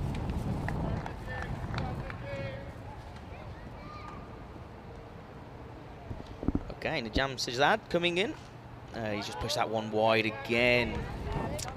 Bit of a wide, another run to Kuldeep having a bit of fun in the field there. Yeah, well, Kuldeep Gulier looks as if he's been busy, doesn't he? He's, of course, started off well with batting hand in that previous game, and this one he's just having going off on a bit of a stray, on a bit of a wander. He's having a good time. Good time. Say hello to Giddy watching in from Portugal. Hope you're well, mate. Hope you're okay. Of course, playing your cricket down in Portugal. Hope you're well. Supporting your team. Okay, here comes Shahzad into his spell now. That's a nice ball, nice and full. Jonathan West gets on the front foot and drives it nicely down the ground. This might go all the way. That's a lovely on drive from Jonathan West. Doesn't really get much better than that. That's it's a textbook onward drive, that is, from Jonathan West. Nice way to settle the nerves on your international debut. Nice confident push. Just wraps around the front leg a little bit, and Siraz Nippo chases, but doesn't quite get there. Yeah, quick outfield here, and that just raced off the bat, didn't it? Really well timed from Jonathan West. Like I said, very good technical cricketer. Likes playing straight, likes getting on the drive early. So, be interesting to see if they bowl full to him, how it goes. Here comes Shahzad again. Just taking a step across, and that could be plumb. That is given out. Sebastian Maynard, umpire on the end, just took a step across, didn't he? Look, you could see it from this angle on the camera. Takes a step across, and that did look pretty plumb to me. Yeah, the only thing I can think of is possibly impact outside, but again, the angle that we get there doesn't really give us what we need. And yeah, well, he looked really confident with that drive, didn't he? But Jonathan West, another batsman comes, another batsman goes, and it's a second wicket to fall. And well, at the moment, Gibraltar seriously struggling early on, losing 2 big wickets. And well, things just not quite going the way of Gibraltar at the moment in this early stage. 2 wickets down now. And well, Gibraltar 6 for 2 here in the second. Yeah, really not the start that Gibraltar would have hoped for here. But from a Portugal perspective, they're taking now what they've taken from that first game into this second game. Fantastic fielding and bowling against Malta, and they've started really well here. Shahzad took a bit of a back seat in that first game as a bowler, but we know he can perform. And he started well here with a wicket in his first over. Yeah, no, he really has, hasn't he? And that first over has been rather impressive, going for a wide and a 4, but then coming back and sticking to your line of length, getting that wicket. That's all you want, really, as a bowler, if that's what you can do. And you get a very, very good batsman, has to be Jonathan West. We saw him earlier in the year in the night series, Joe, and he was really, really impressive. And I think the shot that we saw there was really sort of evidence of his history back in the UK, that really confident forward drive. Yeah, definitely. Shahzad comes in again, just drifts that one down leg. That'll be a wide ball. As we see Ian Latine come to the crease. Now, Ian Latine, you'll know a lot about, I'll know a lot about. But if you didn't catch the night series earlier in the year, Ian Latine took it by storm. 918 runs at a strike rate of 174, MVP and top run scorer by some distance. Yeah, it'd be a little bit annoyed if you didn't get MVP after scoring that amount of runs. It was impressive to see. As Shahzad comes in, just outside off stump, driven nicely by Latine, confidently through the offside. This is going to race away. It's been in hot pursuit, and he's not going to make it. An athletic effort down there from the fielder. Well, not to injure himself, he flew over the rope, but that's a lovely shot from Latine. Seaman Gimity is someone who will throw himself around, and again, that's another confident drive from a Gibraltarian batsman. And well, you'll just hope he sticks around a little bit longer than Jonathan West did this last time, because Ian Latine, as you just previously were saying, he can really take a game away. He is someone that, as you mentioned, hasn't quite been able to get things going internationally, but domestically he can take. He's very, very high up there, and you know, if he's able to get things going here, he could just be the saviour that Gibraltar need at the moment. 100%. If Latine comes off with the bat, it's a massive, massive bonus for Gib. Nice ball, just nudge down there to the third round man region, and that's Faf Stoneman, I think, who just picks that up there and will fire it into the wicketkeeper as we come towards the end of the second over here. Just still one more ball to go. Nice start, confident start from Ian Latine though. Yeah, it certainly is, and again, he's probably thinking, well, last time I was here, I was hitting it to all ends of the ground, so I'm not too worried about what I can do. I know that I've just got to play the ball on its merit. T20 is even longer than T10, so I can give myself... What we saw, and I remember, is that he took a little bit to get going, but once he started, there was no stopping him. Absolutely. Shazam comes in for his last ball. Nice and full. Lou Bruce just pushing that one down to the mid-off region, and that will bring us to the end of that second over as Gibraltar are on 12 for 2 wickets. Get a quick opportunity to go to the live chat. Very good evening to Brendan Murphy. Now, Brendan is a friend of mine from university, and he's currently actually on his first day down at Essex County Cricket Club. Oh, fantastic. He's working on the live stream there, so very good luck to you, mate. Hope it's all going well. Don't put your feet too high when you're resting back. Manav as well, Manav in the chat, Manav Nayak as well. Yeah, good to see Manav. Of course, his as father, well. Yep. head coach. Yep. In a bit of a duo role here this weekend, isn't he? Head coach, but also scoring for us. So but I spoke to him before, and he said his confidence in his group, and then also the fact that Christian Rock is still involved in the setup. So him being able to be in there and coach and get things going as well when Samir's not needed. So good little hybrid combination. Yeah, definitely. As Junaid Khan will continue from the Rock end. That one again, just touching that line. Umpire lets him off. It will be a dot ball. You are seeing that kind of leap off the pitch, which kind of surprised Avinash Pai and Jonathan West in his first over. Jib players will be wary of that, but they're also going to be wary of the one which he bowls full, which will skid on through. He does like to bowl a Yorker, and he's very confident where he can put it as he comes in here.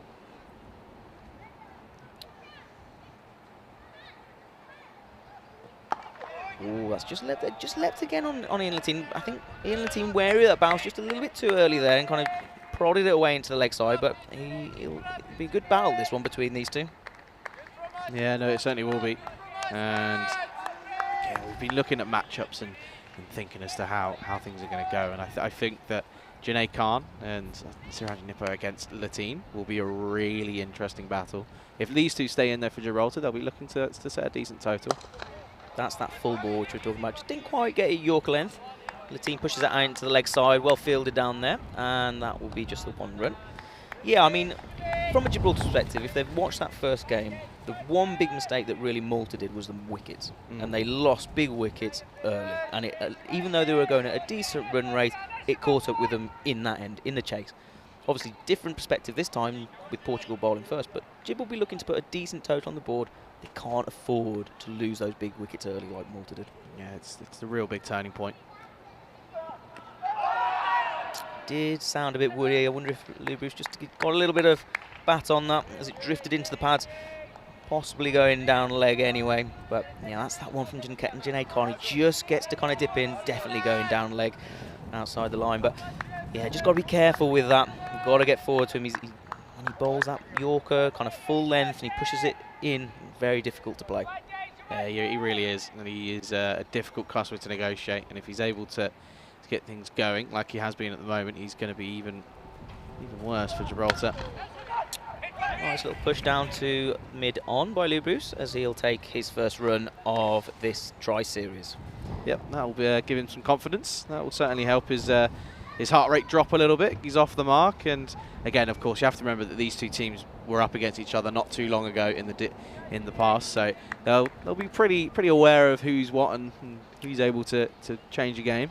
Yeah, as Junaid Khan comes in for his final ball of over 3, as it's prodded into the offside by Latine. That'll be no run as we come to the end of the third over at 14 for 2. Well, this is quite incredible. So I obviously just mentioned about my friend working down at Essex. Someone's Crooms in the chat, and he said, just on my way back from Chelmsford after today's action. Well, there you go. Small world here on the European Cricket Service. It's classic stories of that. But yeah, as you can see there, 14 for 2 after 3.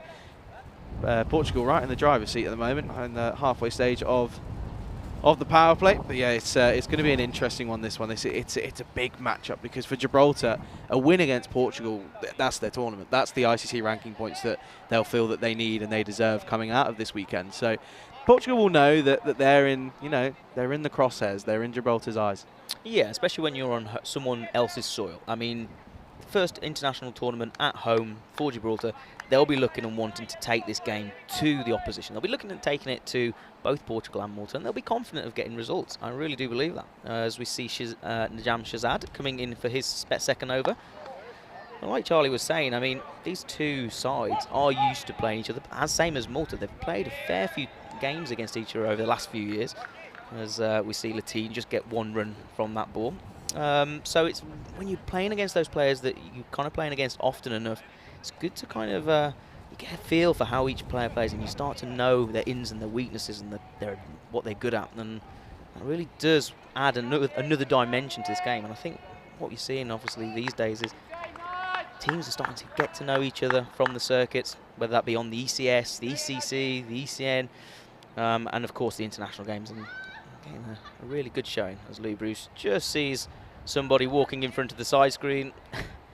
In typical European cricket fashion, we have someone walking across the side screen completely oblivious to what that actually means. Well, to be fair, it's quite amazing that we've got side screens. Well, the last time we were here, we definitely didn't. Yeah, just drifting into the pads again with Shazad with that one. It looks like he's moving it across in towards the right-hander. But it's a solid start from the two opening bowlers for Portugal. Yeah, it certainly is. It really is looking to be like it could be a tricky evening for Gibraltar. I'd love to be proven wrong. I hope I am. You never know. But you just feel that Portugal, I mean, those 33 ranking places, they could be evidently on show later on. But you just don't know. But only time will tell. Shazad comes in again. Latine's nice and short. That has flown off the pitch. Keeper taking that one head height. Fair distance back. That's a bit of an effort ball there from Najam Shazad. Yeah, that's a shot that we've seen Latine love to play. That little uppercut just on the offside. We've seen him execute it perfectly as well, very, very often. So there's a big chance that no one back on the offside as well. So if he gets it up and over, it's going to run away. Najam Shazad comes in again. That's gone straight, and that will go all the way for the first Maximo of this tournament for Gibraltar, and it unsurprisingly goes to Ian Latine. Yeah, well, we've seen him do it time and time again over the last few months, and no real surprise that it is the first maximum for Gibraltar comes off his bat. It was a full delivery from Shazad. He knew it straight away. It was in the slot, and Latine is not going to miss out on that. And it's 6 more to the total. Yeah, that's his area. I mean, this is where I want to see Ian Latine this tournament do it for Jim. I mean, on home soil, he's so strong on those straights. As we see Shazad come in. And it's just tapped back down to mid-on. They're going to take a run on the arm. That's a good run in between the two. Very good call. Good communication. That's what you like to see early doors in the innings. We saw a bit of miscommunication in that first game. So it's good to see from Gibraltar's perspective that they've got a good communication between the two of them. Yeah, it's so crucial. Running between the wickets is something that's, it's almost a forgotten art, really. It's not as simple as just, turning up and playing with whoever and running. It's really understanding how one other works. And, for example, Adani will just run, but then not really mean to, as an example. Just pushed it to the offside for a dot ball, but that will be the end of the 4th over. 24 for 2 on the board, and there's a nice comment which I was just about to bring up, but I've been beaten to it once more. I'm too slow, saying that it's the international debut for Jeremy Perez as an umpire. It certainly is. So our umpires in this game here, Jeremy Perez and Sebastian Mela. We're Richard Cunningham as the 3rd official. So yeah, huge congratulations to Jeremy. He's been umpiring for a while here in Gib, and rightly so, given the opportunity here. But this is the table so far, and well, you look at that net run rate. That's really the killer, isn't it? Yeah, I mean, plenty of games to play, but yeah, that first game was a mauling, really. Portugal really set off and have blown Malta out the water, and that net run rate has already shot up for them, and meanwhile Malta really struggling down there. So we'll see how that goes throughout the rest of the week. Obviously Gibraltar will have that in mind as well, as we see Khan continue. Yeah, very good. Skidding through a little bit, that one. Through. interesting to see that Junaid Khan, after that first game where he had so much luck from the straights end, has now gone back to bowling at the rock end. Yeah, it is. It's a weird call. I wouldn't have No, personally I mean, changed. cricketers tend to be superstitious people, and if I'd been taking wickets at one end, I wouldn't like to change back. Well, maybe he's just thought, well, Nippo's at the other end, I don't want to take that from him, but you just never know. It's interesting. Nice little push into the offsides. Good running again. Good call from Ian Latine. Nice and early. They're very good between the wickets, these two, and that's what Jib need to do now. They've lost a couple of quick early wickets, but they can't afford to turn down runs. Push the field in that, pushing that runs in the infield, and try and get the scoreboard ticking along here. You might know the answer. What does Latine do for a profession? He's a physio. That makes sense. I was just going to say that makes a lot of sense. Funny story. He's actually over the past few years, he's been absent from the Jib cricket team because his job involves working with the international football team. So whenever Jib have travelled away from home, sadly, he's been on tour with the football a lot. Brilliant shot from Lou Bruce. That's gone straight down the ground. Really good fielding from Faf Stoneman, I think it is. Very good in the field. Quick across the ground. Keeps it to just 1 run. Do you know what I want to see? I've been talking about matchups all day. Faf Stoneman against Louis Bruce. That's who I want to see. I will pay money to see that. That's what I want to see. I want to see the two youngsters. That's what I want to see it happen. If it doesn't happen, I'll be annoyed. With both way rounds, I'd like, because they can both bowl and they can both bat, and they're both really good fielders. As Junaid Khan comes again, just missing his length, and that is going to go all the way for 4 runs. You do not bowl them to Ian Latine, and he will punish that one, and that is a 4 to his score as he moves on to 18. Yeah, it's a lovely shot again, and it's once more, it's just straight in that V, and you just don't bowl there to Ian Latine, and it's just, just Junaid Khan. He will have an over or two and a few deliveries that they're just not on it. But we've seen those deliveries take wickets as well. We've seen, the poor deliveries that will end up getting you wickets just because of the lack of concentration. But I think Latine's here, and I think he means business. Absolutely, as Khan comes in again. Oh, and that one has stuck incredibly low. We've seen a few leap off the pitch here. That one did not. That one rattles into the stumps as, unfortunately, after a really nice shot from Ian Latine, he has been skittled. I've never seen anything as bad as that and as quick as that as commentators curse. Yeah. I feel like I have to go and apologise to him now, because I said that and he's just got a really unlucky delivery. It stayed so low. It's not even gone above his knees, and he's going to have to make that long walk back now. Yeah, I mean, those are the kind of ones as a batsman that you just want to go off and just disappear, because there's not much Latine can do in that situation. He's read the bounce and it's just stuck so low on him. Yeah, there's not much he can do. He has to make that long walk back now, and all of a sudden, that little rebuilding session's come to an end in Gibraltar, coming towards the end of the 5th, 30 for 3. And all of a sudden, things are looking from bad to worse for Gibraltar. Yeah, it's a real shame, actually, because Ian Latine had started off like a house on fire there. 18 runs, striking really well, and he looked in good nick. It's a real shame. 18 off 13 for Ian Latine. I think we'll see a lot more of him to come during this week, though. Yeah, I hope so as well.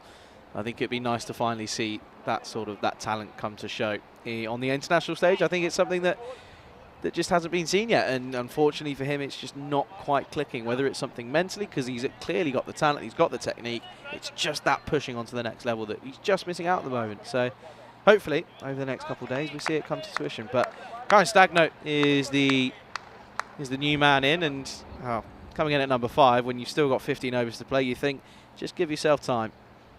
Yeah, as Junaid Khan comes in for a last ball of his 3rd over. Again, that one just sticking just a bit low. Stagno does well to get bat on ball there. But yeah, here's an individual. So as we finish that one, I think on 30 runs for 3 wickets. Stagno is one of those players who is can be very, very destructive. He's a very powerful hitter. Yeah, he's another one of the few that we saw hit some serious runs in the night series, but it's just the consistency that he's lacking at the moment. As, of course, you have to remember, we're here all weekend, here on the Rock. Portugal versus Malta. That will happen again at the same time tomorrow. As you will be back again, myself, Charlie Hull, alongside Joe Marples on the European Cricket Network. That'll be at 2:45 local time, quarter past 6, sorry, out in India, 12:45 GMT. That'll be followed up by Gibraltar versus Malta. That will be at the later time of 7:15 local time. So do remember that we're here and we're playing for crucial ICC ranking points in the early stage of the season. So do come back tomorrow, but still got a cricket game on our hands out in the middle at the moment at the Europa Point Stadium. It's It's looking like it's an uphill battle, but it's the matchup I've been wanting to see. Faf Stoneman. Yeah, Faf Stoneman versus Lou Bruce, the two youngsters. You called it, you wanted to see it, so here it is. We have them, the slightly older Faf Stoneman taking on the slightly younger Lou Bruce, but yeah, you wouldn't tell in terms of height, would you? I mean, Lou Bruce, kind of very tall figure, kind of probably towards about the 6 foot region, I'd have thought. Just realised I've been calling Faf Stoneman a youngster. He's 23. I mean, it's a youngster to me. At 32 years old, it's definitely a youngster to me. It's a nice shot through the covers. There'll be a man down there, so there'll be one runner. That'll be Junaid Khan down there at third man. Don't think Lou Bruce quite got hold of that like he wanted to. No, I think that was more looking to go through the point cover region, but it was, again, that extra pace that Faf's got, just struggling a little bit. Yeah, he's skidding through on this pitch, yeah. isn't he? And we saw him in the first game bowl really well again from the rock end. He's now changed sides. He's coming from the side that Junaid Khan got loads of look from. I wonder if that's a little plan, just to see how he bowls from that end. But yeah, he bowled really well in that first game. Very unlucky not to get a wicket. Oh, and that is very, very close to taking that off stump out of the ground. Played down the wrong line, tried to play off the legs, tried to probably take it over the mid-wicket region. But that has, yeah, that's a whisker away from the off stump, isn't it? It's agricultural. It's not pretty from Stagno. It was a premeditated shot as well, trying to get that front leg out of the way and just hope that any ball on it will fly away. But again, not pretty, but sometimes not pretty works. And if you're Stagno, you're hoping that's the case. Yeah, I mean, Stagno's, again, he's a very, very good cricketer, and he strikes at international level really high. I mean, in terms of striking, he's striking internationally at 145.88, which is the 4th best out of any player in this series. So if he gets going, he's an individual who could take the game to Portugal, but he's got to play his shots, and that wasn't the right shot. As that's played into right. It's a good call from Louis Bruce, and that'll just be the 1 run. Wrong end. Yeah, wrong end. Very wrong. Louis Bruce was pretty much at the batter's end before that ball was picked up, but Stagno, on the other hand, might have just been in a little bit of bother. Again, just looks as if it's skidding through again. It's not getting up. We saw Junaid, of course, get that early wicket of Avinash Pai, but since then, nothing's really got up. It's all very skiddy, and of course, Faf, we're not expecting to get loads of bounce, but even still, it's just staying low. As he comes in again and just drifts that onto the leg side as Lou Bruce will flick that out into the square leg region. And yeah, that'll be a 1 run to Louis Bruce, who started off looks quite comfortable, quite nice. He'll want to be setting the base. He'll be the anchor of the innings, I'd have thought. Yeah, he will. Bit of a variation there from Francois Stoneman as well. It's if he just tried to almost be a bit of an off cutter or a leg cutter, perhaps. In fact, as he trying the variation, didn't quite come off though, but only cost him the 1 run. Yeah, absolutely. I mean, Francois Stoneman bowling really well here, but he's like you said, he's skidding. You've got to be careful of those ones which are staying low. As Stagno goes big, goes hard, that'll be 4 runs. And Stagno is away with his first boundary of the international series. Not pretty, but it's effective. It's gone down as a 4 in the book, and it's a good way to end the over. It was just 2 runs off it originally. However, Stagno, you can see there, footwork, he's dancing, he's trying to do something with it. Manages to get it back. If you're going to swing hard. That's exactly what he does, and it runs away 4 more. Good way to end the over. And at the end of the 6th, Gibraltar struggling still, 37 for 3. Yeah, end of the power play, 37 runs. I think probably slightly short of what you'd want in the power play. Probably I'd hope for somewhere in the 40s, around the 45 region. The big problem for Gib is that loss of 3 wickets. They've now got to be careful not to do, in my opinion, what Malta did. They've got players who can bat. Like we said before, I think Lou Bruce will try and anchor this innings now. And he needs the guys to probably stay around him and bat with him.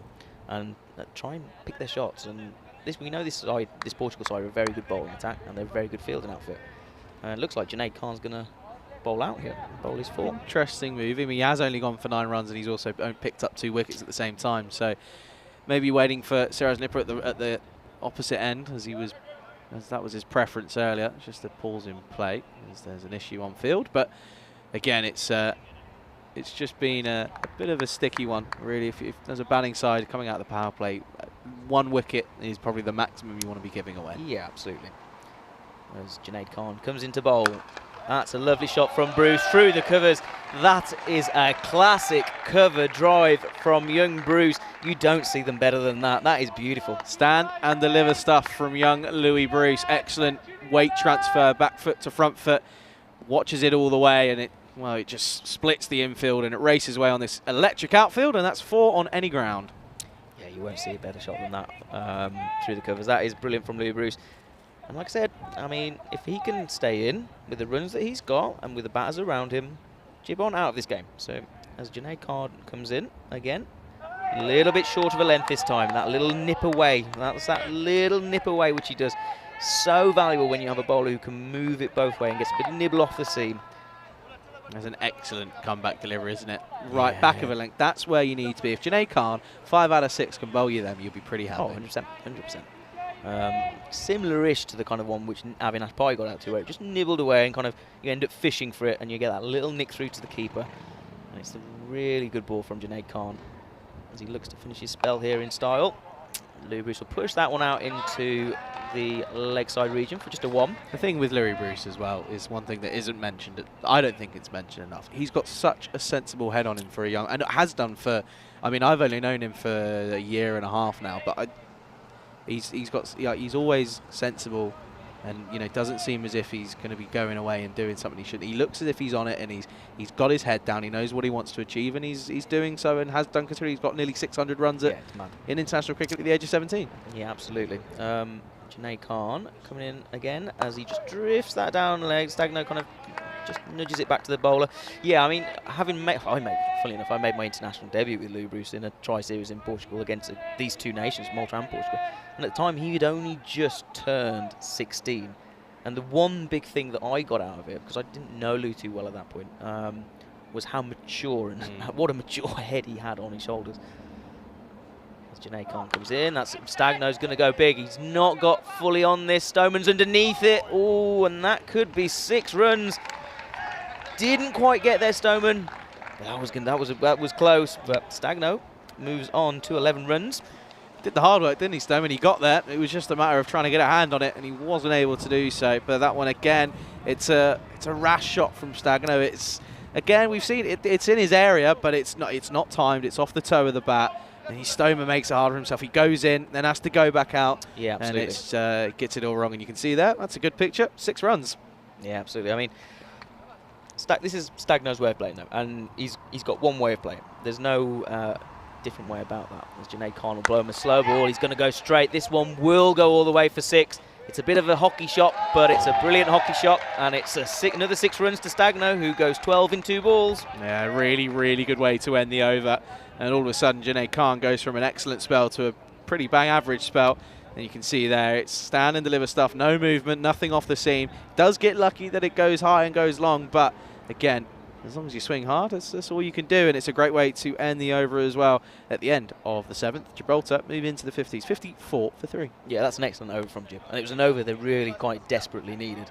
So a lot of runs coming from it. It's just push that run rate up to a 7.7, which is really good to see. Yeah, this is interesting here now as well. You just take a look at that graph that was just on your screens there. As you lose Avinash Pai early, you lose Jonathan West early as well, and you need to. This is what you expect from these two. You don't want them going at 300 strike rate. You don't need that. You need them to stick there. If they can stick at 100 or at 100 plus, and they can nerdle around and get it through to about the 13th over, then you have your Kenroy Nestor. Absolutely. Then you have your Andrew Reyes. That's when you look to go for it. When you've got that ability of someone like Kenroy Nestor who can come in down the innings, and I tell you what, he does like playing on this pitch, and he hits a long ball. So to have someone with that ability who can come in, it's a really good option to have. And like you said, there's no point at this point needing to go at 300. And Lou Bruce knows that, and he's a very clever cricketer, very clever. As Stoneman comes in. Yep, just going down leg with that one. But again, that little bit of skiddy pace is just troubling batsmen. Yeah, he's pushing it through. And as I said a year ago that they were asking him a year ago, come back, give us another couple of yards of pace, and we'll be happy. And he's done exactly that. I mean, he's very close. Him with his domestic skipper, Greenshields. He's very close with him, and I'm sure he'll be keeping a close eye on him. Nice shot down the ground from Lou Bruce. He'll just get 1 run for it. What I've liked so far between the batters, and I'm pretty sure Louis Bruce will be leading this, is the running between the wickets. And there's been runs which have been got into that outfield, which maybe in the first game weren't taken. So they've put pressure on the infield early doors, and they've taken those singles where the opportunities have risen. Yeah, no, absolutely. And I think a mixture of frustrating them with the singles and no dots, and then building up to the 10th, 11th over, and then that's when you go, okay, T10 mode. 100%. Or if you're Stagno, you look to go T10 mode straight away as he tried to take a step away and had to check himself, but it was just a single. Yeah, good call from Lou Bruce to send him back. No need to do anything silly there, but it was a nice little nudge into the leg side.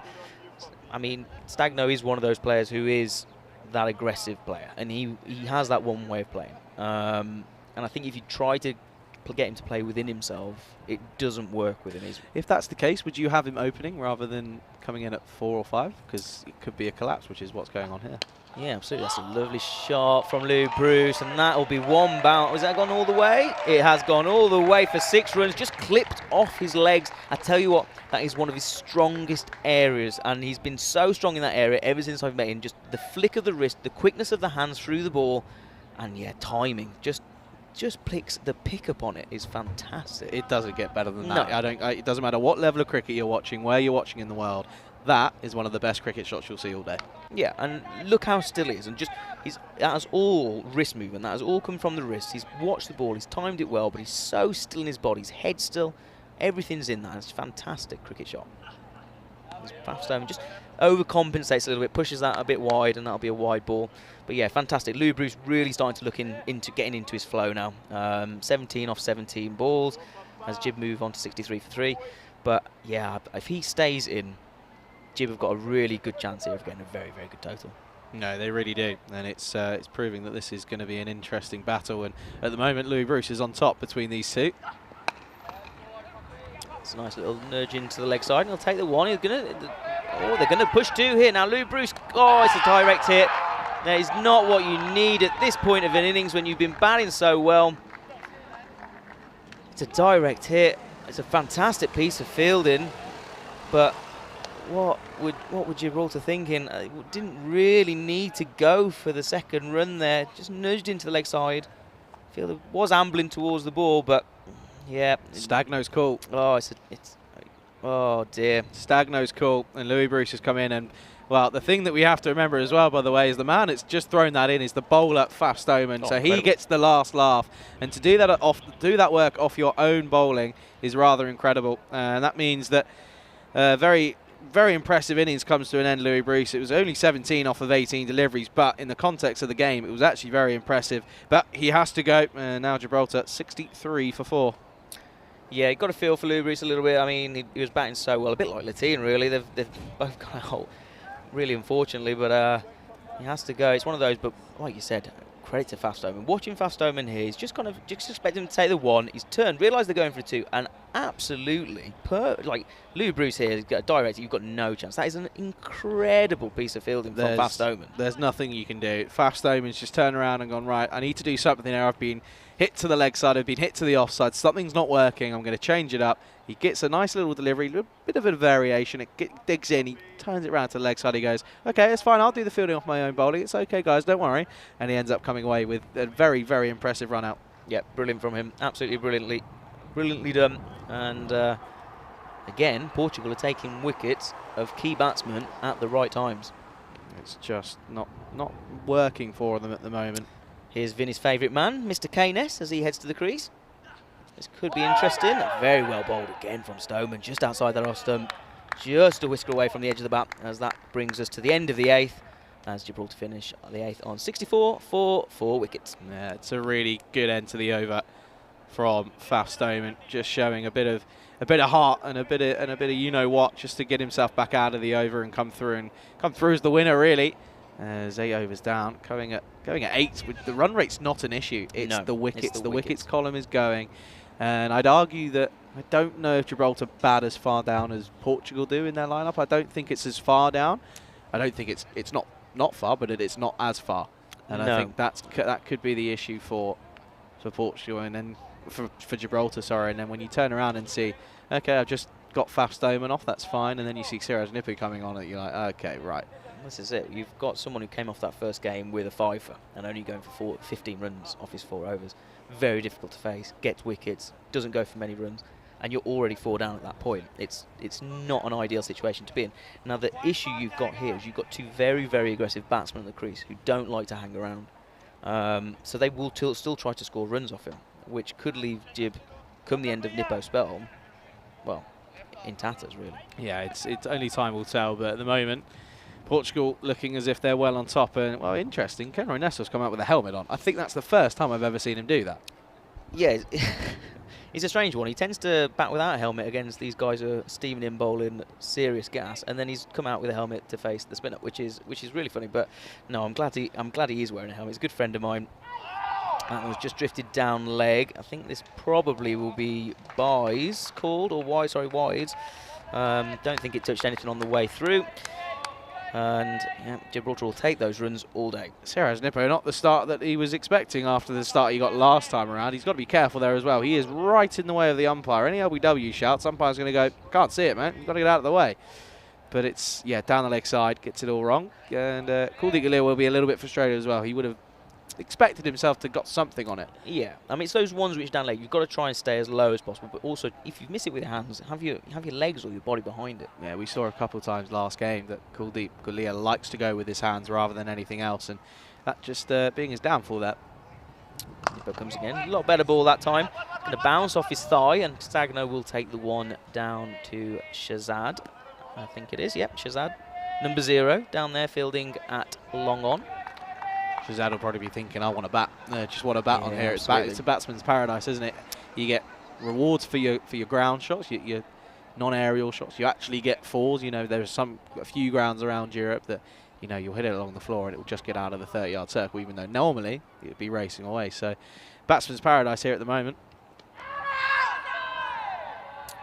That's done everything. That has done everything. That's a really, really good delivery from Siraj Nippu. That's drifted, it's nipped, it's bounced, it's done everything. It's so good. Comes in a little bit, then takes away. I think the appeal is for Kenroy's bat on his pad, but again, Nestor, I can see him having some troubles here. Yeah, definitely.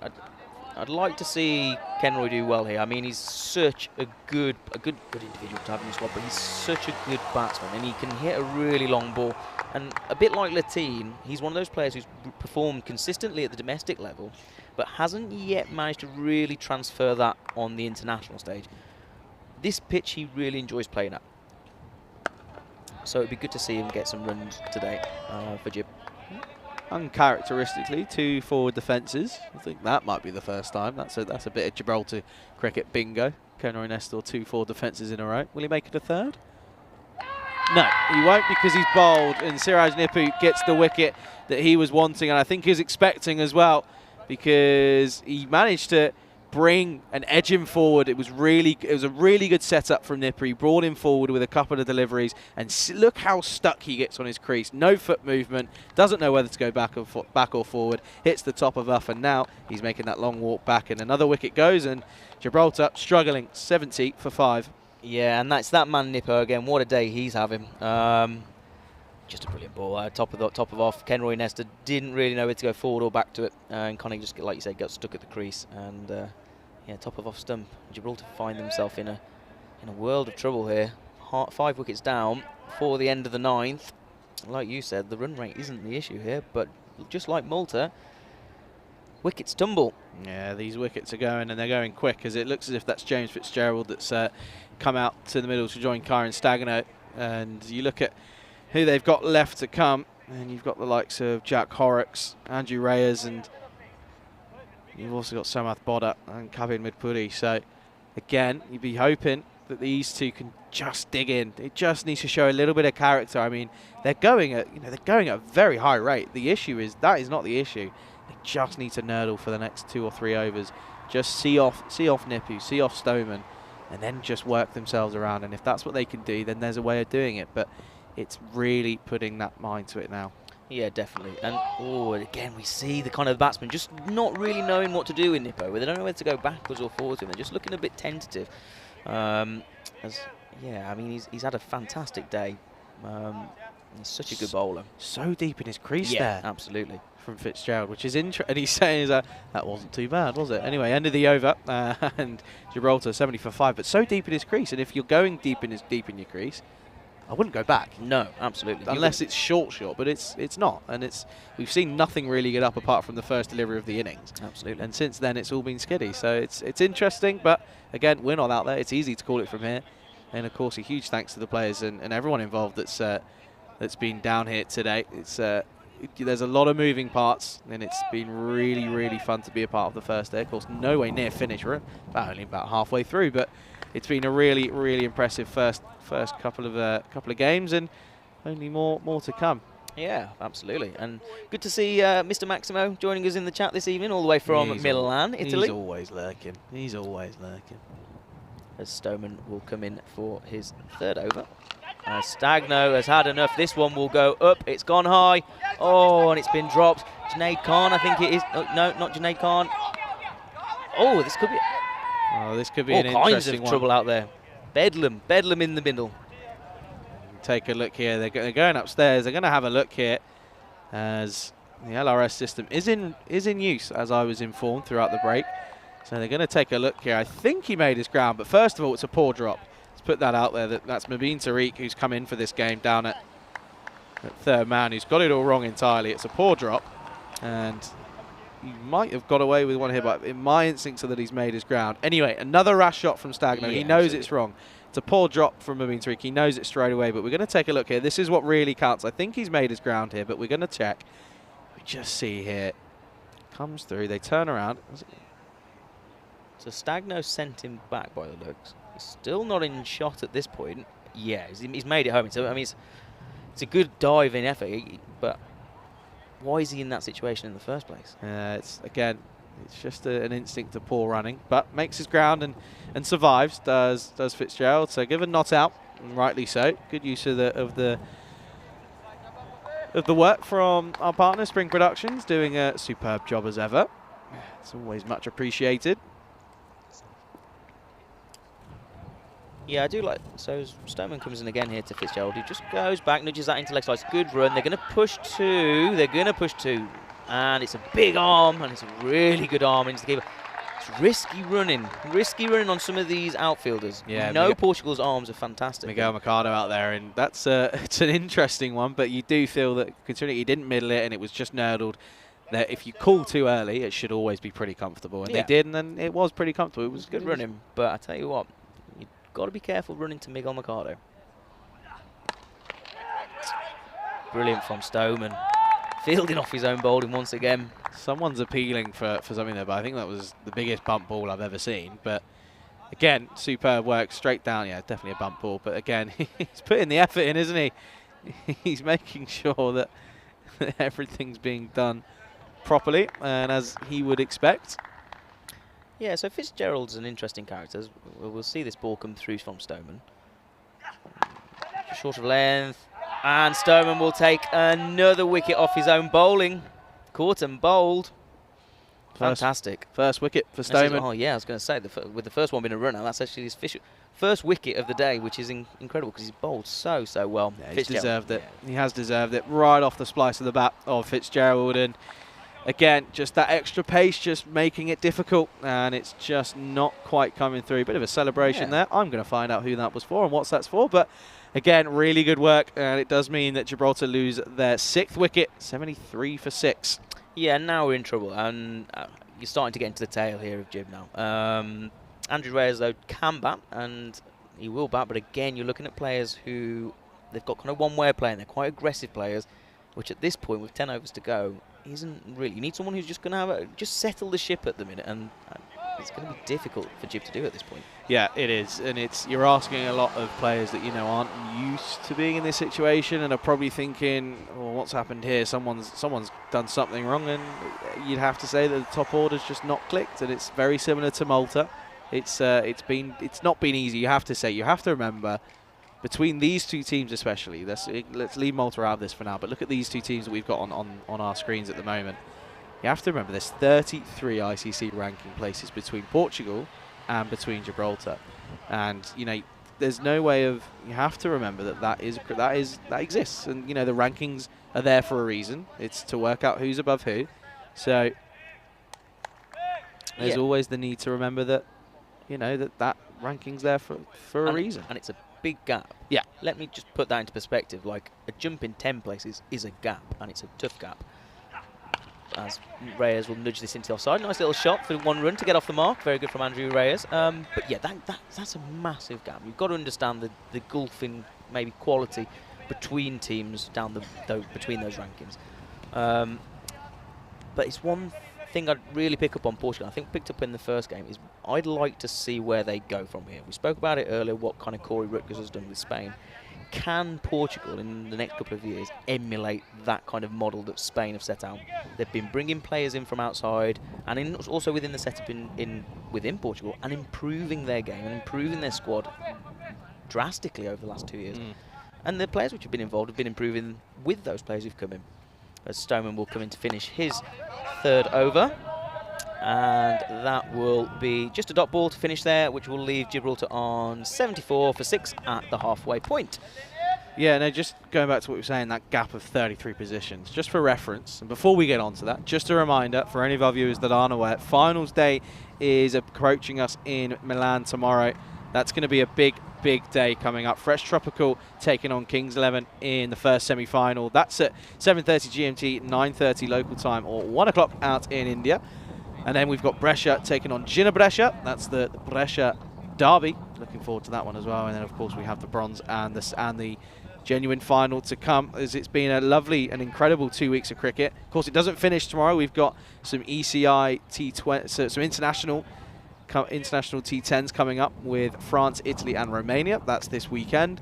So the work doesn't stop tomorrow. But yeah, that's some excellent stuff coming up. But what I was referring to earlier, 33 places is very much like Zimbabwe to Portugal. That's the difference, as this is just a short ball and should just turn around the corner. It won't be fielded, and they'll come back for a pretty comfortable 2.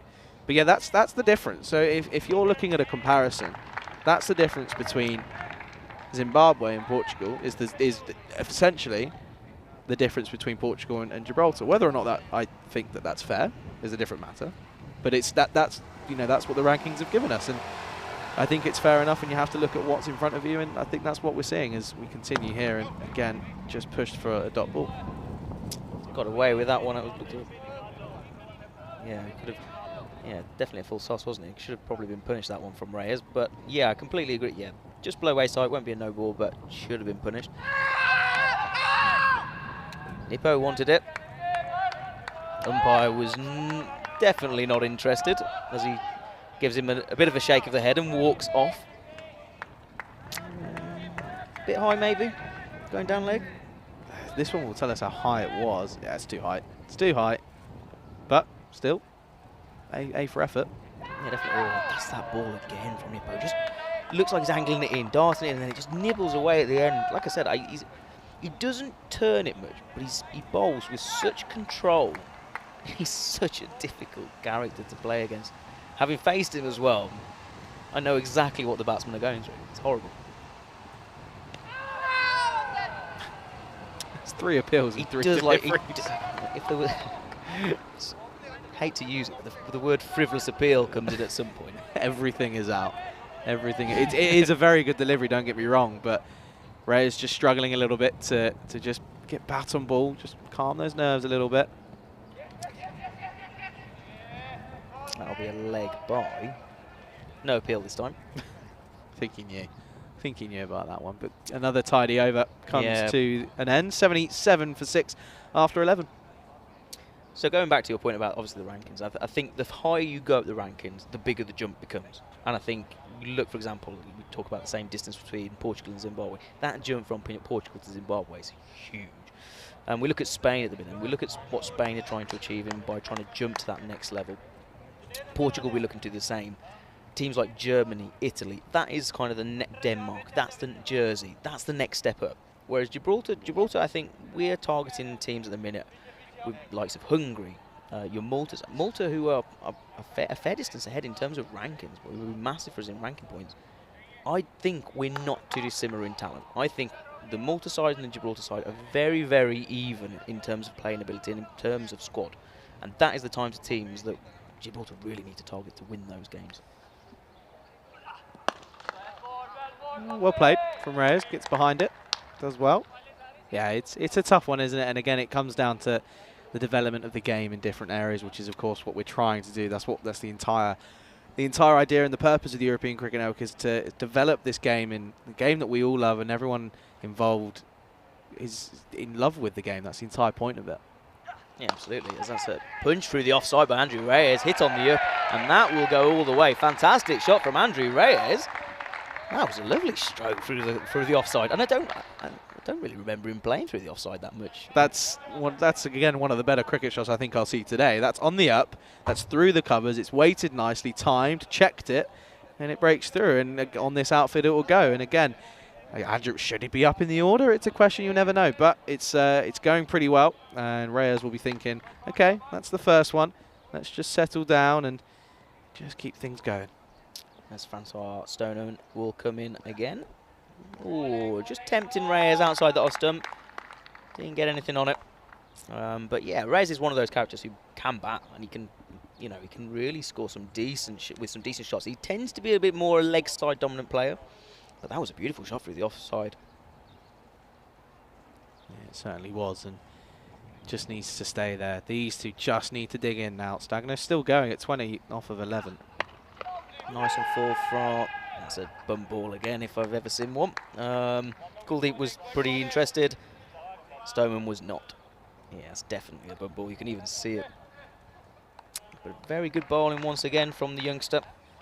He's caused trouble all day. Yeah, he's a very talented player. Someone just dropping in saying that Nipo played with Saqib Al Hasan back in the day, so that's doesn't surprise me with his talent. This is again lofted, and it's again through the offside, and I don't think it'll go all the way this time. It'll just be two, but again, it's promising.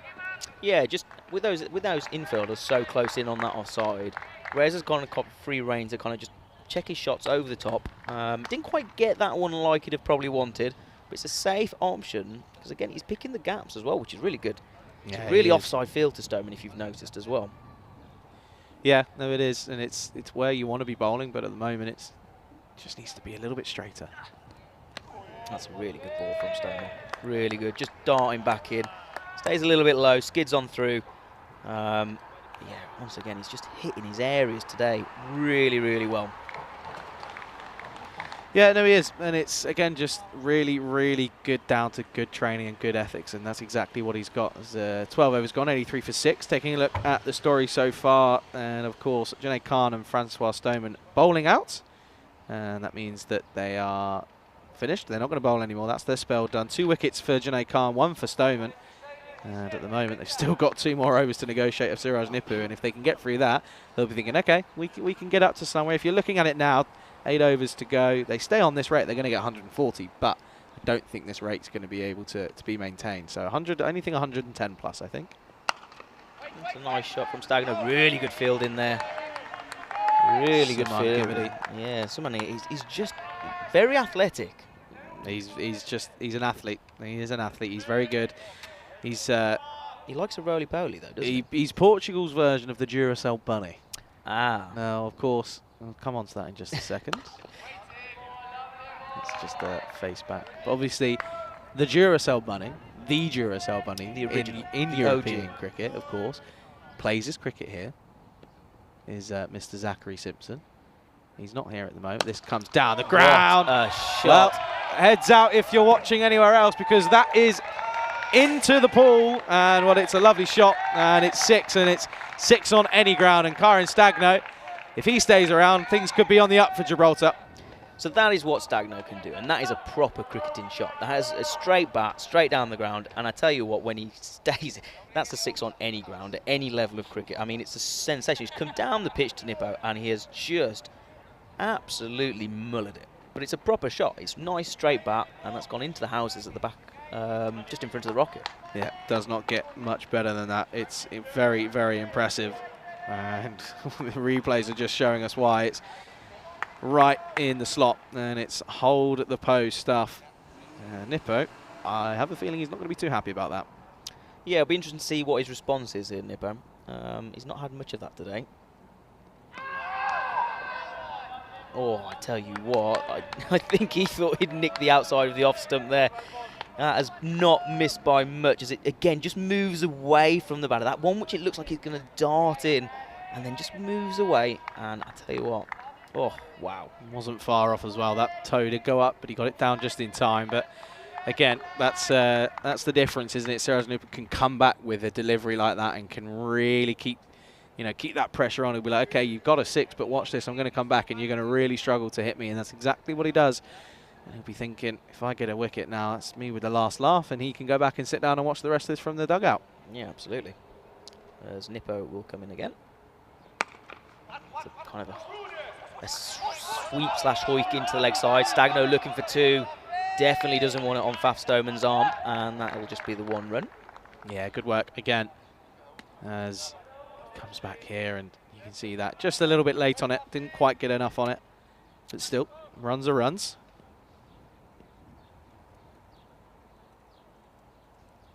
Reyes playing it down, doesn't... Faf Stoneman in. Oh, I tell you what, it's overthrows, it can be buzzers here, but Faf Stoneman saw an opportunity there at the non-strikers with Kieran Stagno backing up quite far down the track. There was an opportunity. Yeah, there was, and again, got the license to do so because wickets at the moment, they're not struggling to keep the runs down, so the wickets, you take one you can, and you can see there just would have made his ground, but doesn't quite come to tuition. Anyway, at the end of 13, Gibraltar 91 for 6. Yeah, just a bit of a lack of communication it looked like with that one in terms of calling. We saw really good calling at the open at the start of the innings apart from the top order of Jib. Just looked a bit tensive there. They're kind of looking at that kind of look of, is it your call, is it my call, no one's calling, oh, right, I better get back in my crease kind of thing.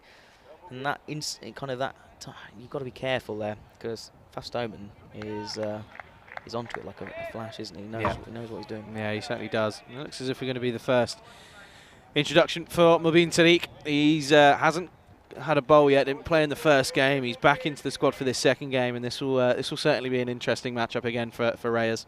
Yeah, a bit of spin, so it'll be interesting to see how Tariq Reyes fits up against Tariq here. As that one was pushed outside of our stump. Kept within the wide lines though. Yeah, didn't look like it turned too much. No, but yeah, it doesn't seem to dart it as much as Nippo. It looks like the lad gives it a little bit of air. He's going to try and tempt Reyes into playing a rash shot. Clip this one into the leg side, down to the deep square leg. He'll just take the 1 run. Bit of an inside edge. Yeah, didn't cleanly hit it, did he? It brings Kieran Stagno back on strike now. This is the type of bowling that Kieran Stagno, I think, will really want to take the game to Portugal with. I think this is the type of bowling he will struggle not to be tempted to play a big shot. Yeah, I can see him coming down and really trying to hit this into the sea, realistically.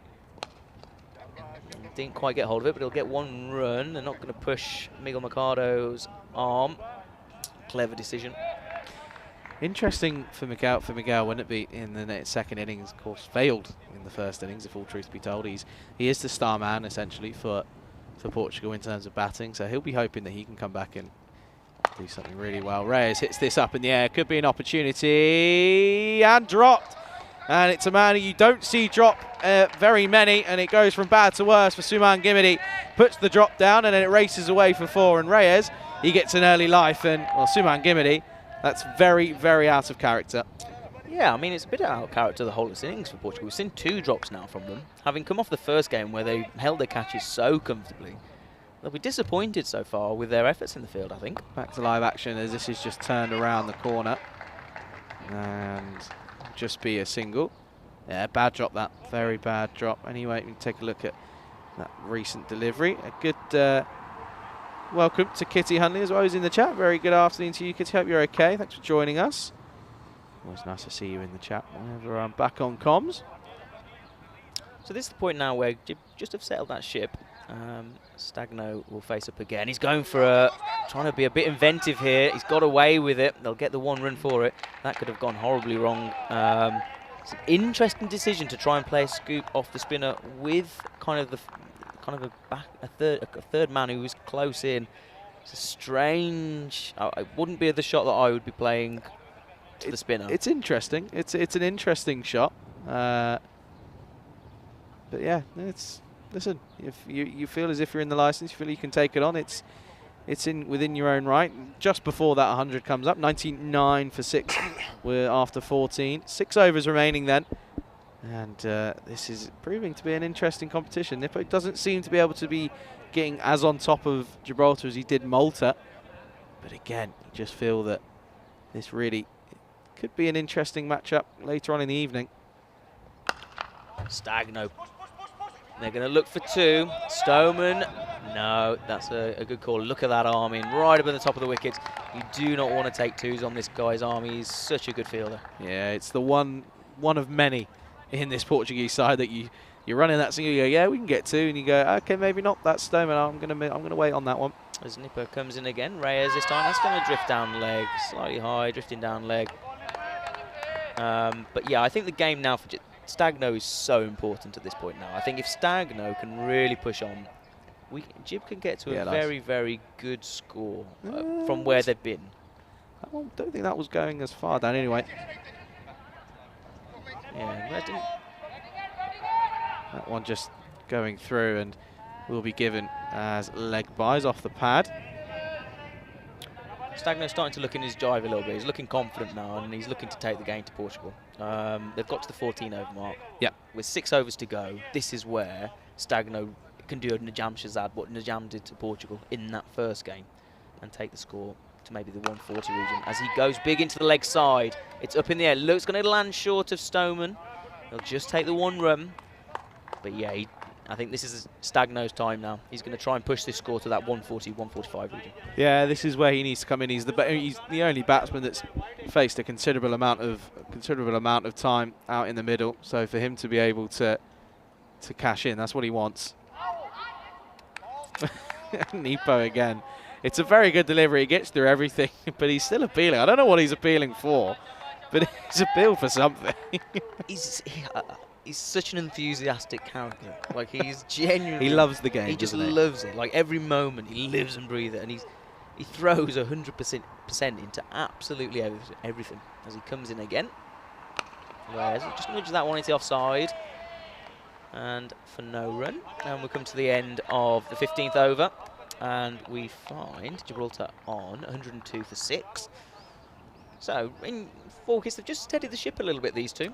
Yeah, it's exactly what they needed. They've got up to that 100 now, and with 5 overs remaining, you'd have to think, okay, now we push on. We look at, we're still going at just under 7 and over, so, you're really thinking, okay, we can maybe look to 130, and anything there, we feel we can defend that. We know that, you have to remember, you look at Portugal's past. There's a collapse in there. There's a collapse in there every now and then, and it happens occasionally. It happens at every level of sport, it happens for every team.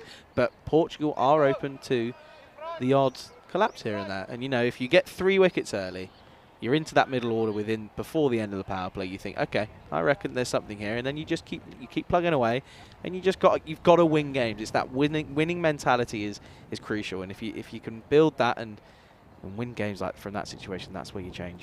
Moving Tariq comes in. Stagno's going to go straight down the ground. That will go all the way for 6. It's another 6 to Stagno to the collection as he continues his fine form within this innings. Yep, Stagno the loose cannon, as he was nicknamed in the chat, and well, that's going to go a long way, and it's a full swing of the long blade, and well, that's 6, and Siman Gimini, he's thinking, oh, maybe I'm under this, I can redeem myself, and well, it doesn't. Sails over his head and out of the ground, and it's another 6 runs. That was like a cannon. That went off, that went big, and we know Stagno is strong in that area. There's a really good shot actually from him, and he's just starting to really get into his jive, I think, now, which is really important at this later stage of the innings. But just needs to remember, he doesn't have to go every ball. There's still more to come. And that one could have left that one. Yeah, I mean, Stagno, like we said, he's got that kind of one-way playing, but he's got to be careful against Mubin Tariq. Mubin Tariq, he's going to deliberately try and throw balls up for him to try and tempt him into making a mistake.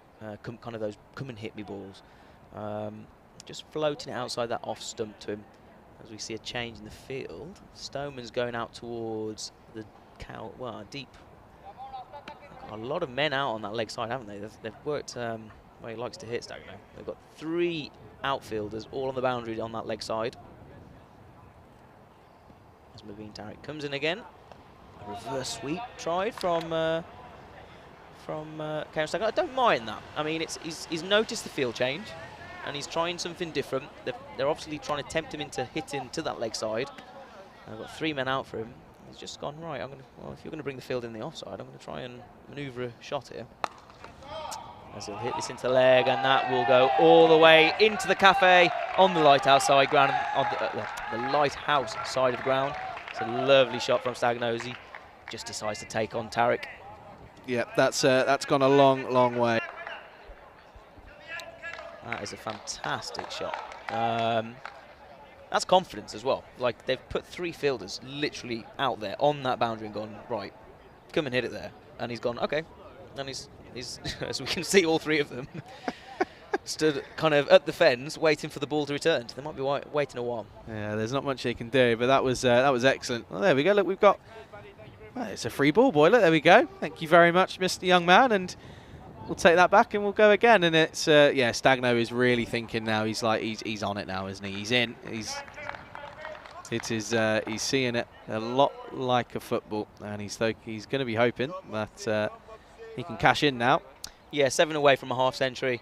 Obviously a little bit sketchy at the start of his innings, but he's got away with a few little shots there. But that's the way you play, and if you get away with it and you go hard, you can reap the rewards, and he's reaping the rewards here, and he's looking on for I don't want to jinx him, but he's looking on for a really nice half century.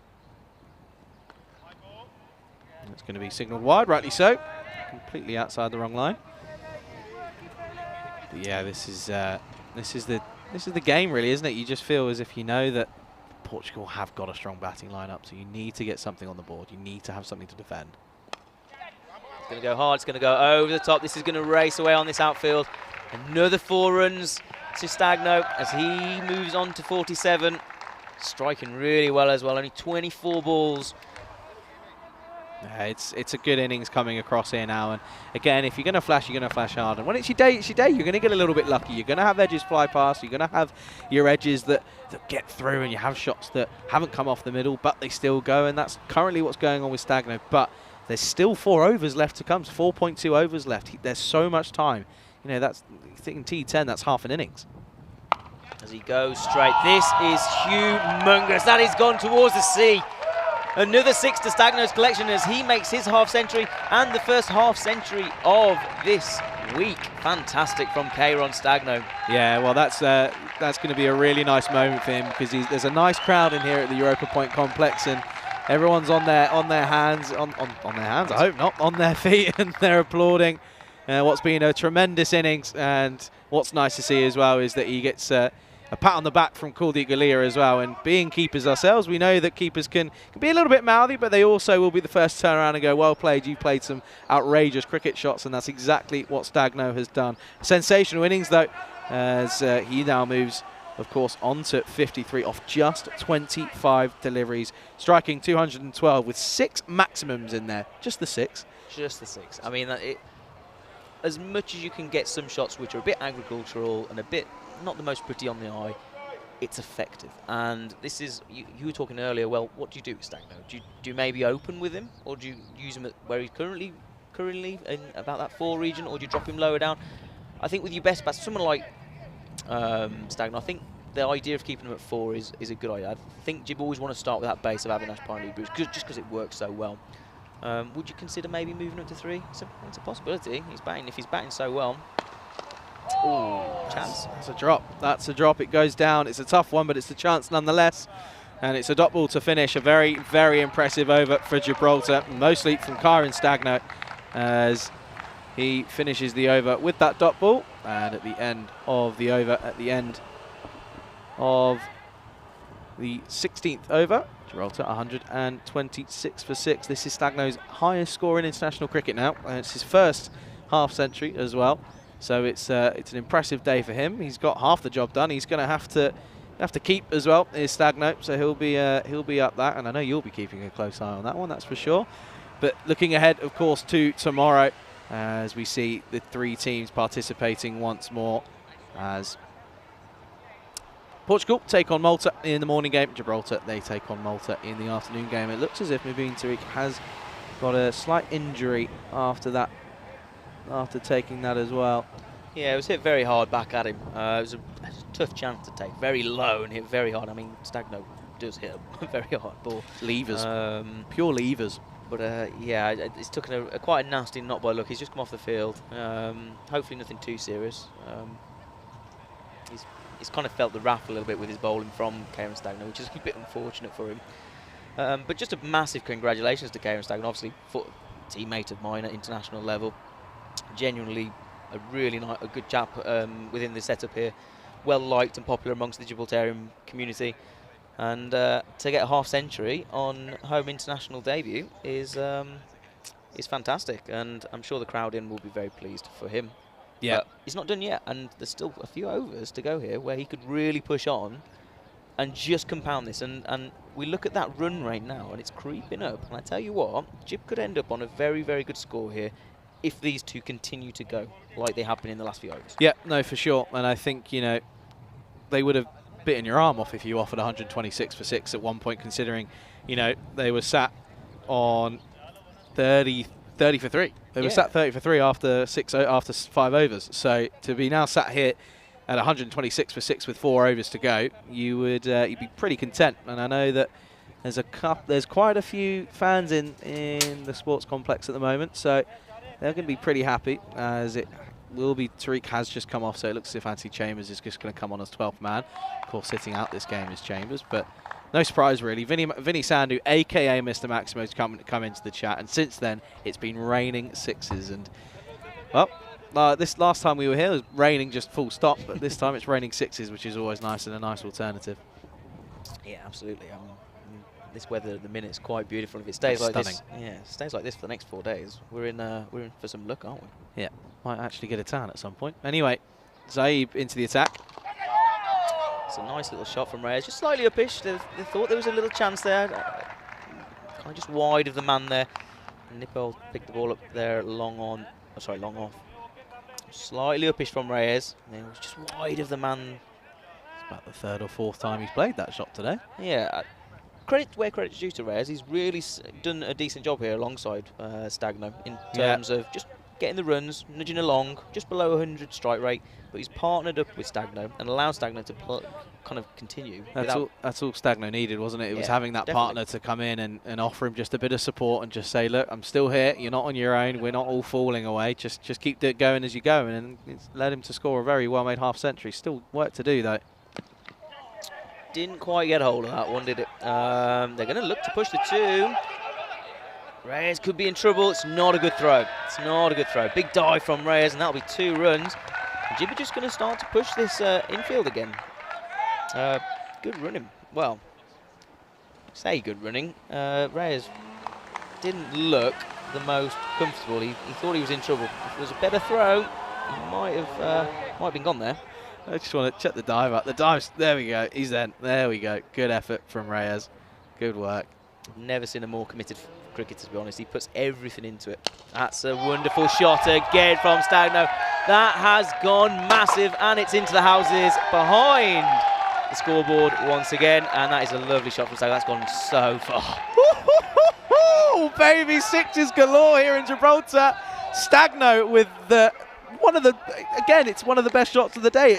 It's a check drive, and he's just timed the absolute pants off it. Look at this again. It's under the nose. Look at that. Hold the pose. That is so still, head still. He's taken a little step outside of leg stump. He sees what's going, and he's just hitting through the line of the ball. And you do not get better than that. That is a sensational shot, which this guy really has the ability to do. It's insane. I mean, someone's come in and there's just nothing you can do. Like, and he's caused some damage. There's a car on the side. They're going to be looking at the top of their car saying, "I've got a dent. Where's this come from?" I hope they're not going to come over here and ask for some money, because that's not happening.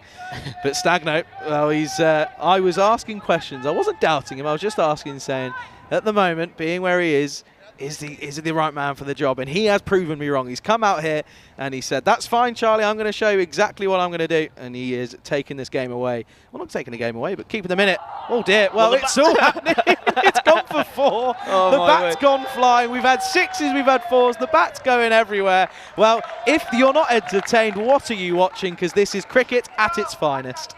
International T20 cricket, here we go. This has, well, the ball's gone for 4. It's taken an inside edge. The bat has ended up somewhere down near square leg. It's either gone, it's probably gone for... The keeper doesn't know where to look. He doesn't know whether the bat's going to land on his head or whether to watch the ball. It's an incredible piece of... The keeper's put his hands up. He doesn't know where it's gone. Well, the bat, I'm not sure. The bat nearly ended up over the boundary itself. So we nearly got a 4 from the ball and then a 6 from the actual bat. Oh, that's brilliant. Oh dear. Well, what an over! What an over this is. Entertainment value. Oh, Gibraltar cricket. Here we go. As Zayo comes in again, and Stagno has gone high. This is very high. It's a hanger. Nippo underneath it. It's over his head. That will be another 6 to Kieron Stagno, who is going bananas here. We are seeing 6s and boundaries galore, and Gibber going for it. This is so good to see. This is what we've wanted to see from Gibraltar. They've had the talent, they've had the men behind it. It's just not clicked, and today it's clicking. And do you know what? They're only doing half the job at the moment, but they're going to be well up for this in the second half of this game. Well, look, we were saying a few overs back, or at the halfway stage, 145 would be incredible if they could get to that. We're now at the end, coming towards the end of 17. Stagno goes out towards this leg side again. There'll be another 4. What an over from Kieron Stagno. 149 for 6 at the end of the 17th. Zaib ends up going for 23 runs off his first over. The over goes magical. I didn't think we'd see it in a T20 game, but it's happened. It's gone magical. And, well, Stagno is taking this by storm. It's incredible to see. Considering the man, as the highest score he had was 45, and that was back in last year. He's now scored 71 off of just 30 deliveries. It's outstanding cricket, and all of a sudden, with 3 overs left, they've got 150 on the board. Well, this is it. We're looking now, like we were saying, 145 would have been great to get to, and we're now looking with 3 overs to go. Well, can we get to 170 plus? And all of a sudden, Portugal have gone very quiet in the field. This isn't as much of a walkover as they maybe thought at the start of this innings. Yeah, and I think this is a good call. The skipper, Najam Shahzad, coming back, and he's going to say, OK, gents, I'm going to take this by the scruff of the neck, and I'm going to lead by example. That's what we want to see. And people are still talking about that shot. Vinny saying, bat went for 6, ball went for 4. Should that be a 10? Vinny, we know if anyone's going to be able to do it, you make some choices, mate. You put that through. See what we say. Anyway. Andrew Reyes, well, Andrew Reyes has got the best seat in the house, by the way. Best seat in the house. He's sat there thinking, this is great, I don't have to pay for this, this is brilliant. Anyway, he's up now up against Shahzad. Ooh, very well bowled, it's too high, it's going well over the top of the stumps. Yeah, good call by Maynard. And that was good officiating. He took his time, he watched, and you can see he was really thinking about that one. He was well aware of the height, well aware of the impact, and it was a good call because that was definitely going over. But again, that's all Reyes has got to do. Yeah, it doesn't matter what Reyes does. Yeah, he's getting ones. He's whether it comes off his pad, his boot, his bat, whatever. If he keeps on getting ones, all he needs to do is effectively get Kieron Stagno on strike at the minute. With Stagno hitting the ball like he is, all of a sudden Stagno is seeing this like a beach ball, and that's a dangerous place to be. Trust me. As Shahzad comes in for his first ball at Stagno. Oh, that's just over the top of the stumps. Bit of a wild swing towards leg side. But yeah, gets away with it. Yeah, that's classic Stagno. Throws everything at it, doesn't come off, and it looks ugly. But the thing is, you then have to go 5 deliveries back, and he's hit 2 amazing shots. One was a little bit lucky. 3 incredible shots, and it looks really, really good. And it's just the beauty of the game. Yeah, absolutely. Oh, and that's gone straight, and that will be another 6 for Kieron Stagno.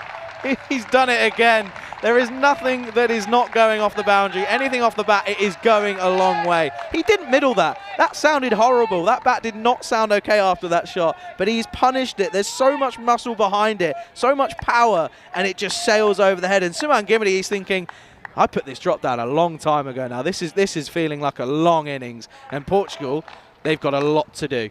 Yeah, I mean, Portugal really now, you can see hands on shoulders, hands on hips. This isn't what they were expecting. This is really now not what you want as a Portugal player to be looking and going, right, we've got to chase probably a score, which is what we've got, 160 in the first game against Malta, was 160. 160 for 6 after their 20. So this is not going to be easy. This is not going to be an easy chase. Stagno, 81. Comes down the pitch, came a little bit too early. Shahzad saw him, drops it short. That's something that Shahzad's really good at, actually, by the way. He's done that a couple times. any sign of movement, he's very early to pick on it and will change it up, and that's a real trait to have. But you can just see Portugal are flat. They are flat at the moment. And it's tough not to be when you're getting dispatched all over the place. You're chasing balls out of the ground. There's nothing you can do, but you've just got to keep plugging away here. Yeah, having been on the receiving end of it quite often in my international career, it is difficult, and it's difficult to keep the buzz about people when people are going big against you. As Shazad decides to come around the wicket, and that will be another boundary, 4 runs. No, well, that's a game of Stagno that we haven't quite seen this innings. The touch and the skill and the technique you see here. He waits for it. He has to adjust because he's trying to give himself room to attack the offside. He follows him just as Zad. And while Stagno just goes, that's absolutely fine, I'm going to flick you off my pads 4 more. Yeah, it's a brilliant shot. Timed perfection, and it's a proper cricketing shot. And this is where Portugal are now going, well, how do we get this guy out? Because he's racing to 100 at a ridiculous rate, as that was really well bowled, and he'll get the single. I mean, look, 86 not out of 36 deliveries is incredible. End of the 18th, 160 for 6 jib, 2 overs to go. What are we looking for here? What 180? No, minimum 180. Well, especially with Stagno. Yeah, if you can get Stagno in on strike. Stagno's got to face as many deliveries as possible. Reyes, he's just got to run for the hills, and you'll be happy.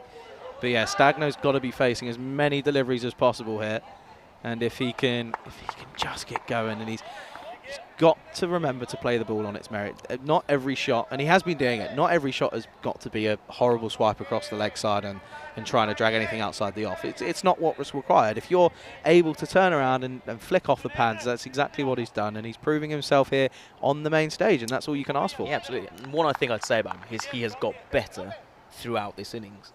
He looked a bit ropey at the start, but as he's gone on, his shot selection, his ability to actually hit the ball has become a lot better. And we're at a point now that he's really set, and he's playing really good cricket. Well, 2 overs left then. 12 deliveries is all it is. Zaid went for 23 off his first over, and you can just see there's fielding change after fielding change. No one's really sure about where to be, and everyone's just a little bit I think Portugal was surprised. Portugal was shocked at what's going on at the moment. Something's just not clicked. Oh, that's a tough one. Ouch. Yep, a little bit of sore one. Well ball from Zaid. I have to remember, by the way, Stagno's got to keep after this. Yeah, I mean, that's tough. I don't care who you are. That's tough to bat as well as he is and for as long. Okay, it's only 36 deliveries, but it will be a few more. That's tough. Yeah. I don't think it'll be still running on adrenaline. Yeah, that's from true. This innings. That's it'll be tomorrow when where the soreness hits. This is down the fielder's throat. Now, Faf Stoneman, brilliant catch. Brings the end to the innings of Kieran Stagno. A really good knock from Kieran Stagno, who finishes on 86 of 38 deliveries. Yeah, really good work. And it comes to an end, and you can just hear the applause from everyone around the ground. Standing ovation for someone who has really kept Gibraltar in this game. They were struggling at 30 for 3 after 5 overs, and Stagno walks off, having made a very well-made 86 off of just 37 deliveries. It's been splendid to watch, and again, credit where credit's due. He's brought Gibraltar back into this game. That's probably one of the best innings I've seen Stagno hit for Gib on the international stage. He's had the potential for a really long time, and he's threatened it a few times on the international stage. But today he's really come good, and that could be. I don't want to speak too soon, but that could, if it comes to it, could be a match-winning innings. We've got a game on our hands. We definitely have a game on our hands. A quick hello to Gert in the chat. Gert was involved with has been involved in the Portugal setup for a while. He owns his own cricket academy back in South Africa, and he's been involved with Portugal a couple of times. And Gertie, hope you're well, bro. Hope you're doing well. And well, I don't know how you'll be feeling, and I know Tyser as well has been involved. Tyron Peters has been involved as well. So interesting. Coming mid-putty is the new batsman. Nice little nudge into the leg side as he flicks it off his pads just for the 1 run. Shazad comes round and picks that one up. Just a quick mention there to Faf Stoneman. It's another catch for him. That's a run out, a catch and a wicket in this innings. Again, he's continuing his good form. for Portugal so far. Yeah, I wonder how many scoop shots he's going to try when he comes back out to bat. I'd like one first ball. Like if he comes out, just first ball. He's not on tour. This isn't a social tour. It's not play what shot you think I've got to play in the net first. They've got a game here. This is a serious game on our hands, and Portugal they're at risk of being upset here in Gibraltar. This is a really good, promising start to the tournament. This would be a huge upset as well. This Massive. would be in terms of everything, like we're talking ranking boys, this would be huge. It's a bit of a slow ball there from side. It's a really good shot from Reyes, and Reyes is now getting on the act. It's a boundary for Andrew Reyes as he moves into the 20s. I tell you what, their tails are up. You can feel it. The tails are up. The crowd are behind them. And the confidence is just flowing at the minute. Tails are up, tails wagging as well. They're coming down towards the latter stages of this first innings. And I tell you what, well, that woman in the background needs to get off the phone because there's a serious game on our hands here. And she needs to pay attention because at the moment, Gibraltar, they're looking like they're going to shock the world here. But again, you have to remember, you've got to stay calm. You've got to stay grounded as Gibraltar at the moment. 100%. Good ball from Zaib, and Reyes will hit this down the ground. They're not going to risk the second run. It's a nice little push for one. Chris in the chat saying, I went to make a coffee and I've lost 85 runs. He missed it. He missed the entire innings. Well, Manov Naik, I can also say in the chat, has decided to switch off and then turn back on. And I mean, this is what you get, guys. If you turn off, you're going to miss stuff.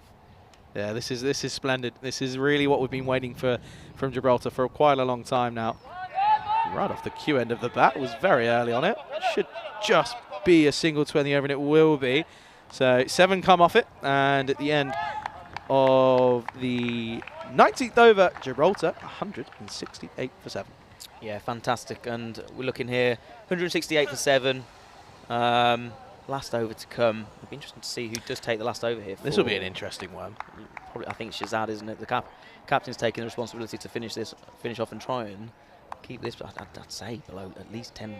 They're going to be wanting to keep this below 175 if they can. If they're as tight and they back themselves, you know, you've got Reyes who's going at 22 off 26, and Midpudi who's coming in at number 9, and again can hold a bat, is more than capable, but on the international stage hasn't proven it yet.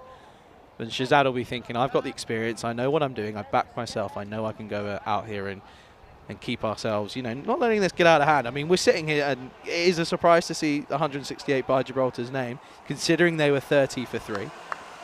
But this is around a par score. Yeah, this is what we think this is a par score in T20s. So it really does feel as if Gibraltar have really made a game out of this. And, you know, I think head coach Samir Nayak will be pretty content at this halfway stage, but he knows that the job isn't done and we're only halfway through. Yeah, absolutely. It's a good ball, and Kabir Mupuri will just knock this out into the offside. We're very well played. Yeah, not seen too much of Kabir Mupuri with the bat, so it'll be interesting to see. It's a nice little shot just down to the offside. Yeah, Try and get Reyes on strike. Reyes has been there now quite a while. You probably want Reyes to face the majority of these balls in this last over. Yeah, no, 100%. And I'm interested to see there's not many behind square on the offside, which is where I would have a few players or fielders. As this one gets up, and yep, that's gone. Reyes goes, and Najam Shazad, leading by example. The skipper picks up his second, and Reyes goes.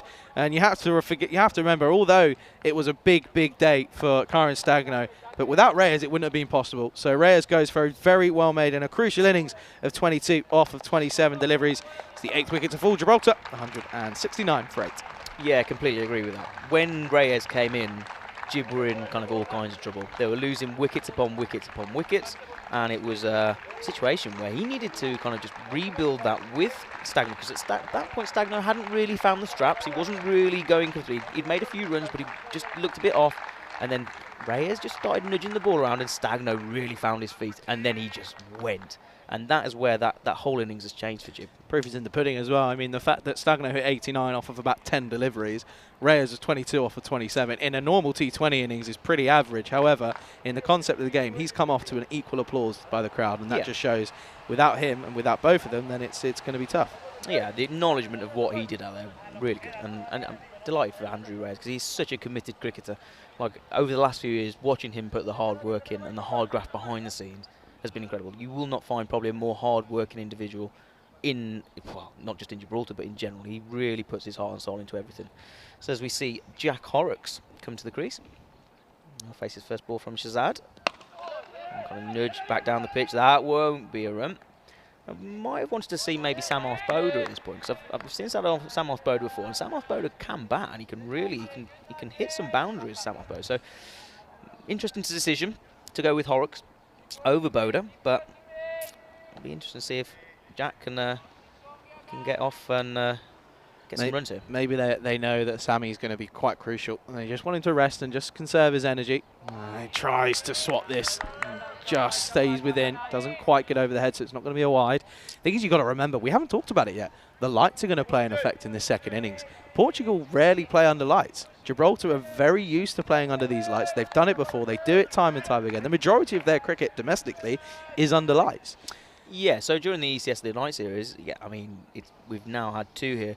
That first one, you could tell people weren't really used to it. Playing under the lights is such a different dimension to a game. As Shazad comes in again. Oh, bit of a juggle. And Shazad will take that caught and bowled. Cool, calm and collected. That was very, very well executed in the end. He got it on the 3rd attempt to try. And 1, 2, 3. There we go. It's not too bad in the end. Takes a catch. Good return catch. They're not easy to take. And Horrocks goes, and it's the 9th wicket down. Gibraltar 169 for 9. Yeah, last ball here. And it is that man Sam Boda coming to the crease. But yeah, I mean, understandable. We're into the tail now. Once you lose that wicket of kind of Stagno and Reyes, this last over against someone like Shazad, with people who are fresh to the crease, was always going to be slightly tough. But if they can get into the 170s here, that is an incredible score for Jib. From the position that they were in after that power play, you're looking at, I think you'd have snapped your arm off. No, 100%, 100%. And I have to say, before we get into the last over or the last delivery, I love our viewers.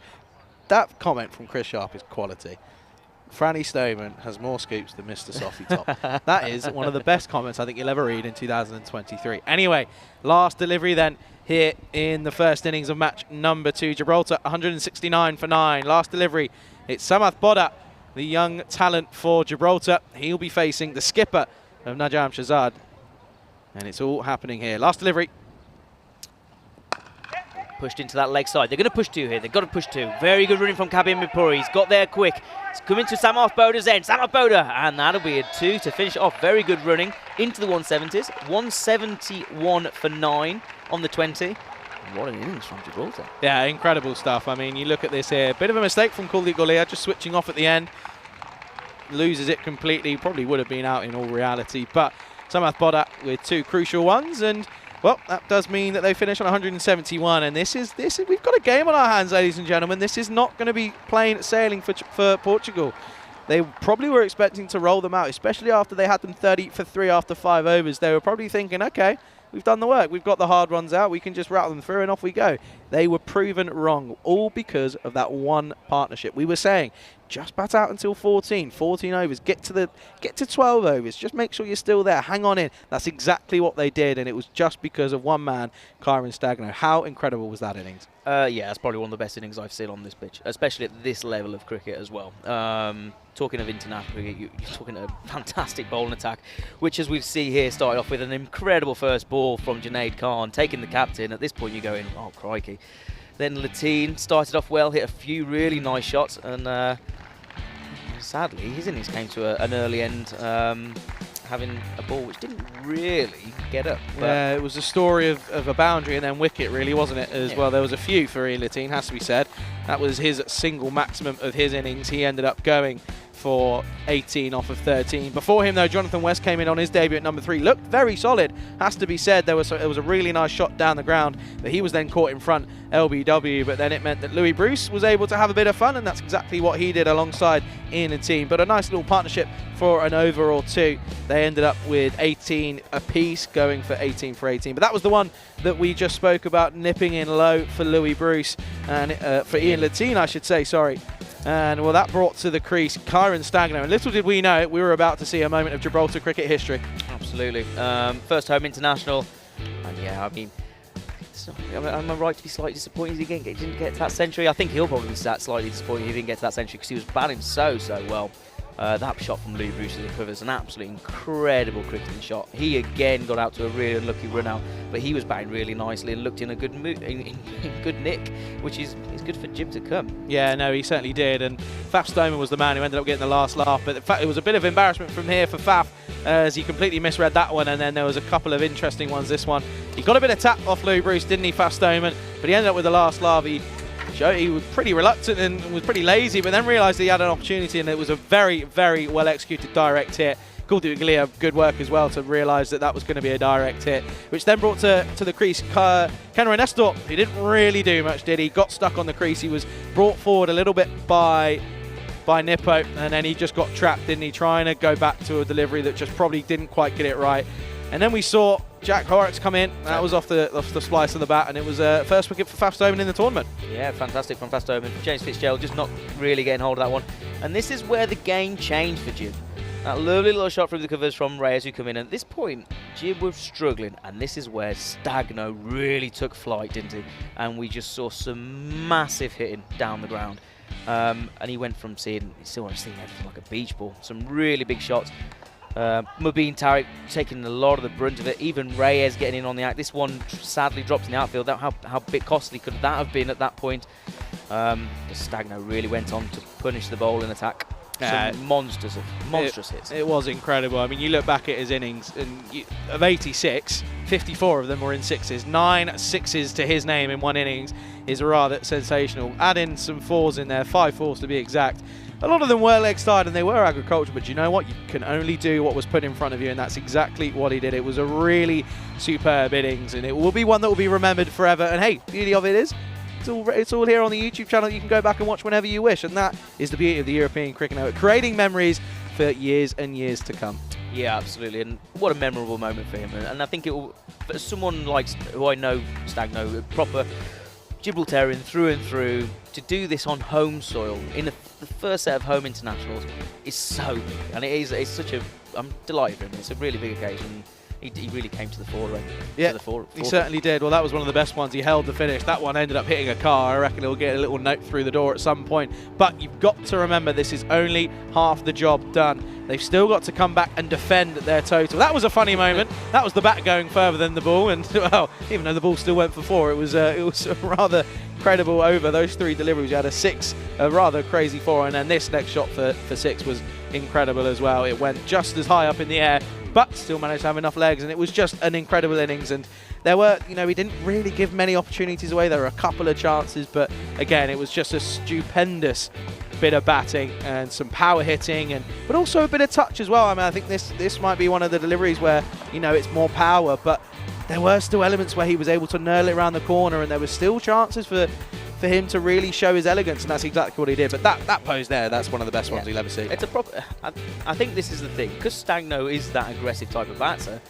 He can sometimes be labelled with a slogger, but he genuinely can play cricket, and some of those shots were just outstanding. Like proper held the pose, straight drives, timing to perfection, and yeah, credit to him. He really pulled off one of the best innings I've seen him play in a Gibraltar shirt. Yep, no, he certainly did, and that does mean that Gibraltar finish on 171 for 9 after their 20 overs. Taking a look at that scorecard then, early trouble, Avinash Pai going for a golden quacker at the top of the innings. Louis Bruce going well 18, as did Ian Latine, but weren't really able to kick on and convert their starts. But one man that did was Kyron Stagno, 86 off of 38 deliveries. An innings for the ages in Gibraltar cricket. That won't be forgotten for a long, long time. And then taking a look at the bowling stats, and you can see there, Junaid Khan at the top bowled well, as did Najam Shazad picking up 3. The skipper came back for the Portuguese. And Francois Stoneman as well, 1 for 26. The only bowler not to get a wicket, Mubin Tariq. He got a bit of tap, didn't he? As did Amir Zaib, although he got a wicket, so he'll be feeling a little bit happier about things. But that is half of the story done. We will be back in around about 12 minutes or so as we get play underway once more. Gibraltar setting 172 for victory for Portugal here in Gibraltar. My name's been Charlie Hunt. This is the European Cricket Network. Alongside me is Joe Marples. Don't go anywhere as you'll return for the second innings of match number 2.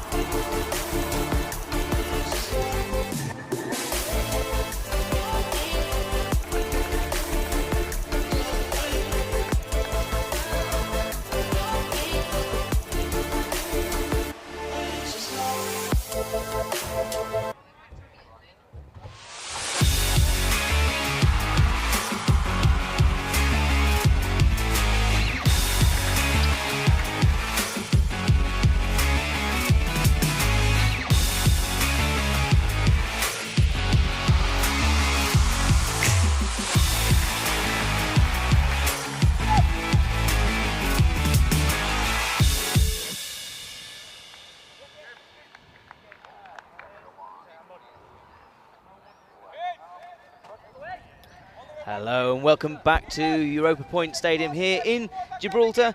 Fantastic first innings there from Gibraltar, finishing on 171 for 9 off their 20 overs. Really good comeback after a pretty tough start, losing early wickets. They really came back into the foray there. Karen Stagno finished on an incredible knock. Some incredible hitting throughout that innings. Now Gibraltar have got a big ask. They've got to do it in this second innings with the ball. It'll be interesting to see how they go about defending this under the lights here at the Europa Point Stadium. The lights are now. We've got that lovely dusky view over the top, over the straits towards Africa and the Mediterranean. Beautiful night here for a first set of international games on home soil in Gibraltar. It looks like we're going to have Kabir Mipuri, who's going to open the bowling for Gib. A tricky little spinner. They're going to just try and keep it tight to begin with. I think they're going to try and, obviously, Portugal decide to stick with their original 2 openers who opened in the first game. Kuldeep Goyaloya, who we know can hit a really long ball, and Azhar Andani, who just struggled a little in that opening game, struggled to kind of get the ball away, ended up on 14 runs, just striking about just over 50. Struggled a bit. He'll be looking to really take the game in this second game to Gibraltar. He has scored a lot of runs against them. 251 runs of Azhar Andani's career have come against Gibraltar, so he does enjoy playing against them, and he'll be looking to start his tournament off well. Karen Stagno behind the stumps as we get underway here in the second innings of the second game. Nudged into the leg side by Kuldeep. Big chase on down here for Kane Nesta. He'll pick that one up and get it in. Just the 2 runs. Yeah, Kabir Mipuri, very confident goal. Just come back into the international setup here within Gibraltar. But yeah, very tidy little spinner. Bowls at a really good tidy length. Struggle to get him away. And interesting option to go with him first up here though. That's Kuldeep. Oh, takes a big swing now. Big shout from Stagno. Wasn't taken cleanly by the keeper. If anything, it's come off. It potentially looks like it's come off his pad and rebound on the stumps. It was a big swing and a miss from Kuldeep. Yeah, he did. Yeah, caught it by the fingertips, Stagno, and big shout. He'll be full of confidence. His adrenaline will be absolutely going. And this, oh yeah, well done from Kuldeep. Just slid that back foot back over the line. Very aware of his crease, wasn't he? Very good batting actually. And took a big swing and a miss, but had that awareness to just slip that foot back in before Stagno was able to clip the bails off. That's a good start though from Mipuri. As we can see, a big nice full moon setting over the bay here as we look out towards, from our view, of the Mediterranean. It's a lovely night here in Gibraltar. It's really fit. You get that summer feel really kicking in. I'm starting to see people just come to watch as Mipuri will come again. He'll launch up, and again Kuldeep goes to take a big swipe into that leg side. Doesn't get it. Yeah, that's the shot you should be playing. Straight down the ground. He's taken a big swipe at this one. Very lucky to get away with not hitting onto his own wicket. Hits against his front foot. And this one does go straight, and this one will go all the way. 6 runs, and the innings is underway for Portugal. First boundary of the night for them. Yeah, it's unlucky there, Mipuri. Just pushed it a little bit too full. And got the treatment from Kuldeep. Kind of guy you don't really want to get it wrong to. We've seen him in many an ECN event just punish the bowlers who get it wrong, slightly wrong. And on this boundary, on this pitch size, yeah, it's a bit those straights are very unforgiving. I think they're just trying to get the ball back. In the meantime, have a little break in play. So interesting to see where we go and what everyone thinks on this one. It's going to be a tight game for sure. So if you do, let us know in the chat what you're feeling. Who have you got down to win this second game of a 9-game series here in Gib? Let us know where you're watching in from around the world as well. I know a lot of people watching via our YouTube channel. And also Fankoni in India. Good to see John in the trap. Also Kitty, hello to you guys. Fellas, we got another ball.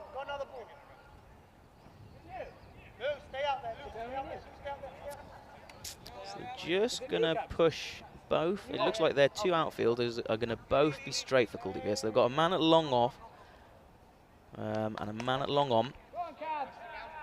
I'm going to try and once again, tempt Kuldeep into that straight drive and hope that he doesn't quite get it right. As Mipuri comes in. Oh, just dipped the last. Good ball. And Lateen firing to the bowler's end. Just the one run for Kuldeep. Which brings us on to Andani. His first ball of the second game.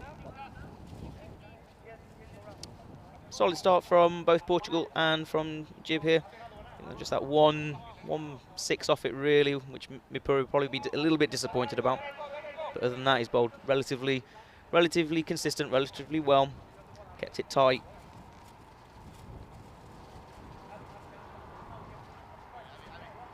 As we see a little bit of a change in field, they're gonna bring both the long on and long off up to mid on and mid off, and they're gonna send out the man in the covers to a deep extra cover. So Mipuri comes in again. Just tempts him outside of off stump, and that one took off. It's a good ball from Mipuri to finish his first over, and the first over for Jib, and the score is 9 for no wickets. And at this point, I will welcome back my good old commentator friend, Charlie Hunt. Cheers, Joe. Yep, this is going to be a really interesting matchup, this, isn't it, between these two? I'm very intrigued to see Azhar Andani at the top of the innings. I wouldn't have been surprised if they would have changed him out. It would have been something I would have liked to have seen. But they're going to stick with him, and only time will tell us to see how that's going to go. 9 for none after one. Golia is continuing where he left off, and no real surprise. It looks as if it's going to be the young Louis Bruce to open us up from this the Straits End. Yeah, I mean, I think this is a good decision actually. Really back the young man. He's a very tidy bowler, and I think he's been really much improved this last year. He's worked on a couple of variations, especially a really difficult to pick off cutter, and if he gets it right, he might pick up a wicket, or at least just keep this over really tight. Kuldeep, it's going to be a good battle between him and Kuldeep here. Yeah, I think this is going to be fun. This is going to be really, really interesting. Louis Bruce doesn't really push it for pace. He's not slow, but he's not the quickest, but he's able to he really gets a lot of swing, and he gets a lot of different swing paths, and gets it to nip away and stuff. So it's a good contest at the top of the order. Yeah, absolutely. And I think with age, that pace will probably come. He's got the height, so I think with a bit of age, puts a bit of muscle on, he could be, that pace will come, and he doesn't need to worry too much about it at this point in his career. No, for sure. Don't want to put too much pressure on the young man as well. Swiped over the top of the offside here. They're going to push 2 on. I think it's Avinash Pai who's fielding down there. Yeah, interesting. The skipper normally would be, or standard would be in the ring, but he's putting himself out on the deep boundary. I don't mind that. This is again going to be interesting, and a lot of people saying that they're really excited, and Rob saying it's breakfast time in New Zealand. Well, let us know what you're having for breakfast. We love a bit of food chat. Nothing wrong with a bit of food chat. Let us know what you had. I want to know. As Louis Bruce comes in again. That is slapped through the offside, just over the top of the diving Mipuri. Avinash Pai out in the outfield, holding his hamstring. That's never a good sign with Avinash Pai. Yeah, I think it was his ankle. It's his ankle, and he's so injury prone at the moment. He's always having troubles. You can ouch! Slips underneath Yeah, himself. that's not nice. He looks like he's okay though. He's just stretching it out a bit, but I think he's okay. That is a problem with an artificial outfield. He's very unforgiving. Short of a length, and that has gone over the top and down to fine leg for 4 runs. Kuldeep Galoya moving on to 17 off 8 deliveries. Yeah, it's a bit unlucky for Gibraltar. They've got probably one of the tallest keepers I've seen in Kyron Stagno. Not even he can get anything like that. That's a genuine top edge. Just runs away. Didn't quite get that right, did he? But like I said, if you're going to go hard, and it's flown over the top. And 4 runs. Yeah. Ketty's said, which Joe is this commentator? It's not Joe, the usual Joe that you would expect, as this is flat batted opportunity. Oh, it's put down. Oh, it was such a near opportunity, and in all fairness, the team not the tallest of players, but he manages to get a hand on it and just wasn't able to take on the second time of asking. I really thought we were going to see another juggling catch there. Really, really unlucky for Latini. Got up, just manages to parry it, and then just can't get to the rebound. Difficult one with his height, just going over the top of him. But yeah, bit of a lucky escape there from Portugal. Yeah, lucky times. But yeah, Kitty just asking who's. Introduce yourself, Joe. Come on, introduce yourself. Give us a pitch. Joe Marples. Joe Marples, current Gibraltar international cricketer. Yeah, I mean, working for the ECN, commentating for the first time There alongside Charlie Hunt. There you go. Well, this is top edge. Reyes comes round. Will he be able to stop it? He does. He does well. He's put certainty behind the fact that he's just trying to stop that from going, and that's exactly what he does, and that'll be the end to the over. Won't be the end of the over. Not yet. Mike asking, interesting they're bowling from both ends, not like in the T10. What's the other rule changes? Well, that is... that's genuinely just due to the fact that it's ICC regs. So it's an ICC tournament, T20 internationals. So it's not under ECN rules. So that's why they're bowling from both ends. And obviously we can't have cameras at both ends. That's a good ball from Louis Bruce. Not a bad first over from him. He'll be a little bit unlucky with a few of them. Could have had a wicket. Went down off his bowling. A very difficult one to take for Ian Latine to drag in, and then one which flew over the top of the keeper with genuine top edge. But not a bad start as we look here at the table. Portugal, obviously, after their first win on the first game of the day against Malta, and you look at those net run rates, Charlie, plus 4.2. I don't want to look at the. I want to look at the sky. How pretty is that? By the way, yeah, that's Africa in the background. This is the European cricket note, but that's Africa in the background, and we've got a beautiful sunset.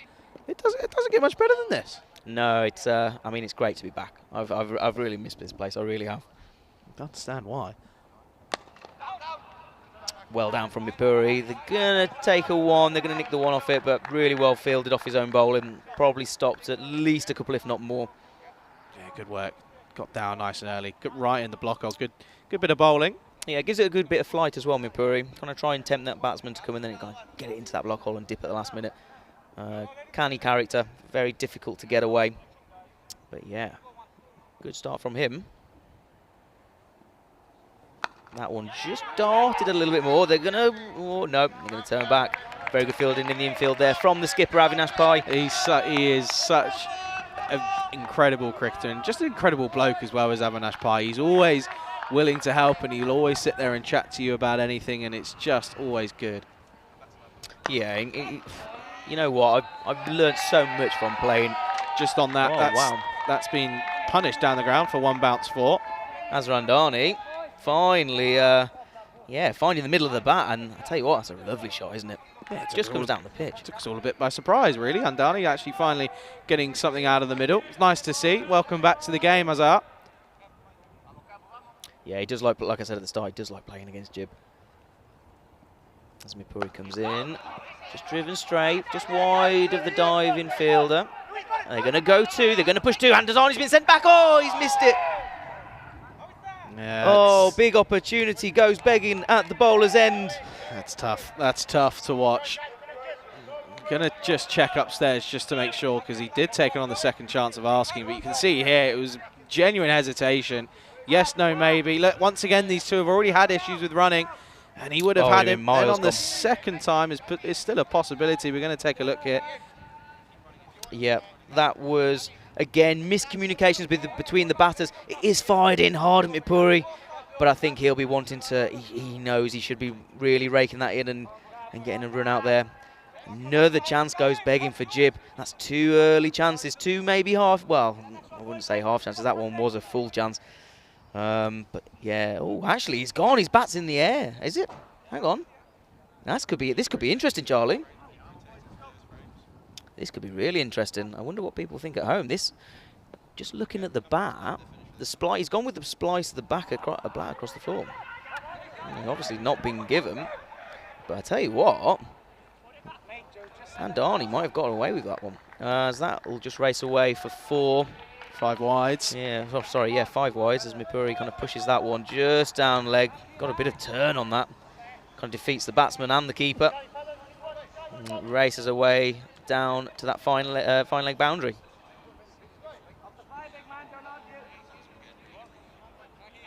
Yeah, that was a bit of a miss up there. They're just getting it wrong there was mid-putty.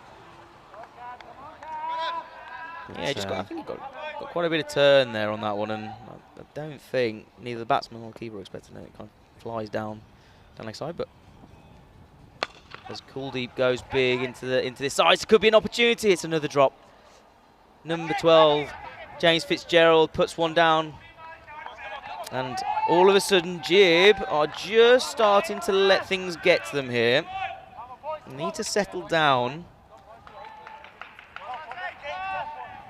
Yeah, gets it all wrong, and again, this is where this game can slowly get away from the likes of Gibraltar, and yeah, just getting it wrong there. But anyway, comes to the end of the over. It's an interesting one. It's Portugal looking like they're in the driving seat at the moment, don't they? And it's an interesting one here. And this is the thing, this is a mentality thing now. When some things go against you, it's about trying to not let it affect you the next ball and just get it out of your mind and go again. And that is a prime example, that over, of something not going for you, maybe a little mistake, which then can be compounded by further mistakes. Yeah, no, it certainly can, and it's just how you attack things and the mentality of it all. As, I'm not really sure quite. I think umpires made a little bit premature in finishing the over. I think we've just had one left. But yeah, just make sure they get that right. Of course, that thing is we haven't mentioned, that may eat into their time. Could be penalty runs. Of course, we're normally used to the 40 minutes per innings due to the T10, but it's 85 minutes per innings. Minutes per innings, yep. Yeah, I mean, Avinash Pai is pretty hot on it, to be honest. He's a bit of a live wire here. You might be able to hear him on the cameras, but he's a very passionate sort, as Mipuri will come in for his final ball of this over. It's a good ball. It's pushed down to the offside. Should only be the one.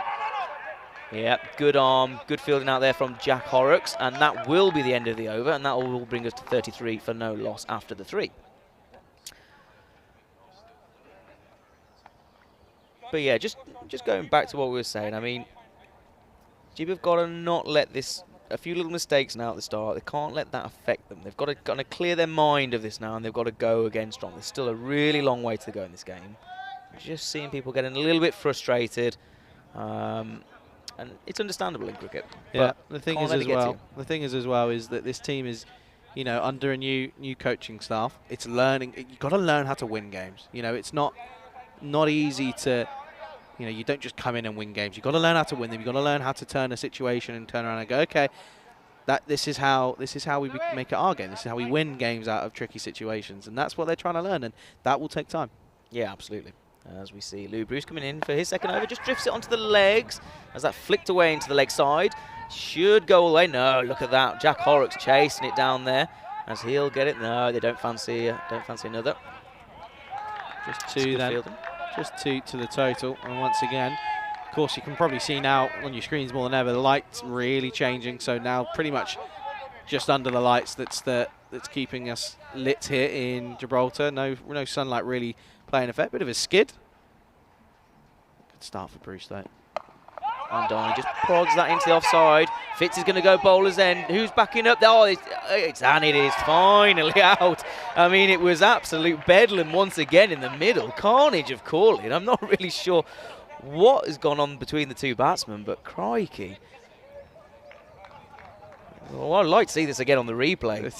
It's all happening. Calamitous. It's all happening. So it was just straight to the man at point. Again, look, yes, no, maybe, once again between these two. But then there was a wild throw. You can see there it's gone out to the man at point. They take it on. He takes the throw because there's no one at the stumps. It's a shy at the stumps. And then, you know, Kuldeep sort of left in no man's land. Bruce lets it go. Luckily, Horrocks was there to back up, and well, that's why you back up, ladies and gentlemen, because you get simple chances like that. First wicket goes then, Portugal, 36 for 1. Yeah, absolutely brilliant. And the person I credit in the whole of that is Jack Horrocks backing up, because I tell you what, that should have been an easy run out. Kuldeep was at the other end, and there was no real need for the throw to come in that hard for a direct hit. It could have been tossed back to Bruce, who wasn't far away from the stumps, and for a simple run out. Horrocks has been really key to it, and seeing him lining up the direct hit, backed up, picked it up well, and simply just put it back into Bruce's hand to take the easy run out. But that could have gone horribly wrong for what should have been an easy run out. Yeah, no, absolutely. And you just have to feel that at the moment, this game's just hanging on by a thread for both teams. A couple of wickets changes it for Gibraltar. And just know that it's not far off for Gibraltar. Just that next bit, that next push. And Darnay, oh, now stop that with his bat. Rolling onto his stumps. Jonathan West is questioning. I can hear him on the effects mic. Does he hit it? That's the question. I'm not so sure. It's an interesting one. Umpire's call. Continue on. Oh, a well bowled from Bruce. That's the kind of ball. Little bit wobbly seam and very, very difficult to play. And it's not slow. Look, it's not express pace, but it's not slow either. You can just see it wobble away from Andani there. Yeah, it's a great delivery yet again, and this is just really proving to be a tricky spell for Andani at the moment. He's got a few runs under his belt this game, but again, now just getting pegged down once more. And that's fired through. Good bounce off the wicket. And Bruce is asking the question. They're asking a question for a catch, but that's pace. That was is pushed genuine through. pace, yeah, genuine. That was pushed That's through. his effort ball. You can see that's his effort ball. But as he's going to get older, he's going to put on a bit more muscle and a bit more height, I'd suspect as well. He could be. He's 17, I think. I don't know. He's still a few. Well, I hope I'm still growing. Yeah, I've been wishing I've been growing from the age about 14. Last delivery then in the fourth. And the confident call from Ricardo sends him back with a loud shout of no. And it's a dot ball to finish. 4 overs down. Portugal 35 for 1. Yeah, good over from Bruce, and they did get the important wicket in the end. A nice little run out from Jack Horrocks. But you can see it, can't you? There's tension in this opening phase of this second innings. Both teams just a little bit nervy. Yeah, you can see there the red line, anything above that red line, and Portugal are happy. And you can see there right at the start they were well ahead. However, just close to be dropping behind the rate, but they're just getting out there. And they're just keeping things going. That run rate at over 8.5. If it creeps up towards the 10s, that's when you're asking questions. Now, a man who failed in the last game, Ricardo, comes out. Hasn't faced a delivery yet. It's now or never for him, isn't it? He's got to make a mark. He's a well-established player talent-wise, but he hasn't done it for Portugal yet. Yeah, absolutely. And as we see Mipuri come in, he's just giving that one a bit of flight. Again, that dip at the end, and that'll be pushed down the ground for one. He's the type of player that you can see he's got talent. And I think he was probably felt a little bit hard done by in that first game with the LBW call. It was hard for us to see from behind. Probably the right decision got made in the end, but felt a little bit hard done by. But he's a very talented batsman, very talented player. He just now needs to recreate it on the pitch. Bit of touch from Andani, and Ricardo's pretty quick between the wickets, and they'll come through for a single. He does have 52 not out as his best score from the 3 games he's played so far, and that did come against Gibraltar. So it would be interesting to see if he can put another innings together today. As Mipuri will come in again. No. Good to see, and I think you can hear the loud call, and we can hear him from here. Ricardo is going, right, we're having no more run-outs today. No more run-outs. Andani's, I wouldn't want to be out there in the middle with him running, because I think I'd be scared. Yeah. I'd be scared to lose wherever I am. Driven nicely. That's a lovely shot. Pierces through, 4 more. Excellent shot from Ricardo, and that's a really elegant cricket shot. 2 full from Mipuri, 2 full, 2 wide. Yeah, absolutely. And it gets pounced on, and it's 4 more. Yeah, really good shot. And then he's punished a bit of a bad ball there from Mipuri. But yeah, those are the ones that you can see a lot of batsmen will be trying to hit that towards the deep mid-wicket region. But he's such a good cricketer that he's known, right, I'm gonna back myself to play this through the offside, and he's timed the pants off it really. As Mipuri comes in, it's just prodded away. Good forward defensive from Ricardo. Again, loud call, telling Andani, no way, I do not want to run there. I want to put a step tracker on Azhar Andani, because the amount of times that when he's batting, he'll run off and then he'll get sent back, and he comes back. I reckon he does about 4 times the amount of steps anyone else does. It's incredible. Watch him here. Backs up. This is over the top, and well, and Dani, you don't need to run, save him, because that's 4, and it's a good end to a very positive over for Portugal. Mercado looking positive, and it's another boundary, 4 to the total. Yeah, end of the over, and then really good from Mercado, just punishing some of the slightly fuller balls outside off stump there as we finish on, I think, 45 for one wicket after the 5 overs. 1 more to go in the power play. And yeah, it's been a solid start from Portugal here. Coming on to tomorrow as we move into day 2. We've got 2 games for you at the similar times. Match 3 will see Portugal and Malta in a rematch. Malta will definitely be looking to try and get a bit of revenge and come out stronger than that and put on a bit of a stronger showing than what we saw today from them. Whereas Portugal obviously will want to continue their good form. Gibraltar versus Malta in the last game of the day. That'll be a really interesting tie, and I really think there'll be the confidence in the Gibraltarian camp that they can win that one. Yeah, their tails will be up, especially after a strong batting performance, but got to do it with the ball. That's just glided down to third man, just back of a lens from Bruce. Debutant Jonathan West down there doing the work. Again, I think he'll fancy his chances with the bat tomorrow. I think he'll be hoping that he can get a go. I mean, I wasn't expecting him to come in at 3. I don't think that was. I was more of expecting maybe as a 5 or 6, maybe with a couple of overs of middle over bowling as well. But more than capable at number 3, and I think, you know, given the time, I think he can come good. Yeah, absolutely. And I've seen Johnny play a lot of cricket, and he's very good, talented, very good cricketer. As Bruce comes in, that is an absolute ripper. That has absolutely launched off the pitch. He just has that wobble on the seam, and yeah, hold the pose. You've got nowhere near that one. That was very close to finding an edge from Louis Bruce. Very good bowling. Very good bowling. Great take from Stackno, by the way, because that went. And that picked up off the pitch into. He's not wearing a lid, and obviously most people wouldn't, standing back, and he's done well. Just comes down the pitch, this one. That's a wild swing from Mercado. Just looks a bit frustrated against Bruce here. I don't know whether that's they've had a bit of a matchup in Portugal before. I wonder if he's just going, right, I'm going to come and try and get down the wicket to you and take you on. Yeah, I've seen Louis Bruce be able to really get under the skin of some very accomplished batsmen, so no real surprise. That's a nice little back foot punch into the offside. Now just for the 1 run. This is stunning, isn't it? You look out from where we are and you see it on your screen. It's very kind of mad to think that, you know, we're playing European cricket under lights. It's you know, definitely. Sensational. We've had, you know, the ECL and the ECC be under lights, and that's been incredible to watch. And to have it here is just sensational.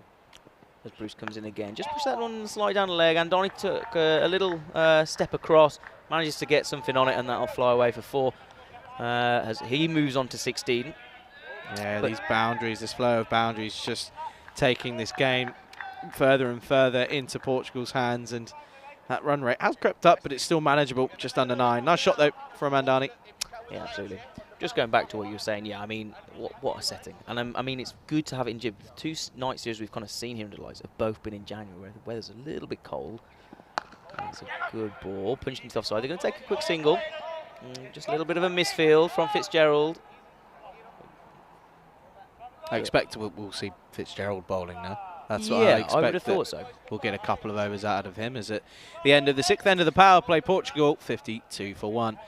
Yeah, I suspect that we'll see a rotation of bowlers. It looks as if Avinash Pai is going to come on, and that's not a surprise. That's someone that we would expect to bowl his 4 overs, and we'd also probably expect him to pick up a wicket or 2. He's been pretty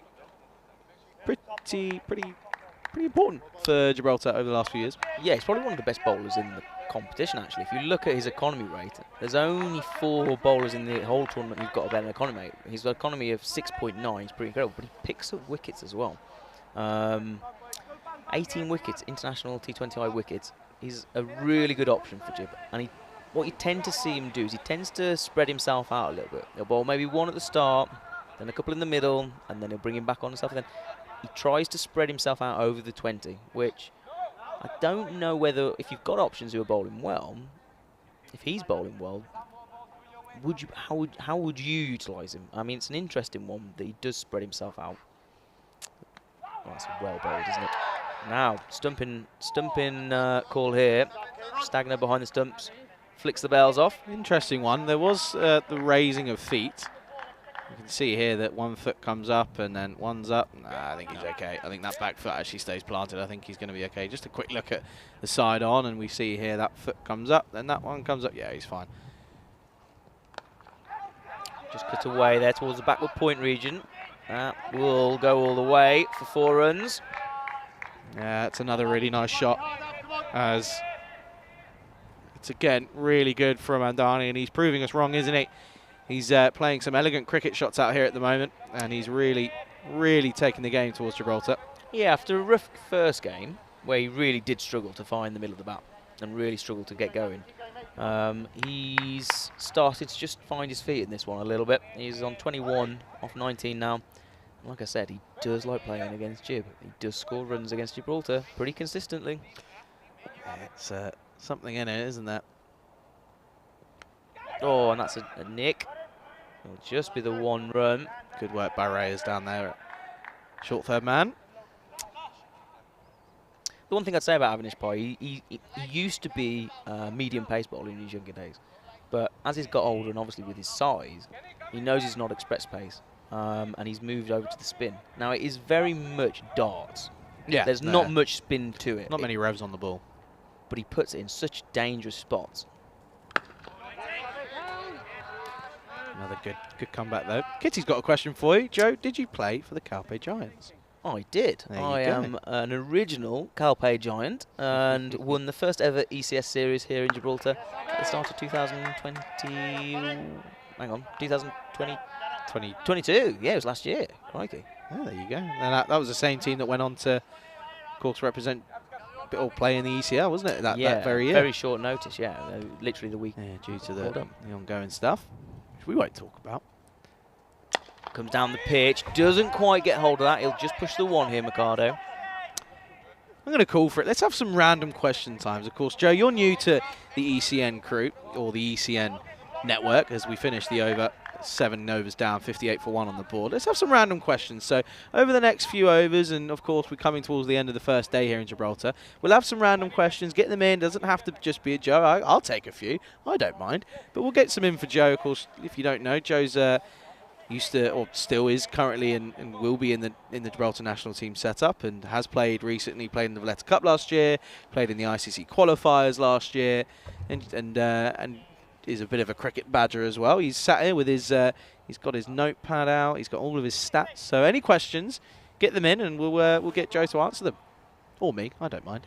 Anyway, moving on then here, as it looks as if it is going to be the man who I was asking for a little bit earlier. It looks like it will be Fitzgerald. Yeah, Fitzgerald, very good young talented cricketer. Just needs to remain calm. He can sometimes let things, as we saw earlier. I think his hat's still over there when he threw it over the side. Yeah, somewhere where nearly went as far as one of Cairo and Stagno's 60s earlier, I think. But if he can just keep his cool, he's a really, really good bowler. Pushes it through, and took some really important wickets last year for Gibraltar. So this could be interesting. Bit of a wild one to start. Bit of a loosener. Yep. Bit of a loosener. Called a no ball, yeah, I think, pitched off the side, I think. Classic, I was going to say classic European style, but we don't normally have wide starts. No, that's a no ball. Yeah, it's just completely it's come for out height. wrong. Yeah, height. For height, yeah, full toss. It's just come out wrong. Bit of nerves maybe, a bit of loosener. But yeah, not really what you want to give Mikado. No, don't want to be giving a man who can really punish it. Free hit time, though. Steps across, goes big. This looks like it might have gone all the way. Oh, hang on. No, I've completely got that wrong. Looking into the night sky. That has dropped well short, hasn't it? Just gone for 2 in the end. I think we need to get your eyes checked. I know. That's yeah. I'm gonna. It is tough. I think that's a very, very good way of explaining and showing how tough it is to field out here and how tough it is to bat as well. You know, the lights are on, but it's still tough. Absolutely. As Fitzgerald comes in again. Just sprays that one down the leg side. Trying to bowl too fast. Yeah. Trying to bowl too fast. Okay, here we go. We're getting some questions in. First one from Rhiannon Jones. Hi, Rhiannon. Why is orange jam called marmalade? Oh. Were these the type of questions you were expecting to be answering when you were going to come and do some commentary? Shall I give you a couple balls to think about that one? I'll take over. You sit there for a ball and you just have a think about that one as Fitzgerald comes in. It's a good delivery. lobber. Good delivery, that one. Marmalade. You know, I'm stumped. I mean, really stumped on Rhiannon, that you've one. got him there. You've got him there. First random question ever on the network, and he can't answer it. Well, Joe, good start. Isn't marmalade? Doesn't Paddington Bear like marmalade? Is that the one? Paddington Bear, yes, loves marmalade. Will always carries a marmalade sandwich in his hat. Yeah, just trying to bowl too fast. You can hear the grunt as he comes out. He's seeing Mercado come down the pitch to him early. And yeah, he's just trying to overdo it here, Fitzgerald. This is where he needs someone in his ear. Just calm down, just work it out, and just let the ball do the work. Just keep it going, and then we can develop that one. Let's see if he has a response here, and we'll come to another random question. Keep them coming in though, ladies and gentlemen. Oh, Andani again. Well, we could be having a look here. He's given out on field. And, well, do you know what? That is probably the least surprising thing we'll ever see today. Azhar Andani run out, all because he was over the mark and was just backing up for no apparent reason, was halfway down the track when he didn't need to be. He does seem very, very edgy at the crease. And look, he's off. He's already 3/4 of the way down the pitch. Again, really calm and composed from Horrocks, I have to say, in the field. He's been very, very close. Look at this, right in, and very cleverly just gets into the hands of Fitzgerald. Fitzgerald also does well, picks that up on the bounce, and yeah, 2 runouts from the 2 wickets. Yeah, you can see here, it's poor. It is poor. It's suicidal. It's not great. And another wicket goes, 63 for 2. Good time then. What's your favourite food, Joe? Favourite food? Yeah. Spanish. Okay. Oh, yeah. Okay. Spanish or Italian? Okay, but okay. Favorite dish. Okay. Favorite meal? Croquetas. Oh. Croquetas de jamón. Oh. Yeah, I do like my Spanish food. I did have an ex-girlfriend who was Spanish and learned how to cook a lot of Spanish food. And yeah, I do like my croquetas. Okay. Learning more and more about you as the day goes by. Anyway, new man to the crease is Suman Gimini, and that's a good call. I like that, pushing him up at the top of the order at this point. They only need to nerdle it around and get the odd boundary here or there. I like that. It's good idea. Mike saying it, the captain needs to talk to him. I agree. The Jam needs to have a word with Azhar Andani. It's just not. He needs to just settle down. Anyway, Mercado on strike. Oh, well bowled. That's a lot better from Fitzgerald. Ouch. Yeah, He's hit that into his shin. That sort. Don't rub that. That will hurt. So this is better from Fitzgerald. This is the line and the length, and you can just see just moving it a little bit. Better from Fitz. Yeah, that is better. Much better. Keeping it up there. That hurt straight away. That's not nice to see. That's the one which kind of hits you right behind the pad, and it goes right. It's right on the ball of the ankle. It's really painful. That one just skids through, and Mercado just getting a little bit frustrated and possibly losing out a little bit here. He's just losing a sense of mind. Well, Chris has got us covered here. In an old French language, an orange was referred to as a marmalatisse. In Portuguese, marmalada is the name of a fruit. A combination of these words seems to be where our word marmalade comes from. Well, the more you know. Yeah. Cheers. Someone's been searching through that on Wikipedia. Thank you, Chris. That does look like a Wikipedia answer.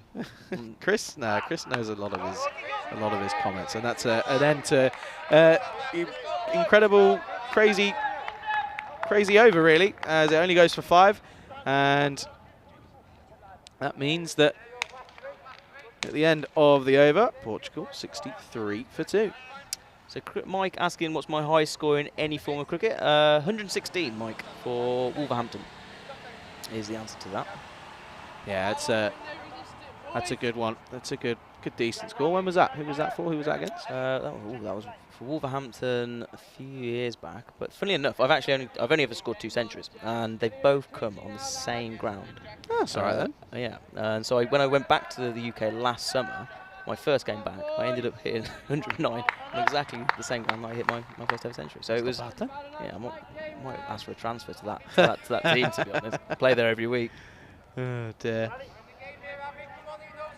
So Simon Gimini yet to face for his delivery, or for any delivery here today.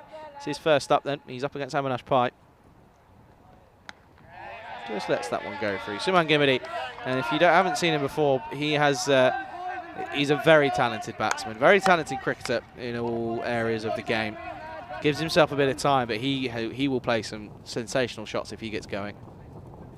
Bit more flight from Avinash this time, and that's going to be round towards I think Lou Bruce just running around there, picks it up on the one hand. It's a good throw in. Good running from the batsman, but good all-round cricket there. Yeah, good work. The opener, Avinash Pai, of course, captain as well. He'll be thinking, I've got to do something here for my team. I messed up with the bat. I just got it wrong, and he knows now he's got to help out. He's got to do something, and again he gets that one right.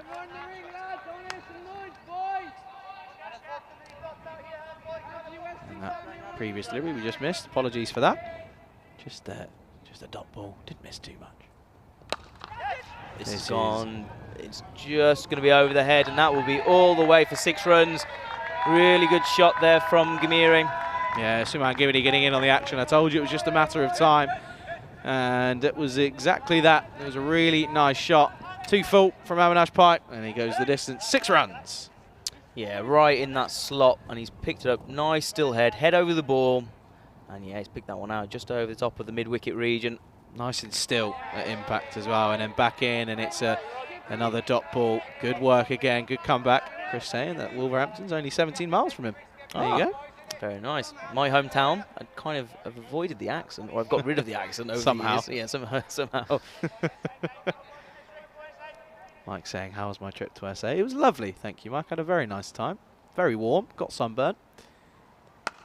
And again, leg side, again, more uppish opportunity, and it's put down again. It's another drop from Fitzgerald. This time around, this was a tougher opportunity. He did the hard work to get round there. It was just taking it, and I think the momentum just took him away from it. But a good chance, but it goes astray, and it's an end to an interesting over. And at the end of the 9th over, Portugal, 73 for 2. Yeah, it's unlucky from Fitz. He just seems to be in his own head a little bit here. Probably thinking on his previous drop. He's put himself under pressure. He just looks like he's got to that a bit too late. He's ended up coming sliding in on his knees and not really been set. And it always makes your life a little bit difficult, especially catching under these lights. It's not easy to be fielding under lights. It's a different experience. If no one's ever done it before, it's kind of a different, adds a different dimension to fielding. Slowly but surely then, this run rate is creeping up, now up to exactly 9 and over, and it's been at around 8 and over. It's creeped up slightly. Every over's going to change it. It's slapped hard down the ground. Well watched by Kenroy Nestor for just a single. Yeah, nice to see Kenroy in the game. I forgot he was on the pitch for a minute. I mean, must have been hiding in the outfield, but he's yeah, I do like Kenroy Nestor. My former international roommate, so on every tour he was at, we were room buddies. He's a great character to have around the team. Very good bowler. I wonder if we'll see him maybe take the ball at some point today. Normally would suspect to see him, but not so far. We're nearly halfway through. I think this is the one thing about Gib, which is interesting. They've got lots of options. One person we haven't seen yet is Ian Latine. We'll come to it in a minute as Fitz comes in again. So well bowled into the toes of the batter. They're going to look for 2. They're going to look. Yeah, Suman will always be looking for 2. Will Suman Gimini doesn't quite get there. Question then from, we've got 2 here. Mike says, either of you, what's your claim to fame? Claim to fame? Oof. Well, when I was living here and playing for Gib, I was on national TV. We would go on like the sports channels after we'd been on tour. So it was, for me, that was quite strange being able to go on live TV and do all that kind of stuff. But yeah, I don't really have a claim to fame. Driven. Just to interrupt you, sorry. Driven for just a single. Okay. I don't know. What's yours? I'm pretty boring. Got a song. Oh wow. Yeah, got a song on Spotify. Oh, that's a fun one. Regular viewers from last year will know that. Pete over, they'll know that. And some people found it. and I refuse to admit that it was mine. So I won't be saying any more on that. We'll come up to keep those questions coming in though. We are enjoying them. It's always fun. This time just dropped short. Stagno will do the work. Good bit of work though from the keeper. Also asking, what else is he asking? Go on, sorry, you've got a fact that you want to throw in. I can see you jumping at the bar. I'm itching, aren't I, with my stat book. So, talking about bowling options, the one bowling option that maybe gets overlooked for Jib a little bit is Ian Latine. Now, Ian Latine bowls his leg spin, and if he gets it wrong, he gets it wrong, and it gets the centre distance. The one thing I'd say about Ian Latine, he's got an average at international level of 16.33. Not bad. And that is a big, thick edge down to third man. And it's been dropped. It's a simple opportunity. Oh, it's getting worse. No one's backing up. The throw was wayward. Oh dear. Gibraltar just falling away here, getting the basics wrong. A simple opportunity put down by the man on debut. The throw was wayward. No one backing up, and it's just all gone wrong. Yeah, I mean, it's difficult, that one, isn't it? I mean, you've compounded your error by ending up dropping the catch, but then throwing the ball kind of away, and your batsman have been able to nick another run. Now, it might not prove costly, but that extra run could prove vital in this.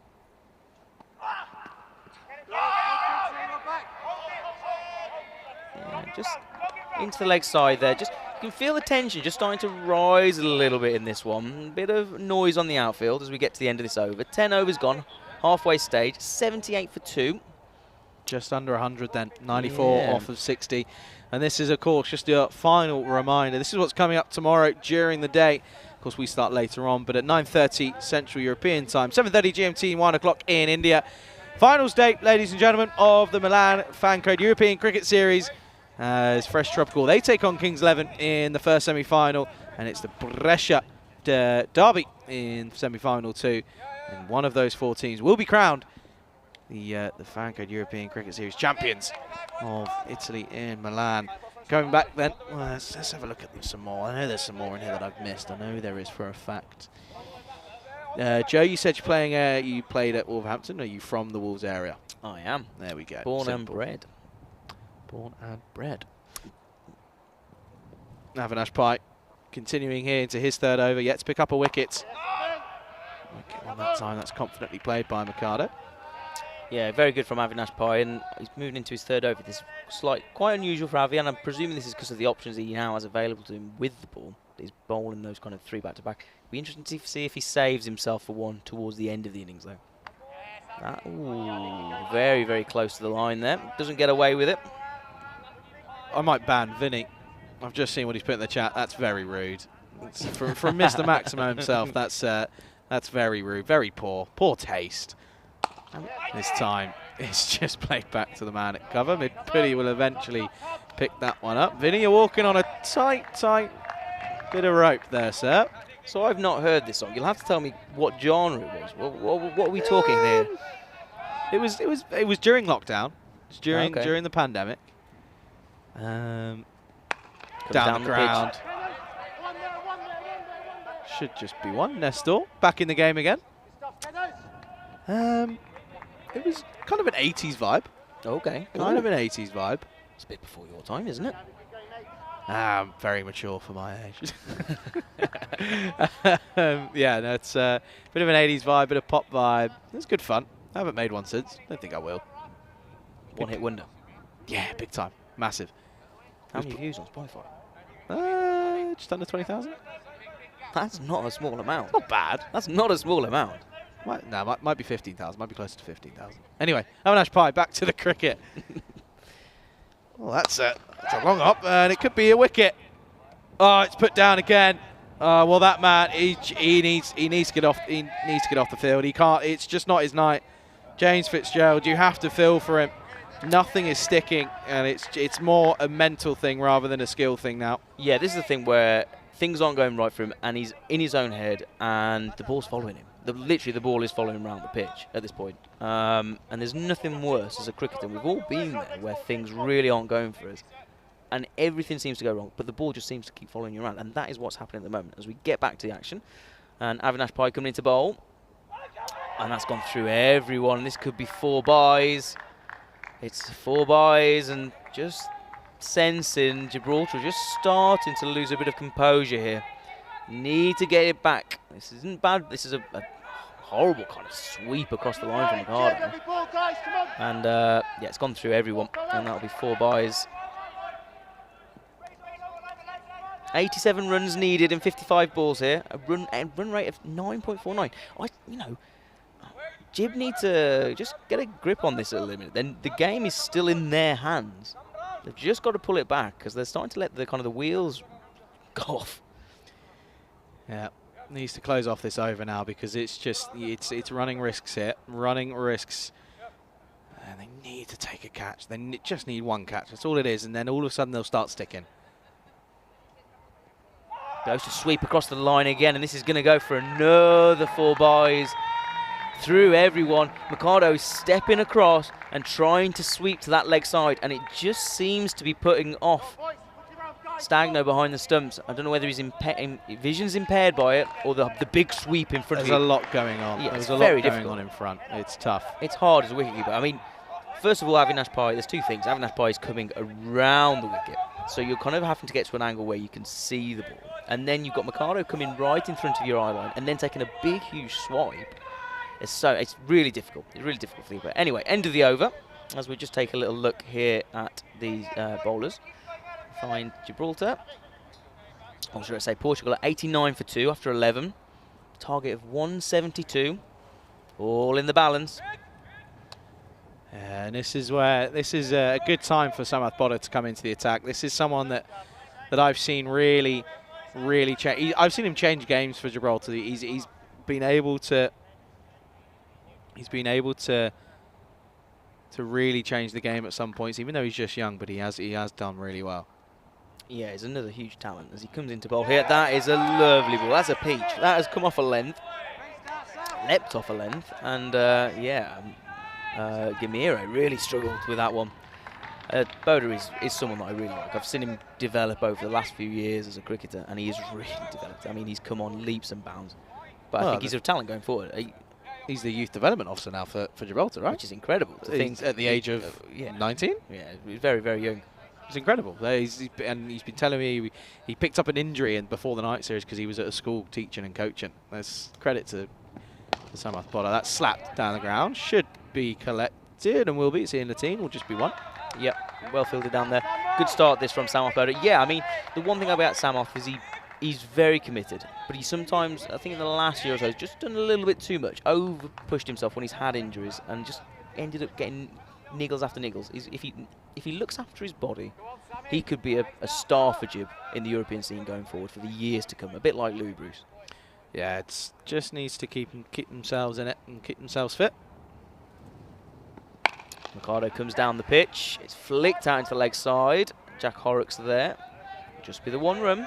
Yeah, and again, this is it's an interesting one. Mercado just getting frustrated now. 17 off of 27 now, and he's just struggling, isn't he? He's not had the best of days. I mean, struggled in the first game, didn't get many runs, got 1 boundary and then was out. And now he's got a couple of runs, but it hasn't been able to kick on. No, absolutely. Cut shot into the offside. Well down there from Andrew Reyes. Very good piece of fielding. Keeps it to just the 1. And that brings that man, Mercado, back on strike. But what an over this is from Bodda to start with. If Yeah. we finish this off. This is really good. Again, as I'm saying, he can get them back into this game. I mean, the run rate's creeping up. You have to remember that at the moment. It's just it's constantly rising. Every time a lack of a boundary, it's going up and up and up. And oh, well, it could be another issue here. Makes his ground. Then now they're going to come back for buzzers. Oh dear. Oh, that's not good. That's poor.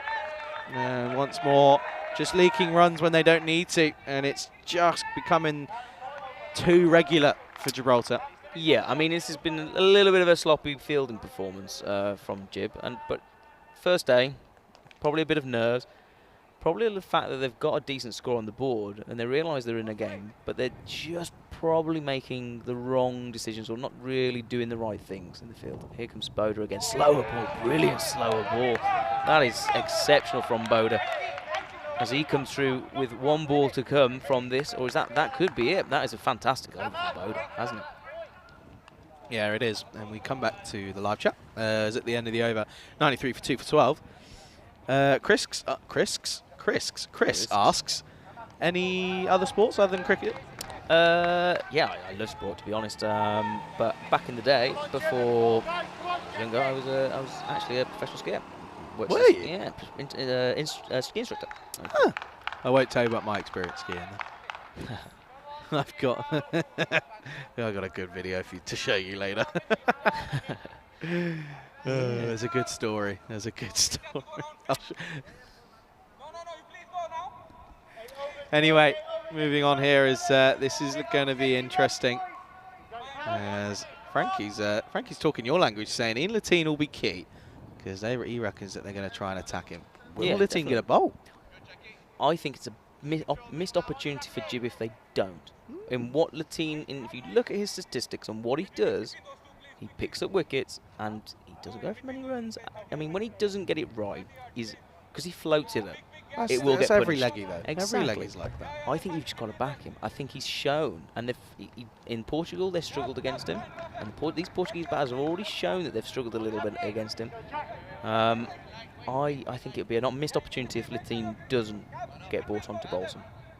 It's an interesting option here though. Jack Horrocks, always kind of a left arm over bowler, skiddy, bowl it across you, not easy to get away, and he does pick up wickets. Yeah, they're going to need. Do they need a wicket? It's got to play the game. Would you be happy keeping these two? Or Stagno with a loose bit of work behind the stumps. He gets away with it though. It only will be the wide. Bit of a loosener for Horrocks. Yeah, just pushes it a little bit too much. Very skiddy though. You'll see a lot of these balls, I think, skid through quite a low level. So I think if you're a batter, you're going to be wanting to get on the front foot to him. That's probably why Mercado's hanging out in front of the crease as this is slapped offside. Should be fielded and does, and that'll be a sigh of relief for Fitzgerald. Yep. Good to hear the support in the field for him as well. I mean, he's a really good lad, Fitz, and I mean he's a really good cricketer as well. But you just see sometimes his head drop, and you've got to really rally around him and try and Such a get mental game. Yeah, cricket's horrible at times. Yeah, it really is. Horrocks then continuing up against Suman Gimadi. And this will be 6. That's a lovely shot from Suman Gimadi. And if this man stays in, then there's a genuine chance for Portugal here.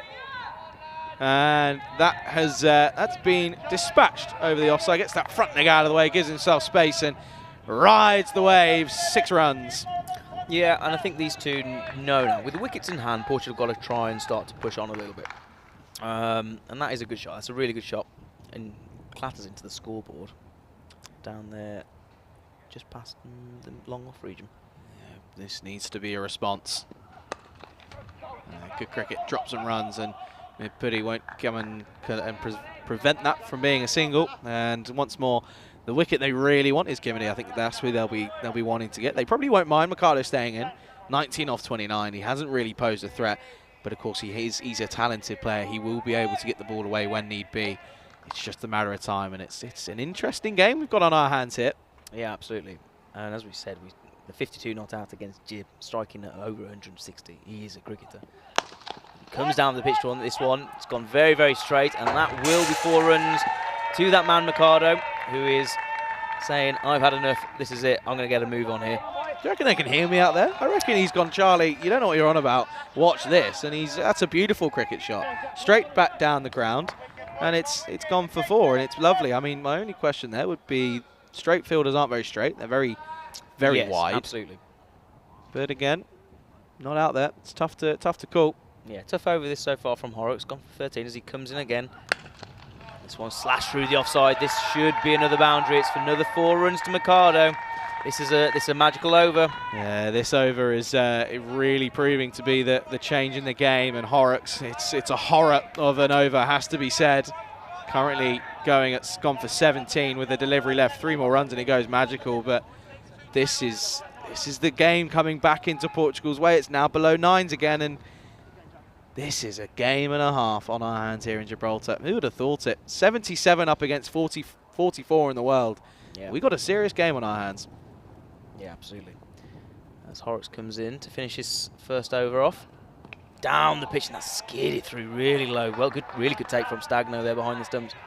Yep. And yeah, dot ball to finish there for Horrocks. He goes for 17.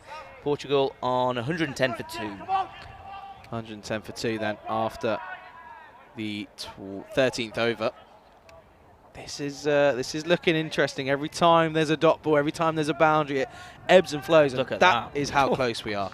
That's how close it is. Both teams have been up and down, and this is just looking like it's going to be tough. I mean, you look at the moment, they're just under par, just looking like they're going to just maybe lose out in the middle. But one over changes it, and then all of a sudden it's, you know, they're going to be above the red line, and Portugal are going to be in the driver's seat. But it all depends on this man, Suman Gimeli.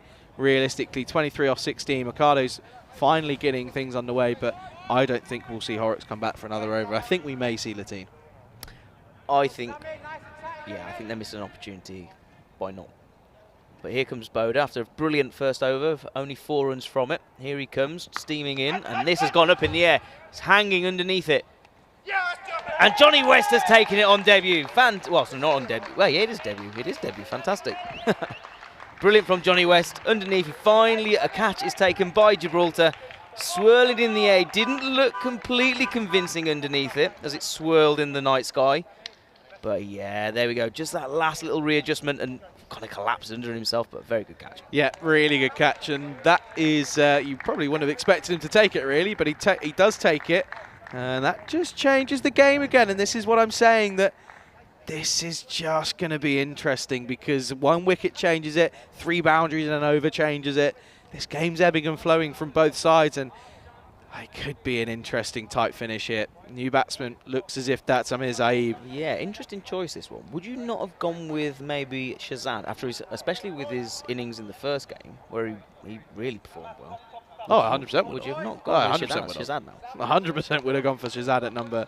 You're now waiting for Shazad at number 6, and if he doesn't come in at number 6, then he's 7 from a man who hit 44 off of 20-odd deliveries. Yeah, especially it's an interesting call. Especially as we're kind of getting into that kind of really the crux of the game now. At this point, this is the key, probably 5 overs here to determine which game this might kind of sway. Never know. Zaib could come out and hit 3 sixes or 6 sixes and an over and take the game completely away from Gibraltar. But, well, the only way you're going to find out is by staying tuned in here on the European Cricket Network. Charlie Hunt alongside Joe Marples. A very huge thank you to everyone tuning in, whether it be on Fan Code in India or on the ECN European Cricket Network YouTube channel. First of all, if you're watching on YouTube, subscribe to the ECN channel and get involved in the live chat as well. It's been a great few conversations throughout the day. Of course, you've had both us here in Gibraltar and Vinny alongside Danny Hudacek in Milan. Of course, they go into finals day tomorrow, but of course we'll be here tomorrow and the day after that and the day after that. Here's Boda. Can I just say, what a start from Samuel Boda here. 1.2 overs, 1 wicket for 4 runs. That is exceptional at T20. Yeah, it's very, very economical. And I said it before he came on. I said he can just bring that game back. And that's exactly what he's doing here at the moment. And if he's able to just keep things alive for Gibraltar, that's all they really ask from him. He's taken a wicket as well. That's one thing as that you have to remember. It's gone straight. Don't think it's going to go all the way. Looked like Keynes is converging on it. Good pickup from Kenroy Nestor. They're going to get 2 runs though. Ricardo was quick between the wickets. He was rapid like a flash. I think what allowed that was how straight the ball was hit. Kenroy Nestor's had to really come, because like you said, those kind of the long on and long off are quite wide. They're going to have, if anything's straight, they're going to have to really run around to it. As Sabota comes in against a slower ball, and wow, oh, that has had Zaib all over the place. Yeah, that's exceptional. Serious bit of bowling that from young Samath Boda. He's done well to get his hands out of the way of it. Yeah, he has. It's good stop though from Stagner because it was bouncing in before him. Hamish Thorpe jumping in the chat. How are you, Rambo? Hope you're okay. Another one of my uni friends, unfortunately. Got a lot of these friends. Well, it is what it is. What can I say? Do they know about your music career? We'll leave that one. Yeah, Samath Boda continuing. Oh, it's a brilliant ball. He's swung himself off his hinges there, Zaib, and he's got nowhere near it. Really well pitched. Probably looked about York length, just outside off stump. Really well bowled. And yeah, what a spell stuff. That is York length. That is not where you want to be trying to hoik one over mid-wicket. I've just got a very large wave of nervous energy. People are standing up around the ground now. There's a couple of spectators that are getting a little bit antsy. This is going to be interesting. This has been plinked over the top. This could, yeah, it's just going to bounce just in between two fielders. Spins away from Mipuri, but he'll take a pick up just for 2 runs. Yeah, it is getting tense. And then, as a Gibraltar international, you're not allowed to be biased. Joe. Yeah. You're here as a neutral, okay? You're not allowed to be biased. You're not allowed to have any favourites. Absolutely no. You will not see me running around the boundary with a Gibraltar flag at all. Might have to turn your mic off at some point just to stop it. Anyway, end of the over, 114 for 3 after 14. 58 off 36 then, and one more tidy over, and you feel that if it might just turn back towards Gibraltar, but only time will tell. Only Absolutely. time will tell. And an interesting little stat there, just at the bottom. If you look, Gib were only 99 for 6 at this stage in their innings. That's crazy. Yeah, what an inning. From this point on, what Stagno did was just sensational. To get to 170, well, it's 171 in the end is just phenomenal. Phenomenal batting, phenomenal hitting. Hate to say it though, that's you're playing for places in the national squad, and he just scored 80 odd. Anyway, Mid-Putty coming in then, and this time should just be a single. There's an early call of 2. They're going to take on the arm, and it's a good arm as well, but it's excellent running as well. Fitzgerald looks as if he's back on. That's a nice. There you go, stronger together. ECN European Cricket Network. Nice little hug between the wicket keeper and batsman. Even though this game's getting down to the nitty gritty, there's still time to be nice and friendly, which is quite a rarity, really. Look at that. Oh dear, sportsmanship award. Yeah, Mipuri back in then. Down the pitch, doing very well bowled from Mipuri. Cheeky little grin. Hamish saying expand on the music career, Chad. I don't answer to Chad, I'm afraid, Rambo. That's a shame. As he comes in again. Mikado goes leg side, and that is swept away with ease. Beautiful shot from Mikado, and just a classic sweep shot. Every time there's a boundary, it's just going back and forth, and it's just getting interesting here. Couple of sweaty palms, and well, this is interesting. If I look to my right, and it might get him a little bit of trouble here, but I mentioned before Sami Nayak's hybrid role here this weekend. I'll come back to this in a minute. Down the ground, hit firmly. Will it split the gap? It won't. Latine. Now I ended up calling that corner down there, Latine's corner, because he was so good down there, and he's back there, and it's looked like that's going to be a good move. Anyway, this is coming around. I do apologise. Hybrid role, Samir Nayak currently stood up. He looks nervous. He looks nervous. He does look nervous. This is a shorter delivery. Should just be one. They're going to get 2, and it's a pretty comfortable 2 in the end as well. Yeah. Didn't quite get hold of that one. Kind of plinked it out into the point region. But again, it's just starting to add these runs up, and it is getting tense, isn't it? 9.48 the required run rate now. 49 runs off 31 balls. This is going to be tight. This is going to be really, really tight as we see Mipuri come into Zaib. Bruce is out in the deep and fields it well. Does so cleanly, and it's a single. Will just be a single to end the over. 124 for 3 then at the end of 15, and Portugal need 48 off the last 5. Yeah, I must say, as someone, when you're out of control as a coach or a fan or a player who's not in the 11, it's horrible because you're completely out of control. And just looking across that Samir Nayak, he's in a position where you can see He sat back down. He sat back down. He stood up. He sat back down. He stood back up, and then he sat back down again. So I mean, I'm quite glad I'm commentating because it's taking my mind off. ECN bosses, I will say, he is still doing his work, by the way, just to put that out there. No stress about that. Anyway, 48 then, off of 30, going at 9.6s. This is tight. Yep. Some serious ranking points up for grabs here for Gibraltar. That's what this is all about when it comes down to it. This ranking points. Ranking point. This is massive. This would be an incredible shock on the opening day here in June. It would be, and you know, you'd probably come back to it and ask, you know, where did it go wrong if Portugal were to lose it, and you'd struggle because they haven't played badly. It's just conditions have hurt them a bit. Samath Bodda, no surprise, continuing. There's a bit of a rash shot. Oh, that's really good bit of work from Fitzgerald out there because, well, normally in this situation you'd probably be saying, I'm not going to give away the boundary. I'm not going to go for the wicket. But he goes for the wicket, but also doesn't go and give away the boundary. That's brave. It's brave fielding. Yeah, I mean, that's leapt, and he's done really well to get his hands and take that, because that's one of the ones you go for and realise you're not going to make it, and then it bounces over your head. Or you take it in the front teeth and you're off to the dentist tomorrow. He does like getting injured as well. Does he? Yeah. Is he injury prone? Yeah, he's had a few broken fingers on tours. Classic. Yeah.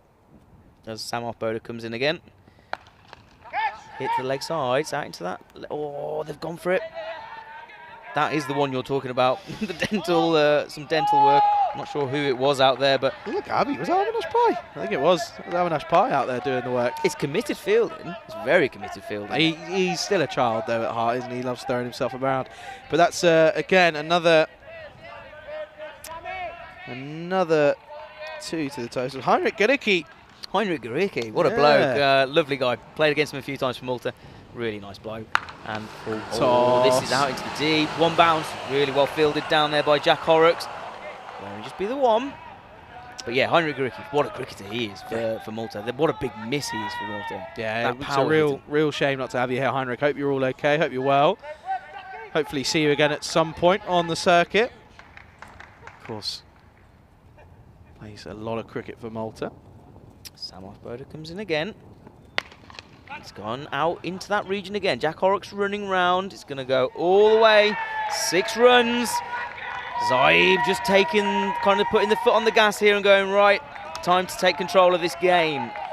Samath Bodda under a bit of pressure now as well. It's kind of the first real runs that he's leaked, and that was a nice shot from Zaib. Just waited on it slightly. Probably was a little bit of a drag from the offside, but again, still within his merit, and Horrocks looked interested all the way, right up until it flew over his head for 6. Yeah, absolutely, and they seem to be targeting Bodda on that leg side now. They've struggled to get playing him into the offside, just taking a little step across and trying to, because he's not that quick, trying to use him and just put him and take him down into that leg side. And at the minute, they're having a little bit of success as Bodda comes in again. Very well bowled, I think that was from Bodda. I think it was just looked like a cutter. What's going on? More buzzers. Once more. Well, that's probably an element of what not to do. Keeper fumbles. Probably gets told not to throw. Has a shot at the stumps at the non-strikers. Samath Bodda doesn't collect it, and oh, hang on. Am I missing something here? That's not hit the stumps, is it? It has. Oh wow! Hang on. This might be out. This could be interesting because he doesn't slide his bat. He's very so he just kind of ambles towards the non-strikers. This could be interesting. Let's have a look.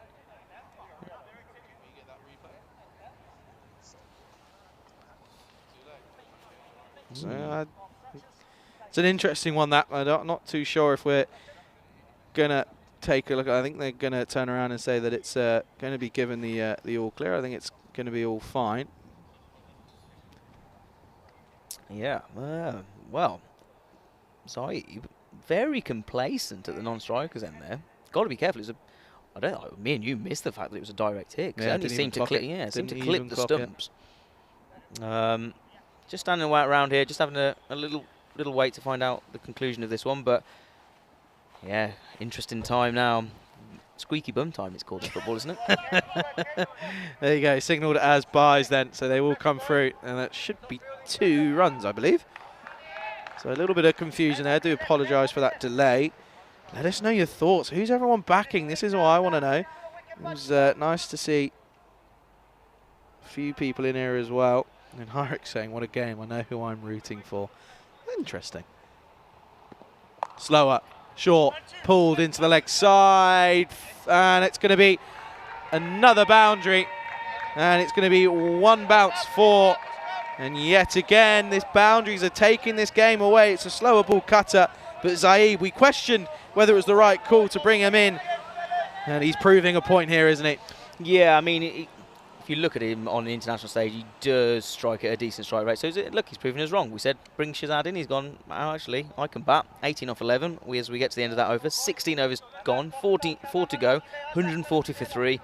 Current run rate 8.7. It is tight. This is going to be really, really tight. Yeah, that required rate's now dropped to 8 with that over. It was right up at just below 10s. It's now dropped to 8. So that over could have changed things. That really could have changed things. And you just think that over from Horrocks and then that over that we've just had from Samath Boda. It's why we listen. This is why we love cricket. This is why we tune in. And again, a huge thanks to everyone that's tuned in tonight and throughout the day. It's been an absolute pleasure to call these games alongside Joe Marples. It's been a real privilege to actually have someone next to me for once. But no, this is why we come back. This is why we play the game. It's, you know, you get heartbreaking moments. One team's going to suffer heartbreak here. That's what you have to realise, and it's how you come back from that that's the crucial element. And you know, the entertainment that we have for you and that is provided for you by the players on the field is next to incredible. It's sensational to be a part of, and who knows who's going to win from here. It's going to be tight. Can't wait to see what's going to unfold. Yeah, and I mean, if it does end up being that Portugal do win, Gibraltar will go home tonight and they'll look at some of those drop catches and some of those overthrows and some of the misfields, and they'll be disappointed. They will be disappointed, I know them. So as Avinash starts his 4th and final over, and that's going to be gone into leg side. Well fielded down there by Kenroy Nestor into Stagno, just the 1 run. Ian Latine. Yep. And Kenroy Nestor. Yeah. Haven't bowled. No. Nothing from them. It's interesting. Interesting call. Yeah. Would have maybe have seen them getting at least 1 over. But interesting. This time pushed offside. Good running. Oh, there's no one backing up leg side. And luckily so. Again, they're going to get away with that, Jib. But that is just switching off and really just sloppiness in the field, which isn't, at this point of the game, isn't needed. Yeah, this is tough here. This is an interesting time again. Every time that there's a dot ball, there's a sigh of relief from a Gibraltarian standpoint. Oh, what down a shot! 6 runs, shots anywhere. That is 6. Lovely bit of punishment from Mikado, and we were saying he needs to get a move on. And at one point he was really struggling with a strike rate of about 50. Well, he's now above 100. Lovely shot, 6 more, and that might be the game. He has absolutely cleaned this. I tell you what, that has nearly hit our cameraman. I mean, I was worried for a second because it looked dead straight down his throat. And he would not have been able to get out of the way of that. That has gone like a laser beam. Needs a response. Slapped hard. Straight down to the man in the covers. Will be 1. Samath Boda keeps it to 1. And you can just see tempers flaring now. Frustration kicking in. Avinash Pai, the skipper, is looking frustrated. Not getting what he wants out of his teams. But he's just, it's not coming off as today for him. It's not being his day. Bowling and batting, it's not being his day. Nope. As he comes in again, it's a little clip. It's a clip just round here, and Kenroy Nestor will get there. They're going to go for 2, and they're going to get it comfortably. You can see there, look. Members they're not sitting down. They're anxious, they're worried, they're concerned, and this game just might get away from Gibraltar here.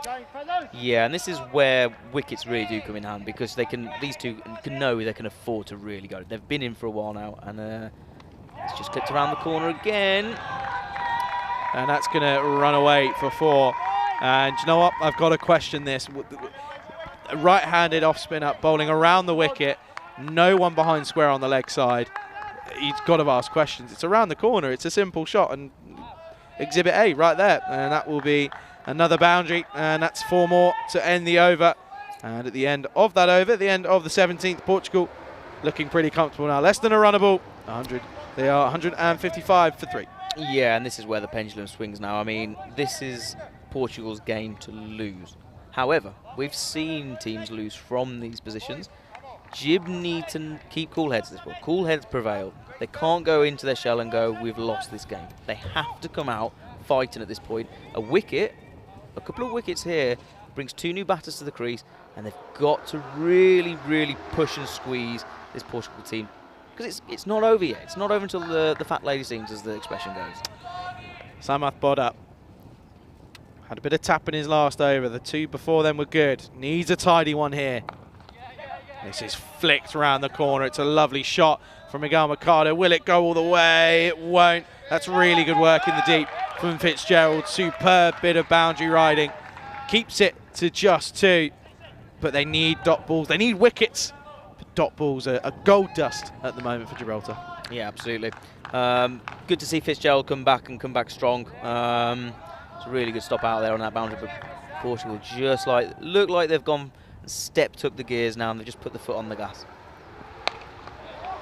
Leg side dragged. Should just be one and will be. Avinash Pai again.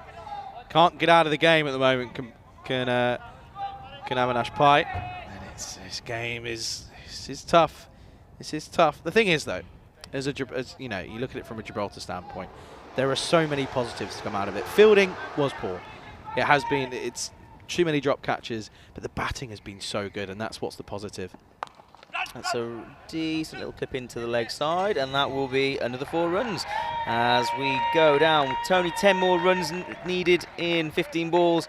It does look more and more like this could be Portugal's game. Yeah, out of nowhere, really. It's a lovely flick off the pads, and Zaid, he's going to be thinking, well, this is why they've put me in. This is why I'm here. It's a lovely cricket shot, and it's 1 bounce 4 yet again on that short leg side boundary. And this game is slowly petering towards an end. Look at that partnership, though. 52 off of 26. Outstanding from these two. And if it wasn't for these two, the game would be in such a different position. Anyway, 10 runs needed. Can do it in 2 hits, can Portugal. And it looks as if they're just going to try and nurdle and make sure that they get this comfortably. They come back for the second, and it's now down to single figures. Yep. It'll be interesting to see how they go about the business now. I think they'll keep their foot on the gas. They won't try and do this in singles. I think they'll, with the wickets in hand, they'll try and get this done as soon as possible. Yep, this is, again, positives to come out of this for both sides, though. Both sides, batting-wise, have looked strong. Portugal looked very strong, you know, only losing 3 wickets up till this point. Samath Bodder, though, continuing, and offside will just be a dot ball. It's just been elements, isn't there, whereas it's just not clicked, you know. There was times in the field where Gibraltar were just giving away a couple of overthrows. There was a few overthrows. There was quite a lot, in fact. A couple of drop catches here and there. But again, come back stronger. Here's Bodder. This is an outside edge, and when it's not going your day, when it's not your day, it's not your day. And it's an outside edge that flies, and it will be another boundary. It trickles for 4, and it will be the end of the over as well, and it looks as if it's going to come to a pretty uneventful end to this game. Yeah, absolutely, and just got to look at Sammy Bodder. I mean, Sammy Bodder's a really good bowler. He's still very, very young. I would probably be looking at Sammy Bodder and bowling him. He'd come out of those first 2 overs having really bowled really well, and then maybe change it up a little bit, because they just started to target him a little bit. They struggled in the first overs, but then they got a grip of him, started moving over to the kind of the offside and playing him onto the leg. And he's ended up going for 35 runs off his 4 in the end, just for that 1 wicket. But in those first 2 overs, they really, really struggled against Sammy. Yeah, they really did. And but again, it just, you know, Mercado's, you know, he's 2 away from a half century, another international half century. And well, a little bit too late. Ian Latine comes into the attack. Is that the question that's been being asked? And well, we'll never know. 4 to win then for Portugal here in match number 2. They will be looking to make it 2 from 2, but Mercado, 2 away from a half century, another international half century. He's quietly been going about his business, and he's kept Portugal in this game. 4 ones to Rin then for Ian Latine. There you go. He likes to give it that flight, going kind of the come and hit me ball. That's snow on it. And exactly, but I tell you what, he gets wickets, and they struggle to get away. He'll get it wrong once and often, but I think Jib have got to utilise him. They've really got to utilise him as he comes in again. And that will be all she wrote. And what a way to finish it, as that has gone into the houses behind the ground. That's out of here. It's 6 runs, and game, set, and match. Portugal, they win by 10 with 10 deliveries to spare. They are your winners by 7 wickets here in match number 2. Commiserations to Gibraltar. What a game we've just seen here on the European Cricket Network. But that is all she wrote, and Portugal, they are your winners, and they will go top with 2 wins from 2. Yeah, really good first day from Portugal, wasn't it? I mean, tested in that second one, a bit more than the first game against Malta, but a professional performance, especially from Mercado and Zaid towards that end of that innings there. Just didn't let the pressure get to them and controlled it. And in the end, it's a comfortable victory. Yeah, no, it really was. And, you know, this is the thing, though, even though the game's over and Gibraltar are the losers, there's still handshakes around, and they're happy to see that, you know, they still will be able to come back. And we can take a look at the highlights then here in match number 2, the second innings. And, well, that was one of many drop catches, wasn't there? As the game really ebbed and flowed. There was never really a certain winner up until the last sort of 5 deliveries, but it was a really good effort from both sides, wasn't it, Joe? Yeah, absolutely. I mean, it did look like it was going to be a thriller in the end. It swayed, it toed, it froed all the way through from start to finish, from the Gib innings through to the Portuguese one. And in the end, the Portuguese do come out on top. But what a game of cricket. Yeah, it really was. It was really good. We take a look then at the highlights, and you think about where the game went, and in terms of the batsmen, you know, there were some really good knocks. This was the thing, a lot of the batsmen, in fact, all of the batsmen for Portugal got in, but a couple of them got out in some unnecessary fashions. This was Suman Gimidi getting giving an opportunity, and that was the one that was taken, but it was just one that wasn't enough, really. Kuldeep Gulier at the top went for 20 off 11. Azad Andani, 22 off 20, again struggled, or did show signs of struggle. Mikael Mercado came in at number 3, again looked to struggle, but he ended up on 54, not out, and was the game winner for Portugal here in match number 2. We can take a look at the scorecards then, and as I mentioned, this is a story. This is Kuldeep Gulier at the start, went really well on Andani, but it was really that partnership between Mercado and Zaib that kept Portugal in the game. Yeah, professional knock from Miguel Mercado, and really well supported by Amir Zaib when it was looking like probably it was more favourable towards Gibraltar, and the run rate was creeping up. They really controlled that game in that last 10 overs, and that partnership is effectively what's won them the game here. Yeah, no, it certainly is. And again, take a look at the stats here, and it was just the lack of wickets, where really no catches being taken, and apart from that one for Jonathan West, and it was just a struggle, really, and you know, it just wasn't really meant to be. And you know, this was just the story that was meant to be. But again, what a way to end a fantastic first day of international T20 cricket here in Gibraltar. It's been really, really good fun, and a few thanks to go through, of course. So, firstly, a huge thanks to our partners at Spring Productions. You guys have been incredible once again. It's not easy out here, though it's a bit windy and a couple of other conditions to deal with, but a huge pleasure to be working alongside you guys once more, and a huge thanks to you guys, to the Blue Crew as well, to those here who are here on the ground, so Samir, Sully, and to Mahal as well, all three of them being fantastic. To our umpires, more than anything, without them, nothing's going to happen. And a huge thanks to all three of our umpires today. They were incredible. But also to our viewers, a huge thank you to you guys. Without you, none of this is possible. A huge thanks to everyone getting involved in the live chats and sending your support. Do remember that we're back again tomorrow. We will be back tomorrow, but before us, we have finals day coming up in Milan tomorrow. That starts at 9:30. Fresh Tropical taking on Kings 11 in Milan. So that'll be Danny Hudacek and Vinny Sandu, aka Mr. Maximo, will be taking you through that. Joe, first day on comms, how's it been? Yeah, really enjoyed it. A very good first day of cricket. And what weather, what a place to be. Couldn't have enjoyed it more, hey? Yeah, no, exactly. That's a good way to put it. It's a good way to end it, with some interesting noise in the background. A huge thank you, though, to everyone for tuning in. We'll be back tomorrow at the same time, 2:45 local time. My name's been Charlie Hunt, alongside Joe Marples. It's been an absolute pleasure. Until then, good night.